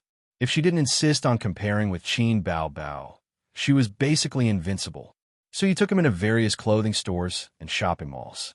Except for buying a flashy old yogurt in a glass bottle on the roadside, she didn't spend a penny.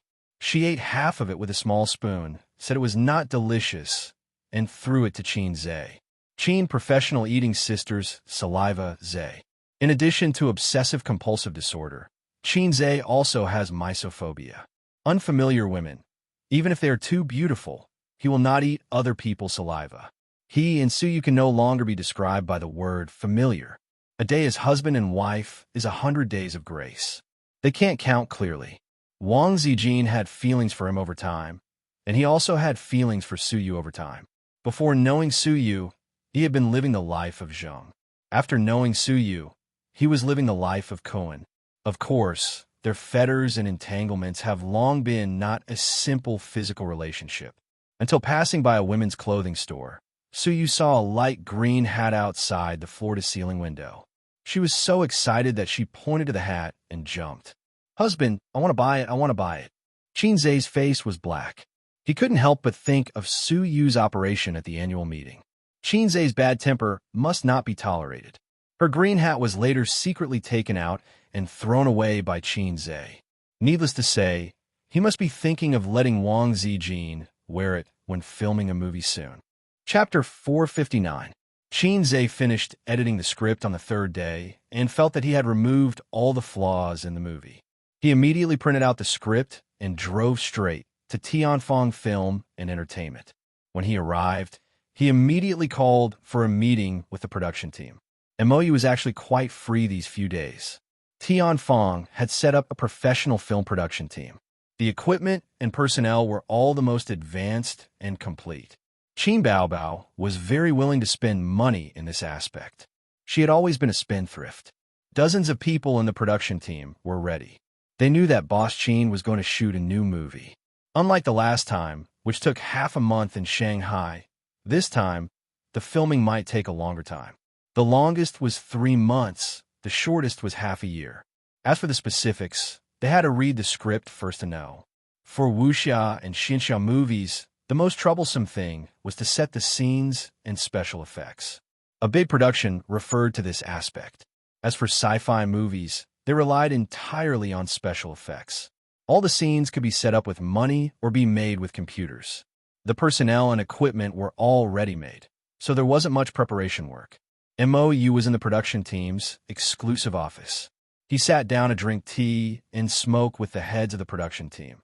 The head of lighting, the head of props, the head of logistics, the assistant director, etc. The assistant director said, "Director Mo, Boss Qin can write the script in 3 days? Why don't I believe it?" The scriptwriter nodded. 3 days is too exaggerated. Although we have Journey to the West as a blueprint, we can't possibly copy the original book completely. It has long been overdone. In recent years, there have been movies based on Journey to the West, but they all ended up being terrible. Even if Boss Qin can write the script in 3 days, it won't be able to escape the rut. Sigh, when the time comes, we scriptwriters will have to suffer. We don't even know how to help him change it. The other team leaders were much more relaxed. These weren't their concerns. Whether it was the script or the filming, it had nothing to do with them. However, the head of logistics was a little worried. "I don't know what Boss Qin's requirements are for special effects. If it's just average, our company can do it ourselves. If it's a step up, we'll have to find someone. The head of props exhaled a puff of smoke. Don't worry, the special effects in the country are just like this. Can we make it into a Hollywood effect? It's just barely passable. If Boss Chin wants to talk about it, you can explain to him that it's like this in the industry. Moyu glanced at him and sneered. If you don't come back with the right attitude, I'm afraid the position under but will be unstable. The props boss was taken aback. What do you mean? Moyu warned. A few days ago, CEO Chin flew into a rage during a meeting with the higher-ups. These days, he came up with a high-level assessment system. You haven't seen how angry he was during a meeting. I'm a famous director, and I was lucky enough to be in there for half an hour. CEO Chin definitely wasn't just talking nonsense this time. Coincidentally, there are new employees joining. There are more people, but there won't be many positions. I'm sure you're no stranger to the intrigue in the workplace. Don't even talk about your positions being coveted. You might not even be able to sit firmly in the general manager's position. So if you want to continue working in Tianfeng, you'd better buck up. Don't be as perfunctory and casual as before. Moyu flicked the ash off his cigarette. This is a piece of advice. They looked at each other and fell silent for a moment. How about Tianfeng Entertainment? If it was before Qin Zhe and Qin Bao took over, perhaps no one would agree. At most, they would get a decent salary. Since the second half of last year, although the monthly salary hadn't changed, the quarterly bonuses had increased by several times. And after the meeting a few days ago, all the employee salaries had increased by 10%, and their bonuses had increased by 20%. At this moment, the office's landline rang.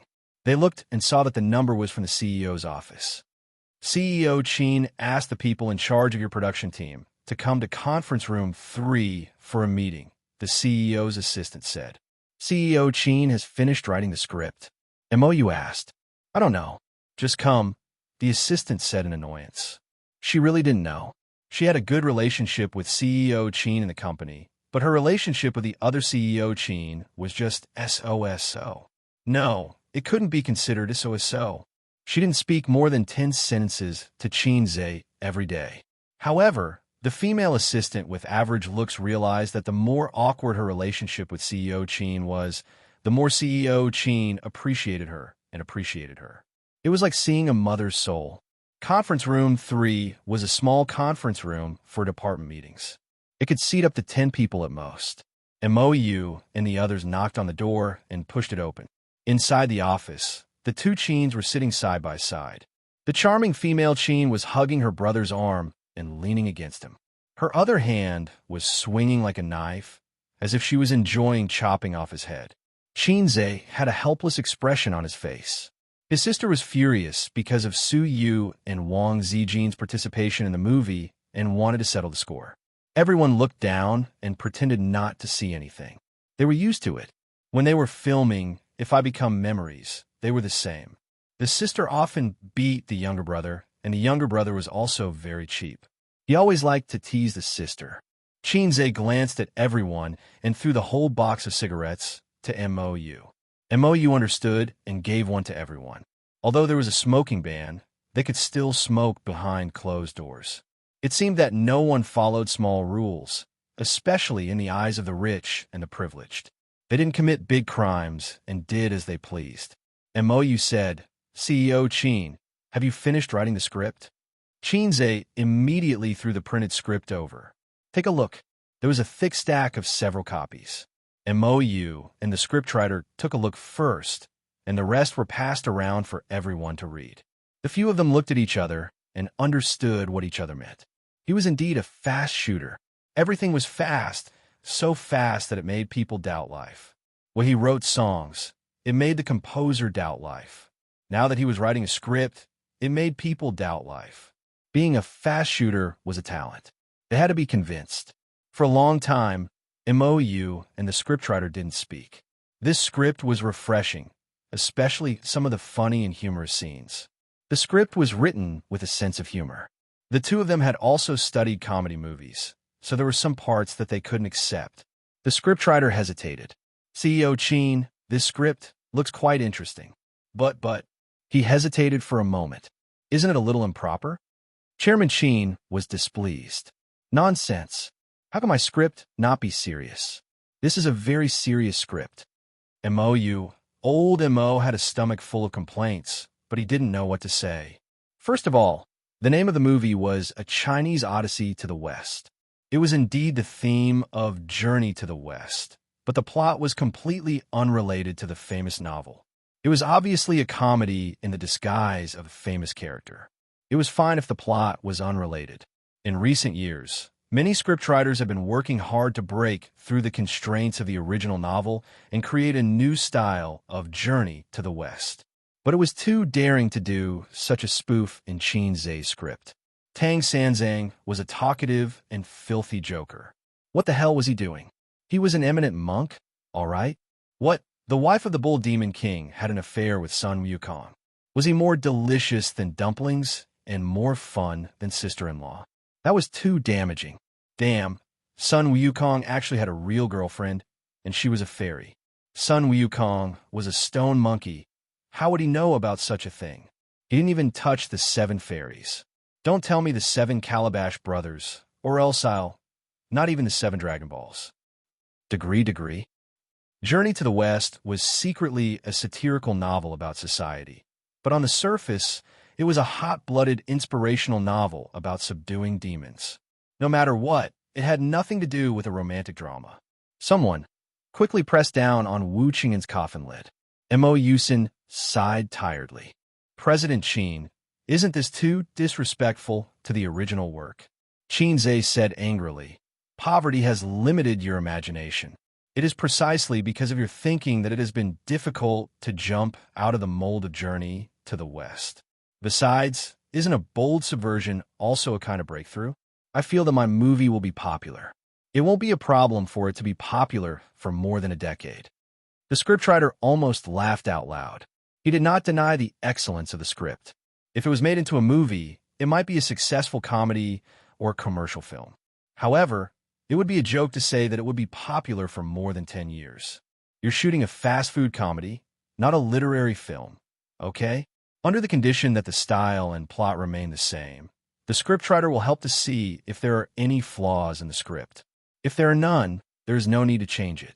Don't add feet to a snake. Then, Qin Zhe looked at Mou. We will start the casting in the afternoon. The male and female roles will be played by me and Qin Bao. In addition, I want to reserve 2 roles, Guanyin and Xianxia. Mou could not object to the boss's request back then. The role of Guanyin was reserved by Qin Zhe for Wang Zijin. Sister Ziwei dressed up. She would be devastatingly beautiful. Moreover, she had a dignified temperament and was very suitable for the role of Guanyin. The key was that Guanyin was just a walk-on. The role of Xianxia was reserved for Su Yu. She would have more scenes, but this character's personality was not clear and there were no highlights. Even if she had more scenes, the audience would not care about her. Therefore, the requirements for acting skills could be lowered. Moreover, if Su Yu played this ordinary role, there might be an unexpected surprise. I want to reserve the second female role for Li Wei. As for the other roles, priority will also be given to the artists under the company. Speaking of this, Qin Zhe looked at his sister. How many artists do we have in our company? Qin Bao looked up and said, there are about 10 of them. There are 3 B-list celebrities, and there are about 11 or 12 C-list celebrities and small celebrities. Do you want the newcomers who have not debuted? Qin Zhe shook his head. No newcomers. Director Mo, let all the artists who have no announcements gather at the dance studio at 2 o'clock in the afternoon. I want to cast. He hoped that there would be a few good seedlings in this batch of artists. Chapter 460. After the meeting, Qin Zhe sat down and smoked. He was thinking about where to shoot the movie after it started. Although the production crew would take care of it, if he was not satisfied with their choice, he could move the place he liked. Qin Bao held her phone and ordered takeout. Her pink-painted fingers swiped the phone in boredom. What should I do? There's nothing I want to eat. Qin Bao said gloomily. Then, do you want to try a lollipop? Qin Zhe suggested. What lollipop? Who eats lollipops for lunch? What are you saying that I don't understand? Qin Bao waved her hand and gave him a light chop before continuing to look at her recipe book. Let's order a Hu Jianren. Qin Zhe said. Hu Jianren is not delicious. Qin Bao Bao said with a smile. Let's order a monkey programmer. Not a bad idea. Monkey programmers have a small belly with thick fat. It's very fragrant when roasted. It's better than pork belly. Qinze talked nonsense seriously. Order a spicy single dog. I haven't eaten dog meat in my life. Qin Bao Bao was enraptured. Dogs are humans' best friends. Single dogs are still dogs. They can't be eaten, Qinze said. After that, he looked at his sister strangely. What are you looking at? Qin Bao Bao asked. Nothing. Qinze shook his head. His sister was also single. Why would a single dog make things difficult for a single dog? In the end, his sister, who had a phobia of choices, did not order takeout because she could not decide what to eat. They talked about the production of the movie. Qinze did not intend to make a rough production of the special effects. Even if he had to spend money, he wanted to make a special effect that was 100 yuan. It would be better than the 50 yuan special effects.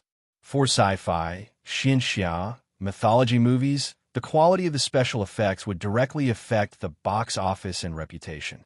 After coming into contact with the entertainment industry, Qinze realized that it was not that China could not make good special effects. Many Hollywood movies' special effects were commissioned from China. The price was cheaper than their local production team, but the effect was not bad. Everyone knew the reason why the 50-cent special effects were ridiculed. The funds were all spent on popular young men and female celebrities. What about the theme song? Qin Bao Bao rested her chin on her hand and stared at the song. Her sleeves slipped down, revealing a white and tender arm. His sister was such a great beauty, and her every movement exuded a strong charm. This was probably the meaning of the saying, "She sure's heart is sick, and her ugly heart is beautiful when people see her." As for women with average looks, even if they pretended to be coquettish, they would only be reduced to imitating others and making a fool of themselves. Fortunately, Qinze had enough resistance and would not be aroused by his sister's usual seductive behavior. Scratch that out, throbbing. His great salted fish technique was trained to resist his sister's charm. Let her be beautiful, like a salted fish caressing the hills. She had great responsibilities. Salted fish shone in the great river. The great salted fish technique, 20 words mantra. I have the ending song, but I don't have the interlude. Qinze frowned. Thinking back for a moment, that film seemed to have a song that served as the ending song, theme song, and interlude. Why don't we use the theme song of the classic original as an interlude? Qinze asked, how do you sing the theme song? Qin Bao Bao cleared her throat. May I ask where the road is? Qinze suddenly interrupted. Jade is under the crotch. Sorry, it's a habit. Qin Bao Bao looked at her brother in a daze. She probably felt that there was some meaning in the sentence, but she could not see through it. It was undeniable that the naive sister unintentionally revealed her innocence at this time had a fatal attraction to the strange uncle. In the afternoon, in the dance studio, except for the artists who were running outside for work, the rest of the artists were basically all here. The second-tier Li Wei was one of the roles that had been decided internally, so she did not need to come. The other two second-tier artists also came. There were a total of 7 or 8 people. The women all had makeup on. The beautiful ones with good figures could be found everywhere. The staff brought over office chairs and tables for them. They poured tea and served fruit platters. The tea leaves were bought by Qinze from Shujia town. In order to gather enough tea boxes and distribute them to the employees, Qinze spent a lot of effort. The more he talked about it, the more tears he would cry. Everyone was a celebrity, so they could not just stand there. In this group, most of them had interacted with Qinze and Qin Bao Bao before, but they were not friends. They were now employees of Tianfang. What kind of relationship could an employee have with their boss? Moreover, when Qinze came to Tianfang, he would just lock himself in the office and whisper sweet nothings to his sister. After a while, the door to the dance studio was pushed open. The staff came in with the scripts and handed them to the celebrities. Boss Qin said that you can read the scripts first. After reading them, you can compete for the role if you feel that it suits you. The staff spoke valiantly. He rarely had the chance to give orders in front of this group of celebrities. After about an hour, Qin Zhe and Qin Bao finally came to the dance studio. Very tacitly, the man's gaze fell on Qin Bao, while the woman's gaze fell on Qin Zhe. The two of them came together like a scenery. An hour is enough for you to have a preliminary understanding of the roles in the script. Qin Zhe said, then let's start with Tang Sanzang. Everyone would pick a role from the script. After finding the role they liked, they would spend some time to think about it. An hour was enough for them to have a rough understanding of it. It did not matter if they did not have a rough understanding. It meant that they did not have the talent for acting. They would be eliminated. Actually, Qin Zhe already had an idea for the role of Tang Sanzang. It was a B-list celebrity under Tian Fong, Zheng Qilong. Compared to the respected veteran actors in the entertainment industry, this uncle was not as good as them, but he was definitely good at acting. Moreover, he had experience acting in comedies. He was very suitable. Qin Zhe looked at him. Zheng Qilong felt Qin Zhe's gaze and was stunned. He said, CEO Qin, I think I'm suitable for the second male lead. Qin Zhe, for the second male lead, Qin Zhe wanted to find a more famous veteran actor in the entertainment industry to work with. Okay, then you try acting. He had to give him a chance. The result was unexpected. He acted quite well, making Qin Zhe's eyes light up. To be able to figure out the role to this extent in an hour, he was very good. Is there anyone who wants to compete for this role? Qin Zhe asked. Another uncle-level veteran actor expressed that he wanted a challenge, but the effect was not amazing enough. There was a big gap between him and Zheng Qihua. The second male lead will definitely be Teacher Zheng. Qin Zhe made the decision. There were some problems with the casting process. Qin Zhe was not satisfied with the results of the auditions of several celebrities. He realized that most of the celebrities were carrying the image of idols and acting happily. It was difficult for them to pull their faces down. Either that, or their acting was too exaggerated. Teacher Yi, your Tang Xuanzang is a little cheap. When he was telling the joke, he was too serious. And when it came to the thunder part, your performance was too exaggerated and deliberate. At this time, you should be serious, Qin Zhe said. The middle-aged teacher, Yi, sighed helplessly. He felt that he had already figured out the initial stage of this role thoroughly. He did not expect CEO Qin's requirements to be so high. The other celebrities also frowned secretly. As an experienced actor, he was not convinced. CEO Qin, why don't you give us a demonstration? Okay. Qin Zhe snapped his fingers. Everyone's eyes lit up and stared at him in unison. Qin Zhe's acting was very good. Everyone who had watched his movies knew that, but so far, no one felt that he had the ability to act at the Emperor level. They also wanted to see how Qin Zhe would act this scene. If he did not act well, there was no reason to blame others. Qin Zhe took a step back and leaned against the wall mirror. He raised his hands and pretended to be tied up. Under everyone's watchful eyes, he took a deep breath. Be careful. Suddenly, he shouted, giving everyone a shock. Qin Zhe's expression was serious, and with the anxiety of I am the people, he shouted, there's thunder, it's raining, collect the clothes, everyone. He said such a shocking line in a serious manner. Teacher Ye's eyes suddenly lit up.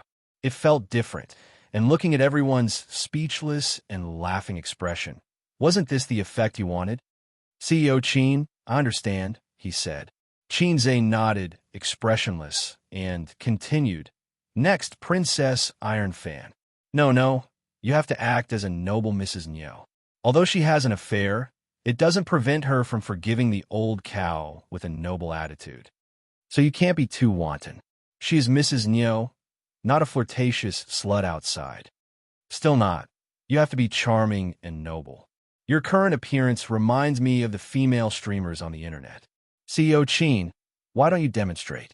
After being ridiculed continuously, the beautiful female star couldn't stand it anymore and rolled her eyes at Qin Zhe bitterly. Qin Bao frowned. That's why beautiful female stars, other than herself, were so annoying. They kept throwing flirtatious glances at my A's. Qin Zhe snapped his fingers again, indicating that there was no problem. This time, everyone was full of interest, wanting to see how he would act as a woman. Qin Zhe waved at Qin Bao, asking her to cooperate with him. This scene was Princess Iron Fan whispering to the main character. Qin Bao Bao quickly glanced at the script and nodded, indicating that she was ready. Qin Zhe's face instantly turned cold, making everyone think of the word cold. Tell me clearly what happened. I said it before, sister-in-law. The cold expression melted, and she said angrily, You called me sister-in-law? Sorry, it should be Mrs. Niu. With a bitter expression, she said, In the past, when we watched the moon together, we called her little sweetheart. Now, the newcomer is better than the old, so we called her little sweetheart. Little sweetheart? With a sad and charming expression, she said, Do you really think that I worked so hard to come here for this stinky cow? Everyone in the room slowly shuddered. They saw charm in CEO Qin's expression. Oh my God, a man could show the charm of a woman so vividly. It was so eye-catching. Qin Bao Bao slowly shivered. That's it. Do you understand? Qin Zhe looked at the female star who played Princess Iron Fan. Understood. At this time, the door of the dance studio was pushed open, and a tall girl stood at the door. She was between 20 to 25 years old, but there was a strong charm in her eyes, making her look more mature. Seeing everyone turn around, the tall girl was a little embarrassed. Qin Zhe asked, You are? The tall girl bit her lip. CEO Qin, my name is Feng Rue. Chapter 461. Feng Rue said, I just signed a contract this year. Then, she bit her lip and looked down at her toes. Qin Zhe, so, then what? Did you suddenly barge in to ask for my autograph? Qin Zhe was confused. Feng Rue gathered her courage and said, Boss Qin, I graduated from Beijing Film Academy. I heard that you're going to make a new movie, so I want to try. She was about 165 meters tall, which was considered tall for a girl. Her features were delicate, and she had a cute round face, but she had a mature charm. Qin Zhe looked at her and nodded slightly. She was indeed qualified to be in the entertainment industry. In the workplace, she was a beauty that could make male colleagues stiffen and respect her. What role do you want to play? Qin Zhe smiled. Can I read the script? Feng Rue said. Qin Zhe handed her the script and said, Go to conference room 3 and wait for me. I'll find you when I'm done here. The stars in the room looked over and frowned slightly. This girl named Feng Rue violated the taboo of the workplace. Newcomers try and stand out. These resources should have been given to the stars in the room. Feng Rue was overjoyed, but she suppressed her excitement and nodded hard. Don't worry, Boss Qin. I'll try my best. I haven't agreed to let you play the role yet. Qin Zhe smiled gently and said, Okay. Feng Rue blushed and walked away shyly. The auditions continued until 4 in the afternoon. The roles with more scenes were more or less settled, but they were only preliminary.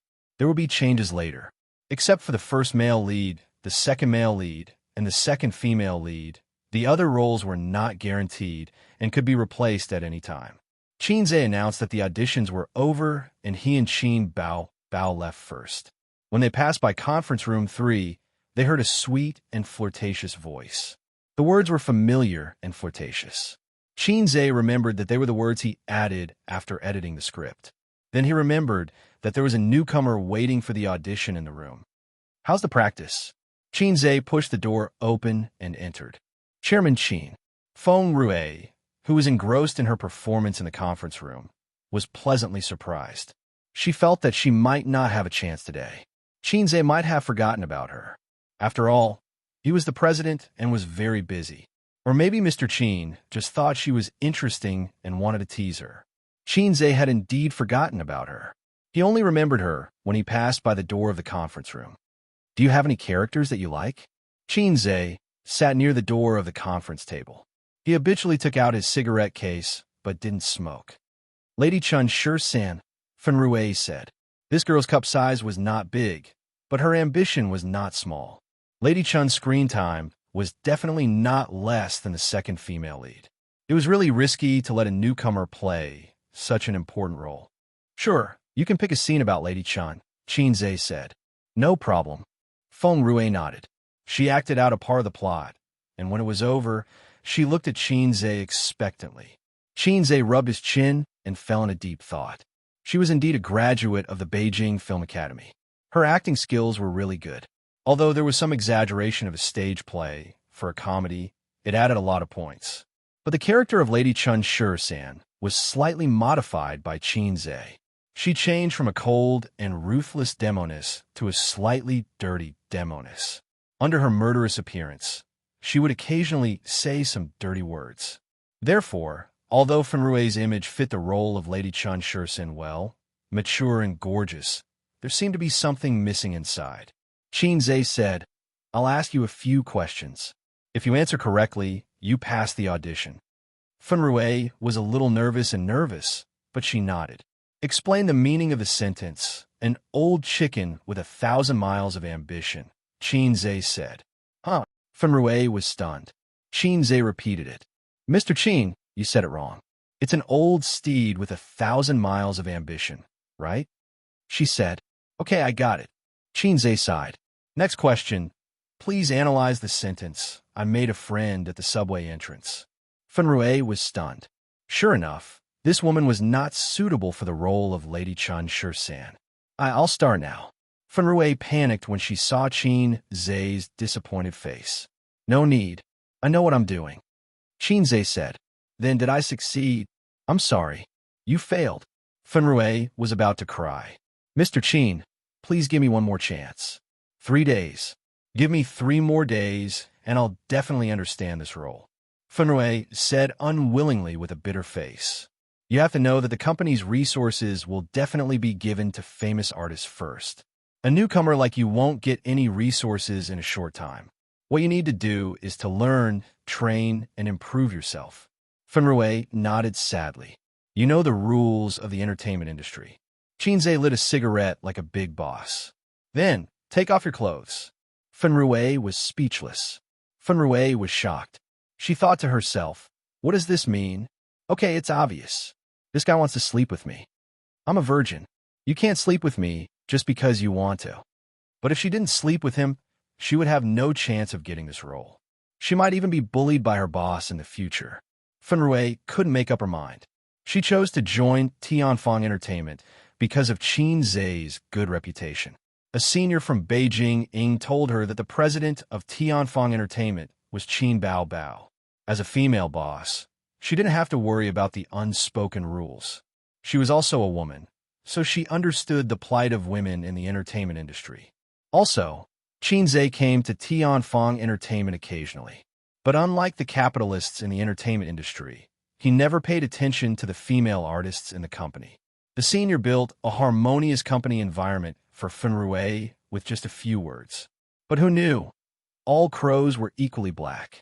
"Man, your name is Beast. What are you waiting for? Take off your clothes and let me see." Xianxia said, "Don't be so shy. Do you still want to stay in the entertainment industry?" Fenrue, "Okay, this was coercion. I want to see your figure so that I can have a better understanding of you." "Maybe I'll change my mind," Xianxia said. Fenrue, "Okay, this was a bait." In the end, Fenrue took off her jacket. Maybe in this woman's heart, a small sacrifice in exchange for an important role would be worth it. Xianxia was too famous in the entertainment industry. Everything he produced, be it songs or movies, seemed to be popular. But she was careful. Before she got the actual benefits, she wouldn't foolishly compromise. Taking off her jacket wasn't important. What was important was that taking off her jacket meant that she was willing to make the deal. Xianxia looked at her from head to toe. She had a good figure. Although a B grade wasn't as outstanding as a D grade, she was still slender and elegant. He had high expectations for the quality of this movie. Not only did he want the plot and special effects to be perfect, but he also wanted the actors. Looks were always a barrier that celebrities couldn't avoid. "Good figure." Xianxia nodded in satisfaction. "I'll give you 3 more days. Come find me then, and we'll re-audition." Fenrue bit her lip and said in a small voice, What do I have to do?" She waited for Xianxia to make his request. Xianxia thought for a moment. "Look at me. Remember this smile. It'll help you understand the role." Fenrue looked over and saw Xianxia suddenly give her an extremely lewd smile. It was a smile that all men would understand. But Fenrue was a woman, so she took a step back in fear. From a casting call to the start of filming, 10 days had passed. An artist from Tianfang Entertainment obviously wasn't enough to fill the role in the script. Therefore, the production team had to find a suitable scenic spot to meet the stars. All these trivial matters added up and took up a lot of time. In the end, the role of Lady Chun was given to a newcomer, Fenrue. To become a woman of substance in 3 days was indeed too difficult. Xianxia saw that she was good-looking and had a good figure. Most importantly, she was an artist under his company. She was cheap, practical, and durable. The production team flew to the first destination 2 days in advance. Xianxia followed behind with the sisters. Yes, the sisters. Hangzhou Airport, departure level. Xianxia walked in front, dragging a white suitcase. Qin Bao Bao held his arm with her left hand and dragged a white suitcase with her right hand. It was also white, a couple's suitcase. They were all wearing sunglasses and masks. Qin Bao Bao wore a loose jacket that covered her impressive breasts. Her almost iconic chestnut curly hair was tied into a bun. This way, no one would recognize them. Behind them were Wang Zijin and Su Yu, who were full of resentment. Hey, why is your girlfriend such a piece of trash? She can't even win against her sister-in-law? Su Yu added fuel to the fire. How do you know about my relationship with him? Wang Zijin frowned. In order to hide their relationship, Wang Zijin turned his real girlfriend into the sneaky Mr. Wang next door. However, Wang Zijin's scheming was shrewd. Even if she was exposed, she could still keep a straight face. I'm not stupid, I'm very smart. Su Yu sneered and said, Sister Man also saw it. Maybe only Qin Bao Bao didn't see it. Wang Zijin curled her lips and said in her heart, it's not that she didn't see it. She already saw that I, the wolf in the house, was thinking about her brother. It's just that she didn't expect us to have confirmed our relationship. I'm going to tell Qin Bao Bao. Su Yu smiled evilly. Are you looking for death?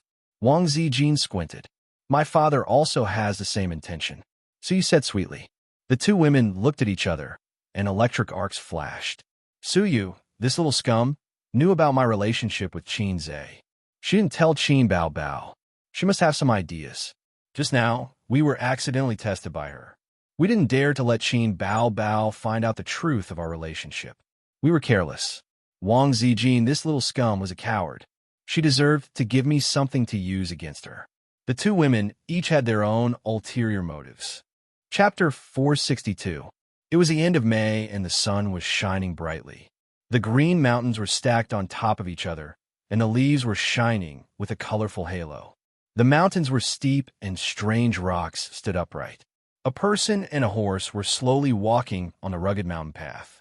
A charming beauty in colorful clothes was sitting on the back of the horse, bathing in the sun. Her heavy chest could carry a few pounds of flirtatious feeling. The camera turned from the woman's face to the side of her face, and then to her back. Then it slowly pulled up and captured the undulating mountains. In the grass not far above her head, a few pairs of eyes were peeping at the beauty and the horse. After a while, they quietly shrank into the bushes. The branches and leaves swayed gently. There was a wooden house at the top of the mountain, occupied by a group of thieves. Second Master, there's a woman at the foot of the mountain. She's passing by here alone. Should we capture her and have some fun? The scout came back to report. Second Master, do you think it's the soldiers? Will the soldiers send a woman? No matter how many soldiers there are, we can make them run away. There was a burst of laughter. This group of thieves was a villager from a nearby village. They were oppressed by the government and simply became bandits. Every day, they were worried that the government would send troops to clean them up. In fact, in this dangerous mountain, not to mention caravans, even pedestrians were rarely seen. The government was too lazy to care about them. The thieves were more like villagers. Each of them looked sloppy. The boss was even more lowly and slovenly. He was full of unreliable aura. He called himself the gang leader. In the midst of the laughter, the woman leading the horse came uninvited. She walked gracefully and swayed her waist, immediately showing the charm of a mature woman. Second Master shouted, "Who's there? Can't you see that I'm a woman?" The woman took off the water bag at her waist and took a sip. "What are you doing here? Do you want us to help you out tonight?" There was a burst of laughter. "I'm tired from the journey. I want to find a place to rest and wash off the dust on my body. Do you know where this is? Second Master's eyes shone. The woman glanced at the group of shabbily dressed guys. The weapons in their hands were either hoes or sickles. They were a poor mess. She blinked her eyes. I'm afraid that your embroidery needles are beautiful, but not useful. They were so poor that they were in a complete mess. The Second Master was furious. He waved his hand and ordered his subordinates to capture Miss Hua. Who would have thought that Miss Hua would wave her sleeves, and in a split second, a gust of wind would roll up, blowing away the few thieves who were rushing up. The woman flicked out a string of copper coins, which landed on the Second Master's head. She said word by word, "Where the peach blossoms pass, not even a blade of grass grows. When the money falls to the ground, the head cannot be kept." Second Head's expression changed. Lady Chun San. Everyone's expression changed, and they dispersed. Crack. MOU nodded in satisfaction. We can pass this part. Hearing this, Feng Rue let out a long sigh of relief and wiped the sweat on his forehead with his sleeve. As soon as the movie started shooting, the scene was shot 3 times. The 4th take was finally done. For the first 3 times, the first time was because Zheng Qilong, who played the second-in-command, laughed out loud. For the last 2 times, it was because of her. Chairman Qin said that when she came with the horse, her posture was too proper. In the script, Lady Chun was a ferocious and coquettish demoness. When walking, one should sway their waist and butt and be as flirtatious as possible. For this reason, Chairman Qin gave her 2 breast pads and forcibly raised her from B class to C class. She was only 1 step away from D class. She forcibly raised her class. Is the scene ready? Xianxia asked. Yes, the staff responded. The crew was in a very famous tourist spot in Qin province. There were high mountains and steep ridges, and the scenery was unique. It was perfect for shooting the scene of the 5 Elements Mountain. Most importantly, there was a karst cave here, which was also one of the tourist spots. A group of people rushed into the room, which was built into a simple recording studio. The first scene had just begun. The beginning of the story was in the famous 5 Fingers Mountain. The rebellious son, Wukong, only wanted to hide Tang's sand and eat his meat.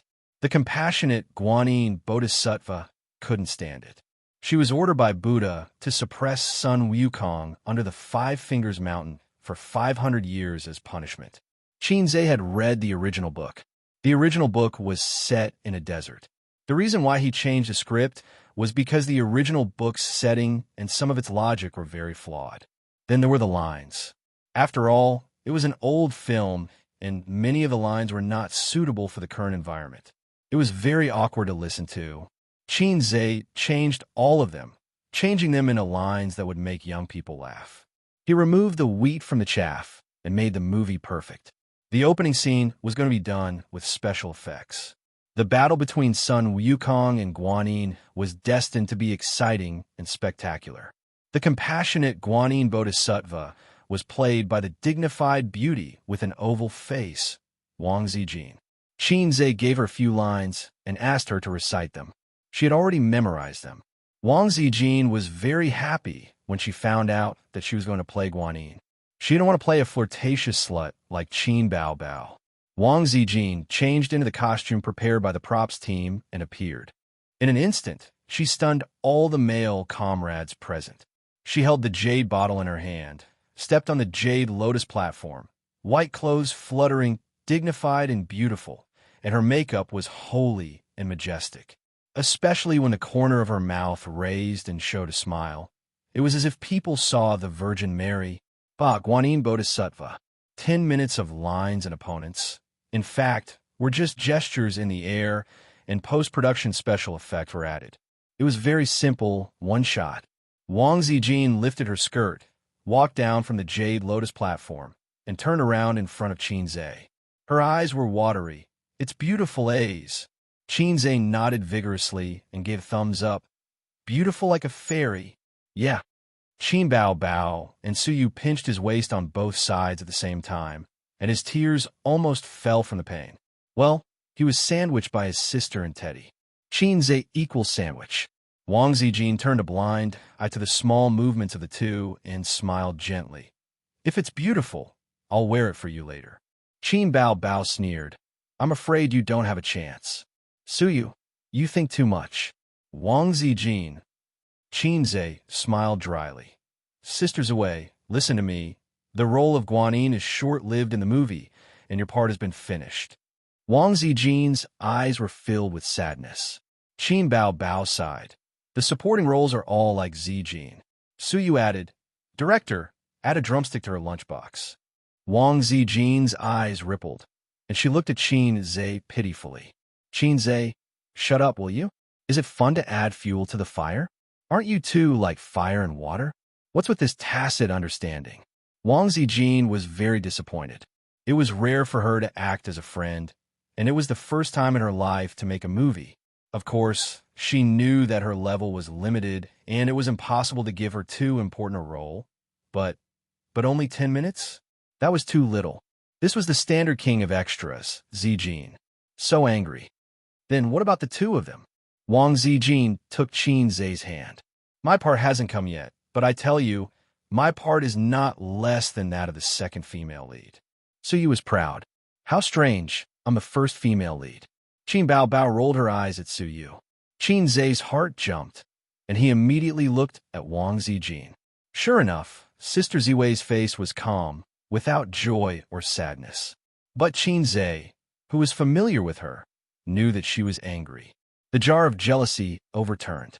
When the two of them went to the cubicle to change their clothes, Qinze hurriedly explained, Sister Xian, I think that whether the main character is outstanding or not has nothing to do with the number of scenes. Although you have a part in the movie, the moment you appeared, you were simply stunning. The role of Guanyin is the most admirable. Wang Zijin squinted at him. I also know that Guanyin is a scheming woman. Qinze, you have to give up on yourself. What can I do? Sigh. I hope the three of you can get along well and don't fight. In the following time, Wang Zijin really didn't talk to him. When he took the initiative to talk, Wang Zijin would turn her head and pretend to look at the scenery casually. His sister and Teddy were smiling, as if they were very happy. In the whole plot of the Five Elements Mountain, there would be a lot of scenes which were divided into daytime scenes and nighttime scenes.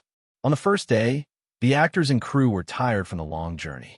When they reached the part where Chun Shursan checked if there were 3 moles on the soles of the feet of the thieves, the sky was already dark. Entering the night, it was the battle of wits between the thieves and Chun Shursan. Here, Qinze added a few minutes of scenes. The thieves used all kinds of methods and tricks and finally knocked Chun Shursan out with drugs. The unconscious Chun Shursan showed her true form, which turned out to be a spider demon. The whole scene was a mess, and the shooting was not ideal. After a few hours of shooting, Qinze was still not satisfied. Fortunately, shooting a movie didn't follow the script. The movie was shot one by one and edited in post-production. Qinze asked everyone to skip to the second scene. On the second night, Bai Jingjing appeared, played by Li Wei. This scene was also a bumpy one. The script was handed over to you for almost half a month, but your roles are so bad. MOU was furious on the set. There were extras, artists from Tianfeng, and artists invited by other companies. They were scolded by MOU. During this process, Qin Bao Bao, Suyu, and Wang Zijin sat in a row, eating melon seeds, eating fruits, and playing with their mobile phones. Suyu went crazy and asked the boss of the Back Mountain Business District for a deck of cards. The three played landlord. They didn't look like they were here to shoot a movie, but to travel. Why haven't you appeared yet? Wang Zijin asked. The plot changed again and again, but they didn't see Qin Bao Bao, the heroine, appear. I'm still behind. This script is too long. Qin Bao Bao was very calm. The only gain tonight was that the roast chicken scene was smoothly shot. Yes, it was the scene where she wore a samba dance dress and kicked the eggs. This scene was very successful, and everyone laughed wildly after shooting. Her sister and the others were very nervous. As soon as the director shouted cut, the three of them rushed over and asked about their well-being. Where does it hurt? Tell me. Qin Bao Bao unscrewed a bottle of water and poured it on Qinze's crotch. Is it burned? The fire is so big. Are the props reliable? Wang Zijin frowned. Hey, I'll help you rub. Suyu reached out and did a hand caressing the penis, sitting and sighing. Slap, slap. The two slapped each other away. Qin Bao Bao and Wang Zijin glared at each other.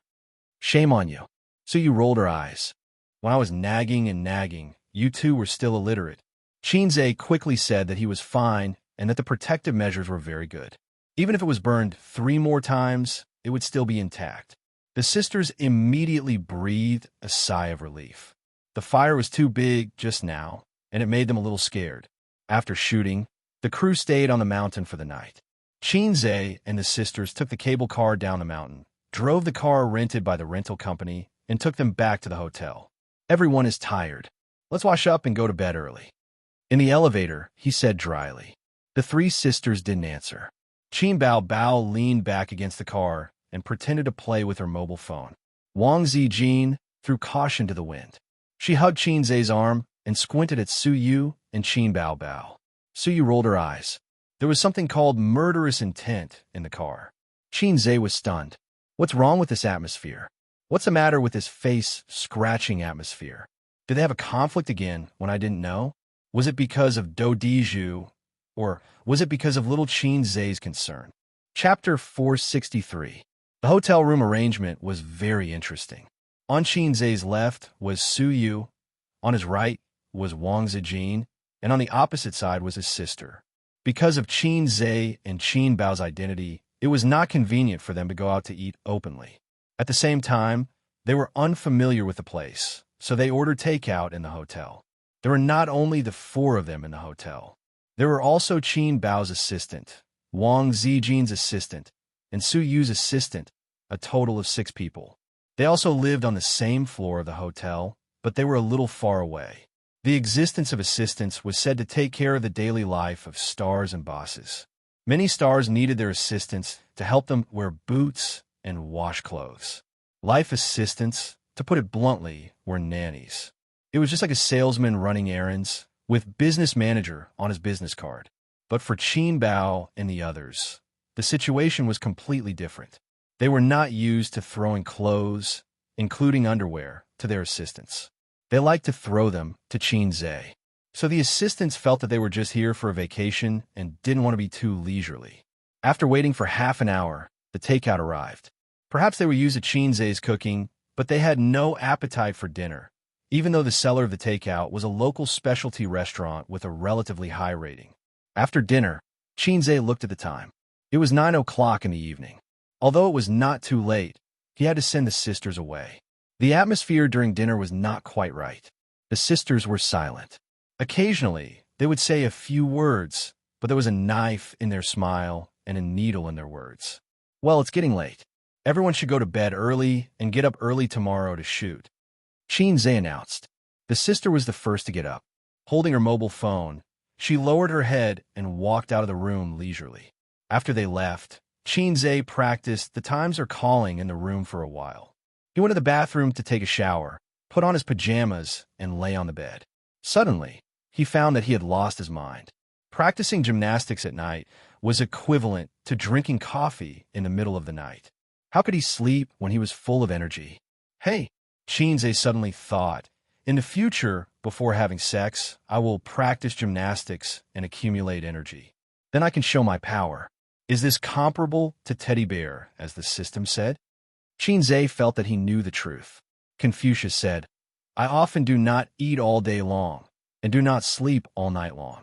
I could do it too. You're thinking too much. The system's voice resounded in his mind. To reach that level, you still need at least a year or so of cultivation. This lowlife would occasionally jump out to make its presence known. Qinze was already used to it and wouldn't be scared by it. Not eating and sleeping all day long is indeed a bit too much. Qinze nodded. This was even more frightening than 1 day, 1 night, and 3 meals a day. Get ready. Extracting energy in 3 seconds, the system said. Qinze. Unknowingly, it was time to recharge the system again. The low-level system was very grounded. It needed energy to maintain its operation, but its physical body was not in the modern world, or perhaps it did not have a physical body, so it could not rely on electricity. Its energy needs Qinze's support. Look, it's not Xuan Huan. nor Xianxia at all. It's very scientific, unlike those flirtatious cheap goods, which did not conform to the law of conservation of energy at all. 3 seconds later, Xianxia felt his vision go black, and his brain crashed. He had experienced this feeling many times. Every time, he would remember the first time he F***ed, and the sour feeling of his soul flying out of his body. Then it was the same familiar feeling. His body was emptied. A strong sense of exhaustion surged through his body, and he wanted to sleep. His current physical condition was not the same as before. When his energy was extracted for the first time, his knees went weak, and he fell to the ground. Xianxia felt that it was time for him to sleep, but he was a little worried that his sister would knock on the door in the middle of the night. She had learned a lot from her mistakes. His sister was very pretentious. When they lived together, she never knocked on the door. After Wang Zijin moved in, she took the opportunity to sneak in at night. Just as this thought came to his mind, there was a light knock on the door. Xianxia, why did she raise a flag for no reason? There were 2 more knocks on the door. Xianxia decided to open the door. He knew what his sister was like. If he didn't open the door, she would knock until the end of time, and then Teddy and old Wang next door would be alarmed. Why are you here? Xianxia opened the door and found that it was not his sister standing at the door, not old Wang next door, but a Teddy. Are you surprised? Are you happy? So you turned her head and looked around, sneaking into the room. Xianxia closed the door quietly. What? He said, to F***CKU. So you said, Xianxia, do you believe that I will slip you out of the window? I'll be quiet later. You slow down, they can't hear you. Suyu was wearing a bathrobe and sitting on the edge of the bed. Hotels above 4 stars have good sound insulation. Suyu swung her long legs on the bed and threw a coquettish wink. They didn't sleep often, and Suyu cherished the time when they were alone. If there was no chance, she would create opportunities.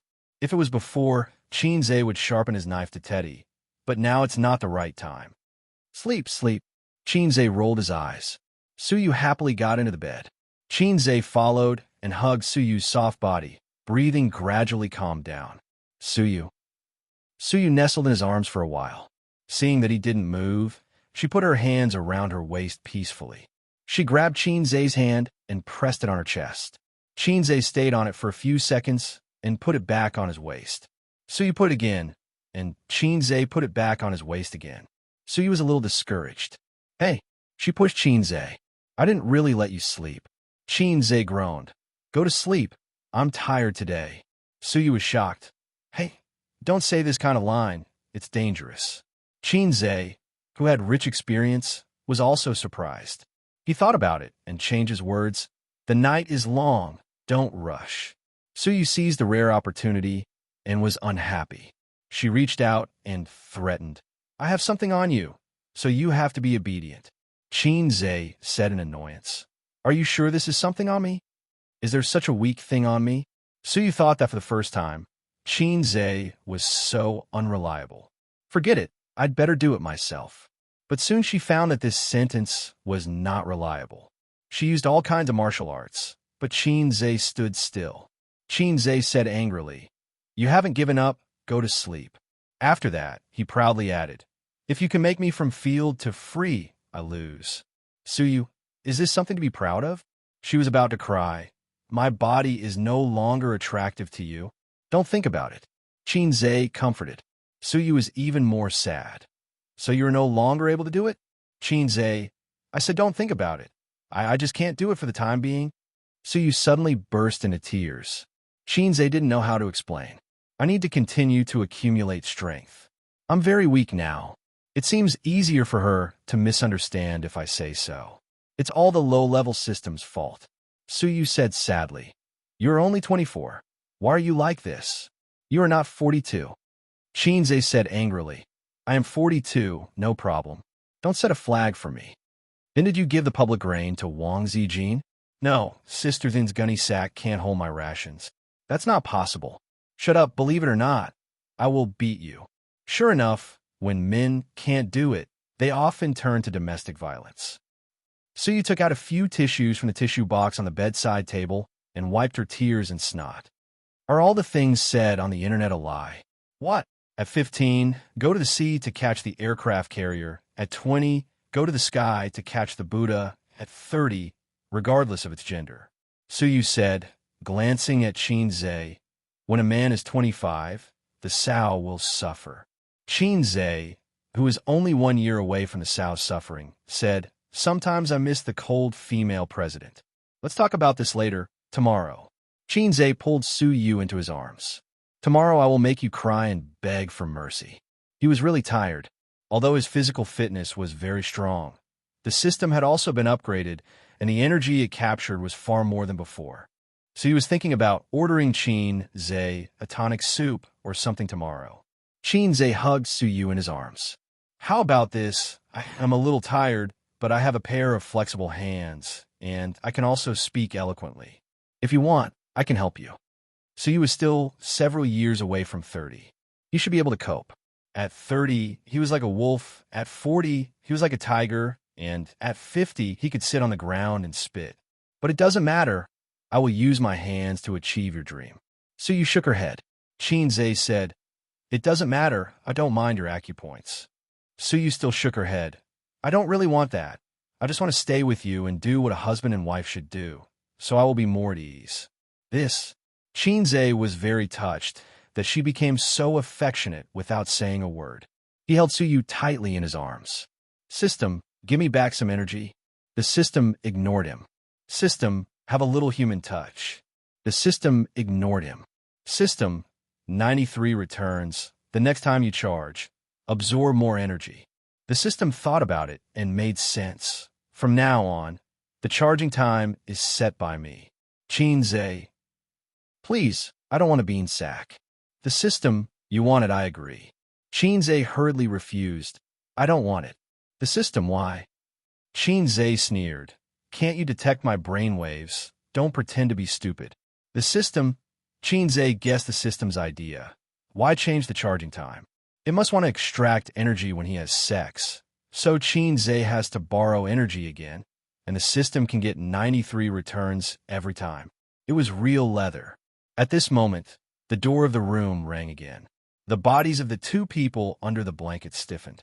The exhausted Xianxia suddenly sat up, as if he was about to die. Suyu also panicked, pulled the bathrobe tight, and carefully said, could it be the waiter? Xianxia shook his head. If it's the waiter, he will definitely talk. Have you ever seen a waiter who knocks so sneakily? Wang Zijin is here. Suyu suddenly realized. It could also be my sister. Xianxia said. Suyu was stunned. Xianxia added, my sister and I love each other very much. She will come over at night to see if I sleep well, and if I kick the quilt. Suyu, are you kidding me? Knock on the door to wake him up, and come over to see if he slept well? Chapter 464.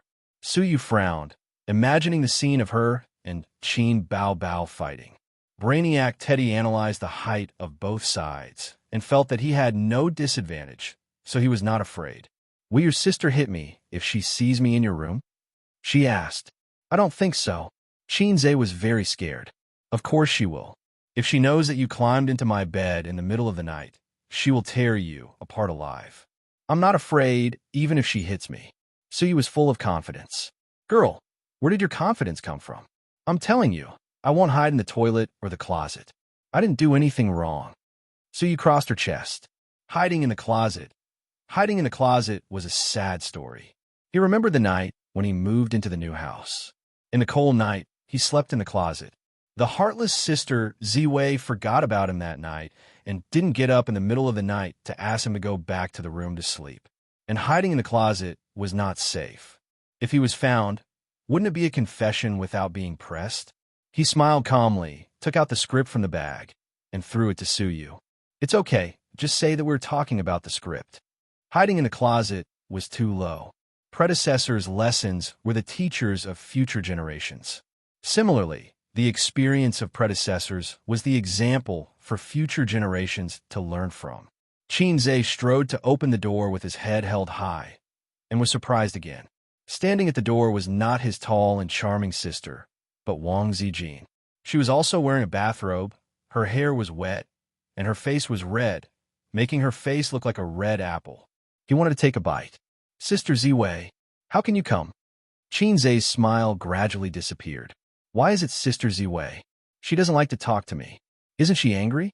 Wang Zijin pouted coquettishly and threw a charming, supercilious look. Why did I come? Don't you know? Of course, it was to find Qin Zhe. It was normal to find a boyfriend to sleep with. But she was just sleeping. Wang Zijin flashed into the door and saw Suyu sitting on the sofa. The smile on Wang Zijin's face gradually turned ferocious. Why is she here? Wang Zijin glared at Qin Zhe. Let's talk about the script, Qin Zhe said seriously. Talk about the script? What's there to talk about? Wang Zijin said in a deep voice. It's her first time acting, so she's not sure, Qin Zhe said. Suyu glanced at Wang Zijin and ignored her. She sat on the sofa like a queen, giving her pressure. Are you done chatting? If you're done, scram. Wang Zijin was domineering. It's just the beginning. I feel like we won't stop until dawn. Suyu argued. Wang Zijin sat on Qin Zhe's lap and wrapped her arms around his neck. She nodded and said in a serious tone, You guys talk. I'll watch from the side and learn while I'm at it. Qin Zhe was shocked at that time. Sister Ziwei must have been stimulated today. She dared to do this? We agreed to be salted fish together. Why did she suddenly become tough? She shouldn't have noticed something and declared sovereignty in front of Suyu. Suyu's eyes burst into a sharp light, her small fists clenched, and she secretly gritted her teeth. In front of me, she sat on my man's lap. Well, you finally got your revenge. Suyu felt that there was a grassland of hulunber on top of her head. Qin Zhe was very embarrassed. So how about this? We'll talk about the script another day. I'm a little tired. It's not an excuse. I'm really tired. I want to sleep. Wang Zijin was happy to hear it and squinted at Suyu. The look in his eyes made Suyu very unhappy. Qin Zhe, my head is full of acting. If you don't teach me, I won't be able to sleep. Suyu frowned and looked pitiful. You don't have to learn. You're a drama queen now. It's funny. Can't you wait until tomorrow to talk about the script? Running to a man's room in the middle of the night to talk about the script, don't you have any shame? Wang Zijin sneered. Why can old Lu talk about the script, but I can't? You know what you're thinking. Do you need to wear a bathrobe to talk about the script? Wang Zijin squinted. Suyu was angry. You're the only one who can squint, right? I'll do it too. Qin Zhe silently covered his face. I'm not as good as you. Knock, knock, knock. The sneaky knock on the door came again. Suyu and Wang Zijin looked at the door at the same time and looked at Qin Zhe at the same time. Qin Zhe threw the blame. It must be my sister. The sound of your quarrel alarmed her. After that, he opened the door immediately. Qin Zhe's heart was calm. There was a kind of calmness that didn't weigh down on him. He knew that his sister would come. When he opened the door, sure enough, there was a tall and charming beauty at the door. When she saw Qin Zhe, she smiled before saying anything. Her bright and beautiful eyes rippled with joy and joy. Qin Zhe sighed silently. I may not be called Qin Zhe. I'm called Mississippi. Everyone wants to have sex with me. Come on, everyone come on to Mississippi. Qin Zhe's mouth twitched. It's a bathrobe again. Can't she wear it neatly? Taking advantage of his sister's coquettish tone to say, Little Red Man, sister will sleep with you. Little Red Man, you're lucky tonight. Qin Zhe slightly turned sideways so that his sister could see Teddy and Old Wang, who were competing in acting and eyesight skills. The smile on his sister's face gradually became ferocious +2. Why are you here? Qin Bao Bao's face was black. Talking about the script. So you said lightly. Qin Bao Bao looked at Wang Zijin. Watching them talk about the script, Wang Zijin was calmer. Suyu, Qin Zhe, what are you doing here? The two women asked. I'm here to see if my brother is sleeping well. Did he kick the quilt? Qin Bao Bao said casually. Suyu suddenly looked at Qin Zhe and thought, sure enough, they are brother and sister. Qin Zhe looked left and right. It's late, let's play cards. I can't sleep anyway. Suyu said. She was an outsider now, and it was easy to be sent away by the reason of, it's late, let's talk about the script tomorrow. Wang Zijin and Qin Bao Bao looked at each other and nodded. The poker cards that Suyu bought in the scenic spot for 10 yuan finally had a place to use. Wang Zijin threw a look at Qin Bao Bao. Close the door. Qin Bao Bao understood. Understood. Qin Zhe, My teddy bear was completely defeated in IQ. No, the palace intrigue skills were not maxed out. Xianxia was crying in his heart. After driving away a teddy bear, the atmosphere in the room was not relaxed. The two friends looked at each other, and their minds were brewing their own conspiracies. Be sure to drive the other party away. Hands on knees, back straight, eyes looking straight ahead, Xianxia sat in the standard sitting posture of a primary school student. Knock, knock, knock. There was a knock on the door. Suyu came back with the poker cards and found the door locked. Qin Bao Bao and Wang Zijin gave Xianxia a look and let him understand it himself. Xianxia read the same meaning from the two's eyes. If you dare to open the door, you're dead. I'm going to sleep. Xianxia said. Bullshit, where are they? Suyu cried. They're gone too. Xianxia, open the door for me. Silence. Xianxia, if you don't open the door, let's see who will regret it. Silence. Xianxia, coming. Xianxia ran to open the door. Suyu glared at him at the door and was not surprised to see the two women in the room. Play poker. Suyu threw the poker cards on the table. What did you want to say? Qin Bao Bao's eyes narrowed, and the long and curly eyelashes became more obvious. Xianxia, you son of a bitch. Suyu, who almost exposed the horse's foot, smiled and turned to Xianxia and said, I almost scolded you just now. I'm sorry. What you said was the same as my sister saying that she knocked on the door to see if I slept well. Xianxia complained his heart, and Jia Zijin pretended to be okay and laughed. The four people sat down to play cards. Xianxia was sleepy, his brain was not bright, and he often made bad moves. They were playing with money, and whoever lost had to transfer Alipay. Jack Ma, give me the advertising fee. Xianxia lost more than 10,000 yuan in half an hour. At this time, Wang Zijin aggressively threw out 4 kings, and Xianxia held 4 aces in his hand and took the opportunity to eat her. Wang Zijin immediately regretted, saying that she made a mistake and had to start again. Xianxia was stunned and said, okay. Sure enough, he who stayed with her sister for a long time, Sister Ziwei, also got a bad habit of playing dirty. Suyu held her hand and said unhappily, no regrets, you can't accept it, Xianxia, right? Wang Zijin looked at him. A's, let me pass. Suyu also looked at him. Xianxia, Omega winky face pass, but it was not a multiple choice question, but a question of death. Xianxia refused to answer. The master didn't say anything. You don't have to say anything. Wang Zijin insisted on taking back her cards. If you can't afford to play, then don't play. Suyu despised. I hate people who go back on their words the most. You are short, and your mind is shorter. Your facial features are flat, and your chest is flatter. Suyu seized the opportunity to attack Wang Zijin, retaliating for the fact that she had just closed the door and played with her.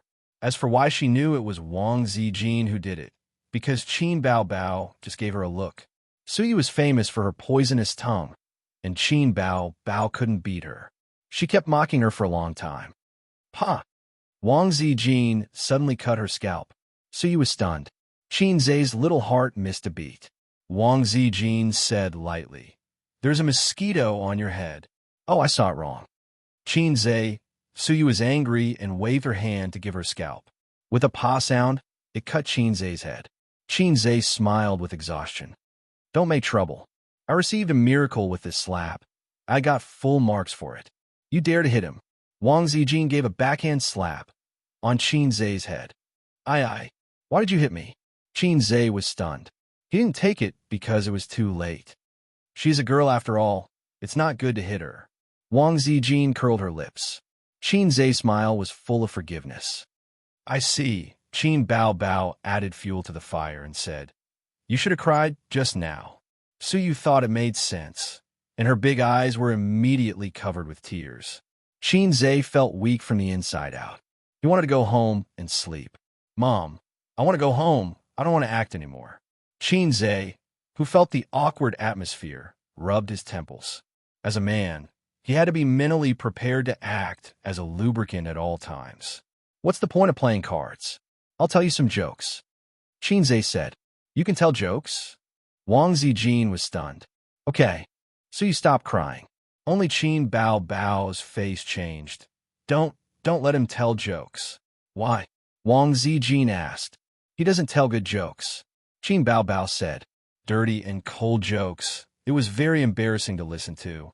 Qin Zhe was not convinced, because I only told joke to my sister, so I'm not very skilled, and I'm not very good at it. Wang Zijin thought, you black-hearted maggot, you even want to dominate the jokes? You don't allow your brother to tell jokes to other girls? So you thought, you don't let him tell, I'll listen. I'll listen, you tell. The two said in unison. It was also a man's accomplishment to make his woman laugh, even though there were a lot of people. Qin Zhe thought for a moment and said, in a certain year and a certain month, foreigners broke into the capital. The emperor was scared and fled with his people, leaving a spy in the city to check the situation. The next day, the spy cried to the emperor, Your Majesty, the enemy has lost their moral integrity, raping and looting. He paused and held back his laughter. Di Renja was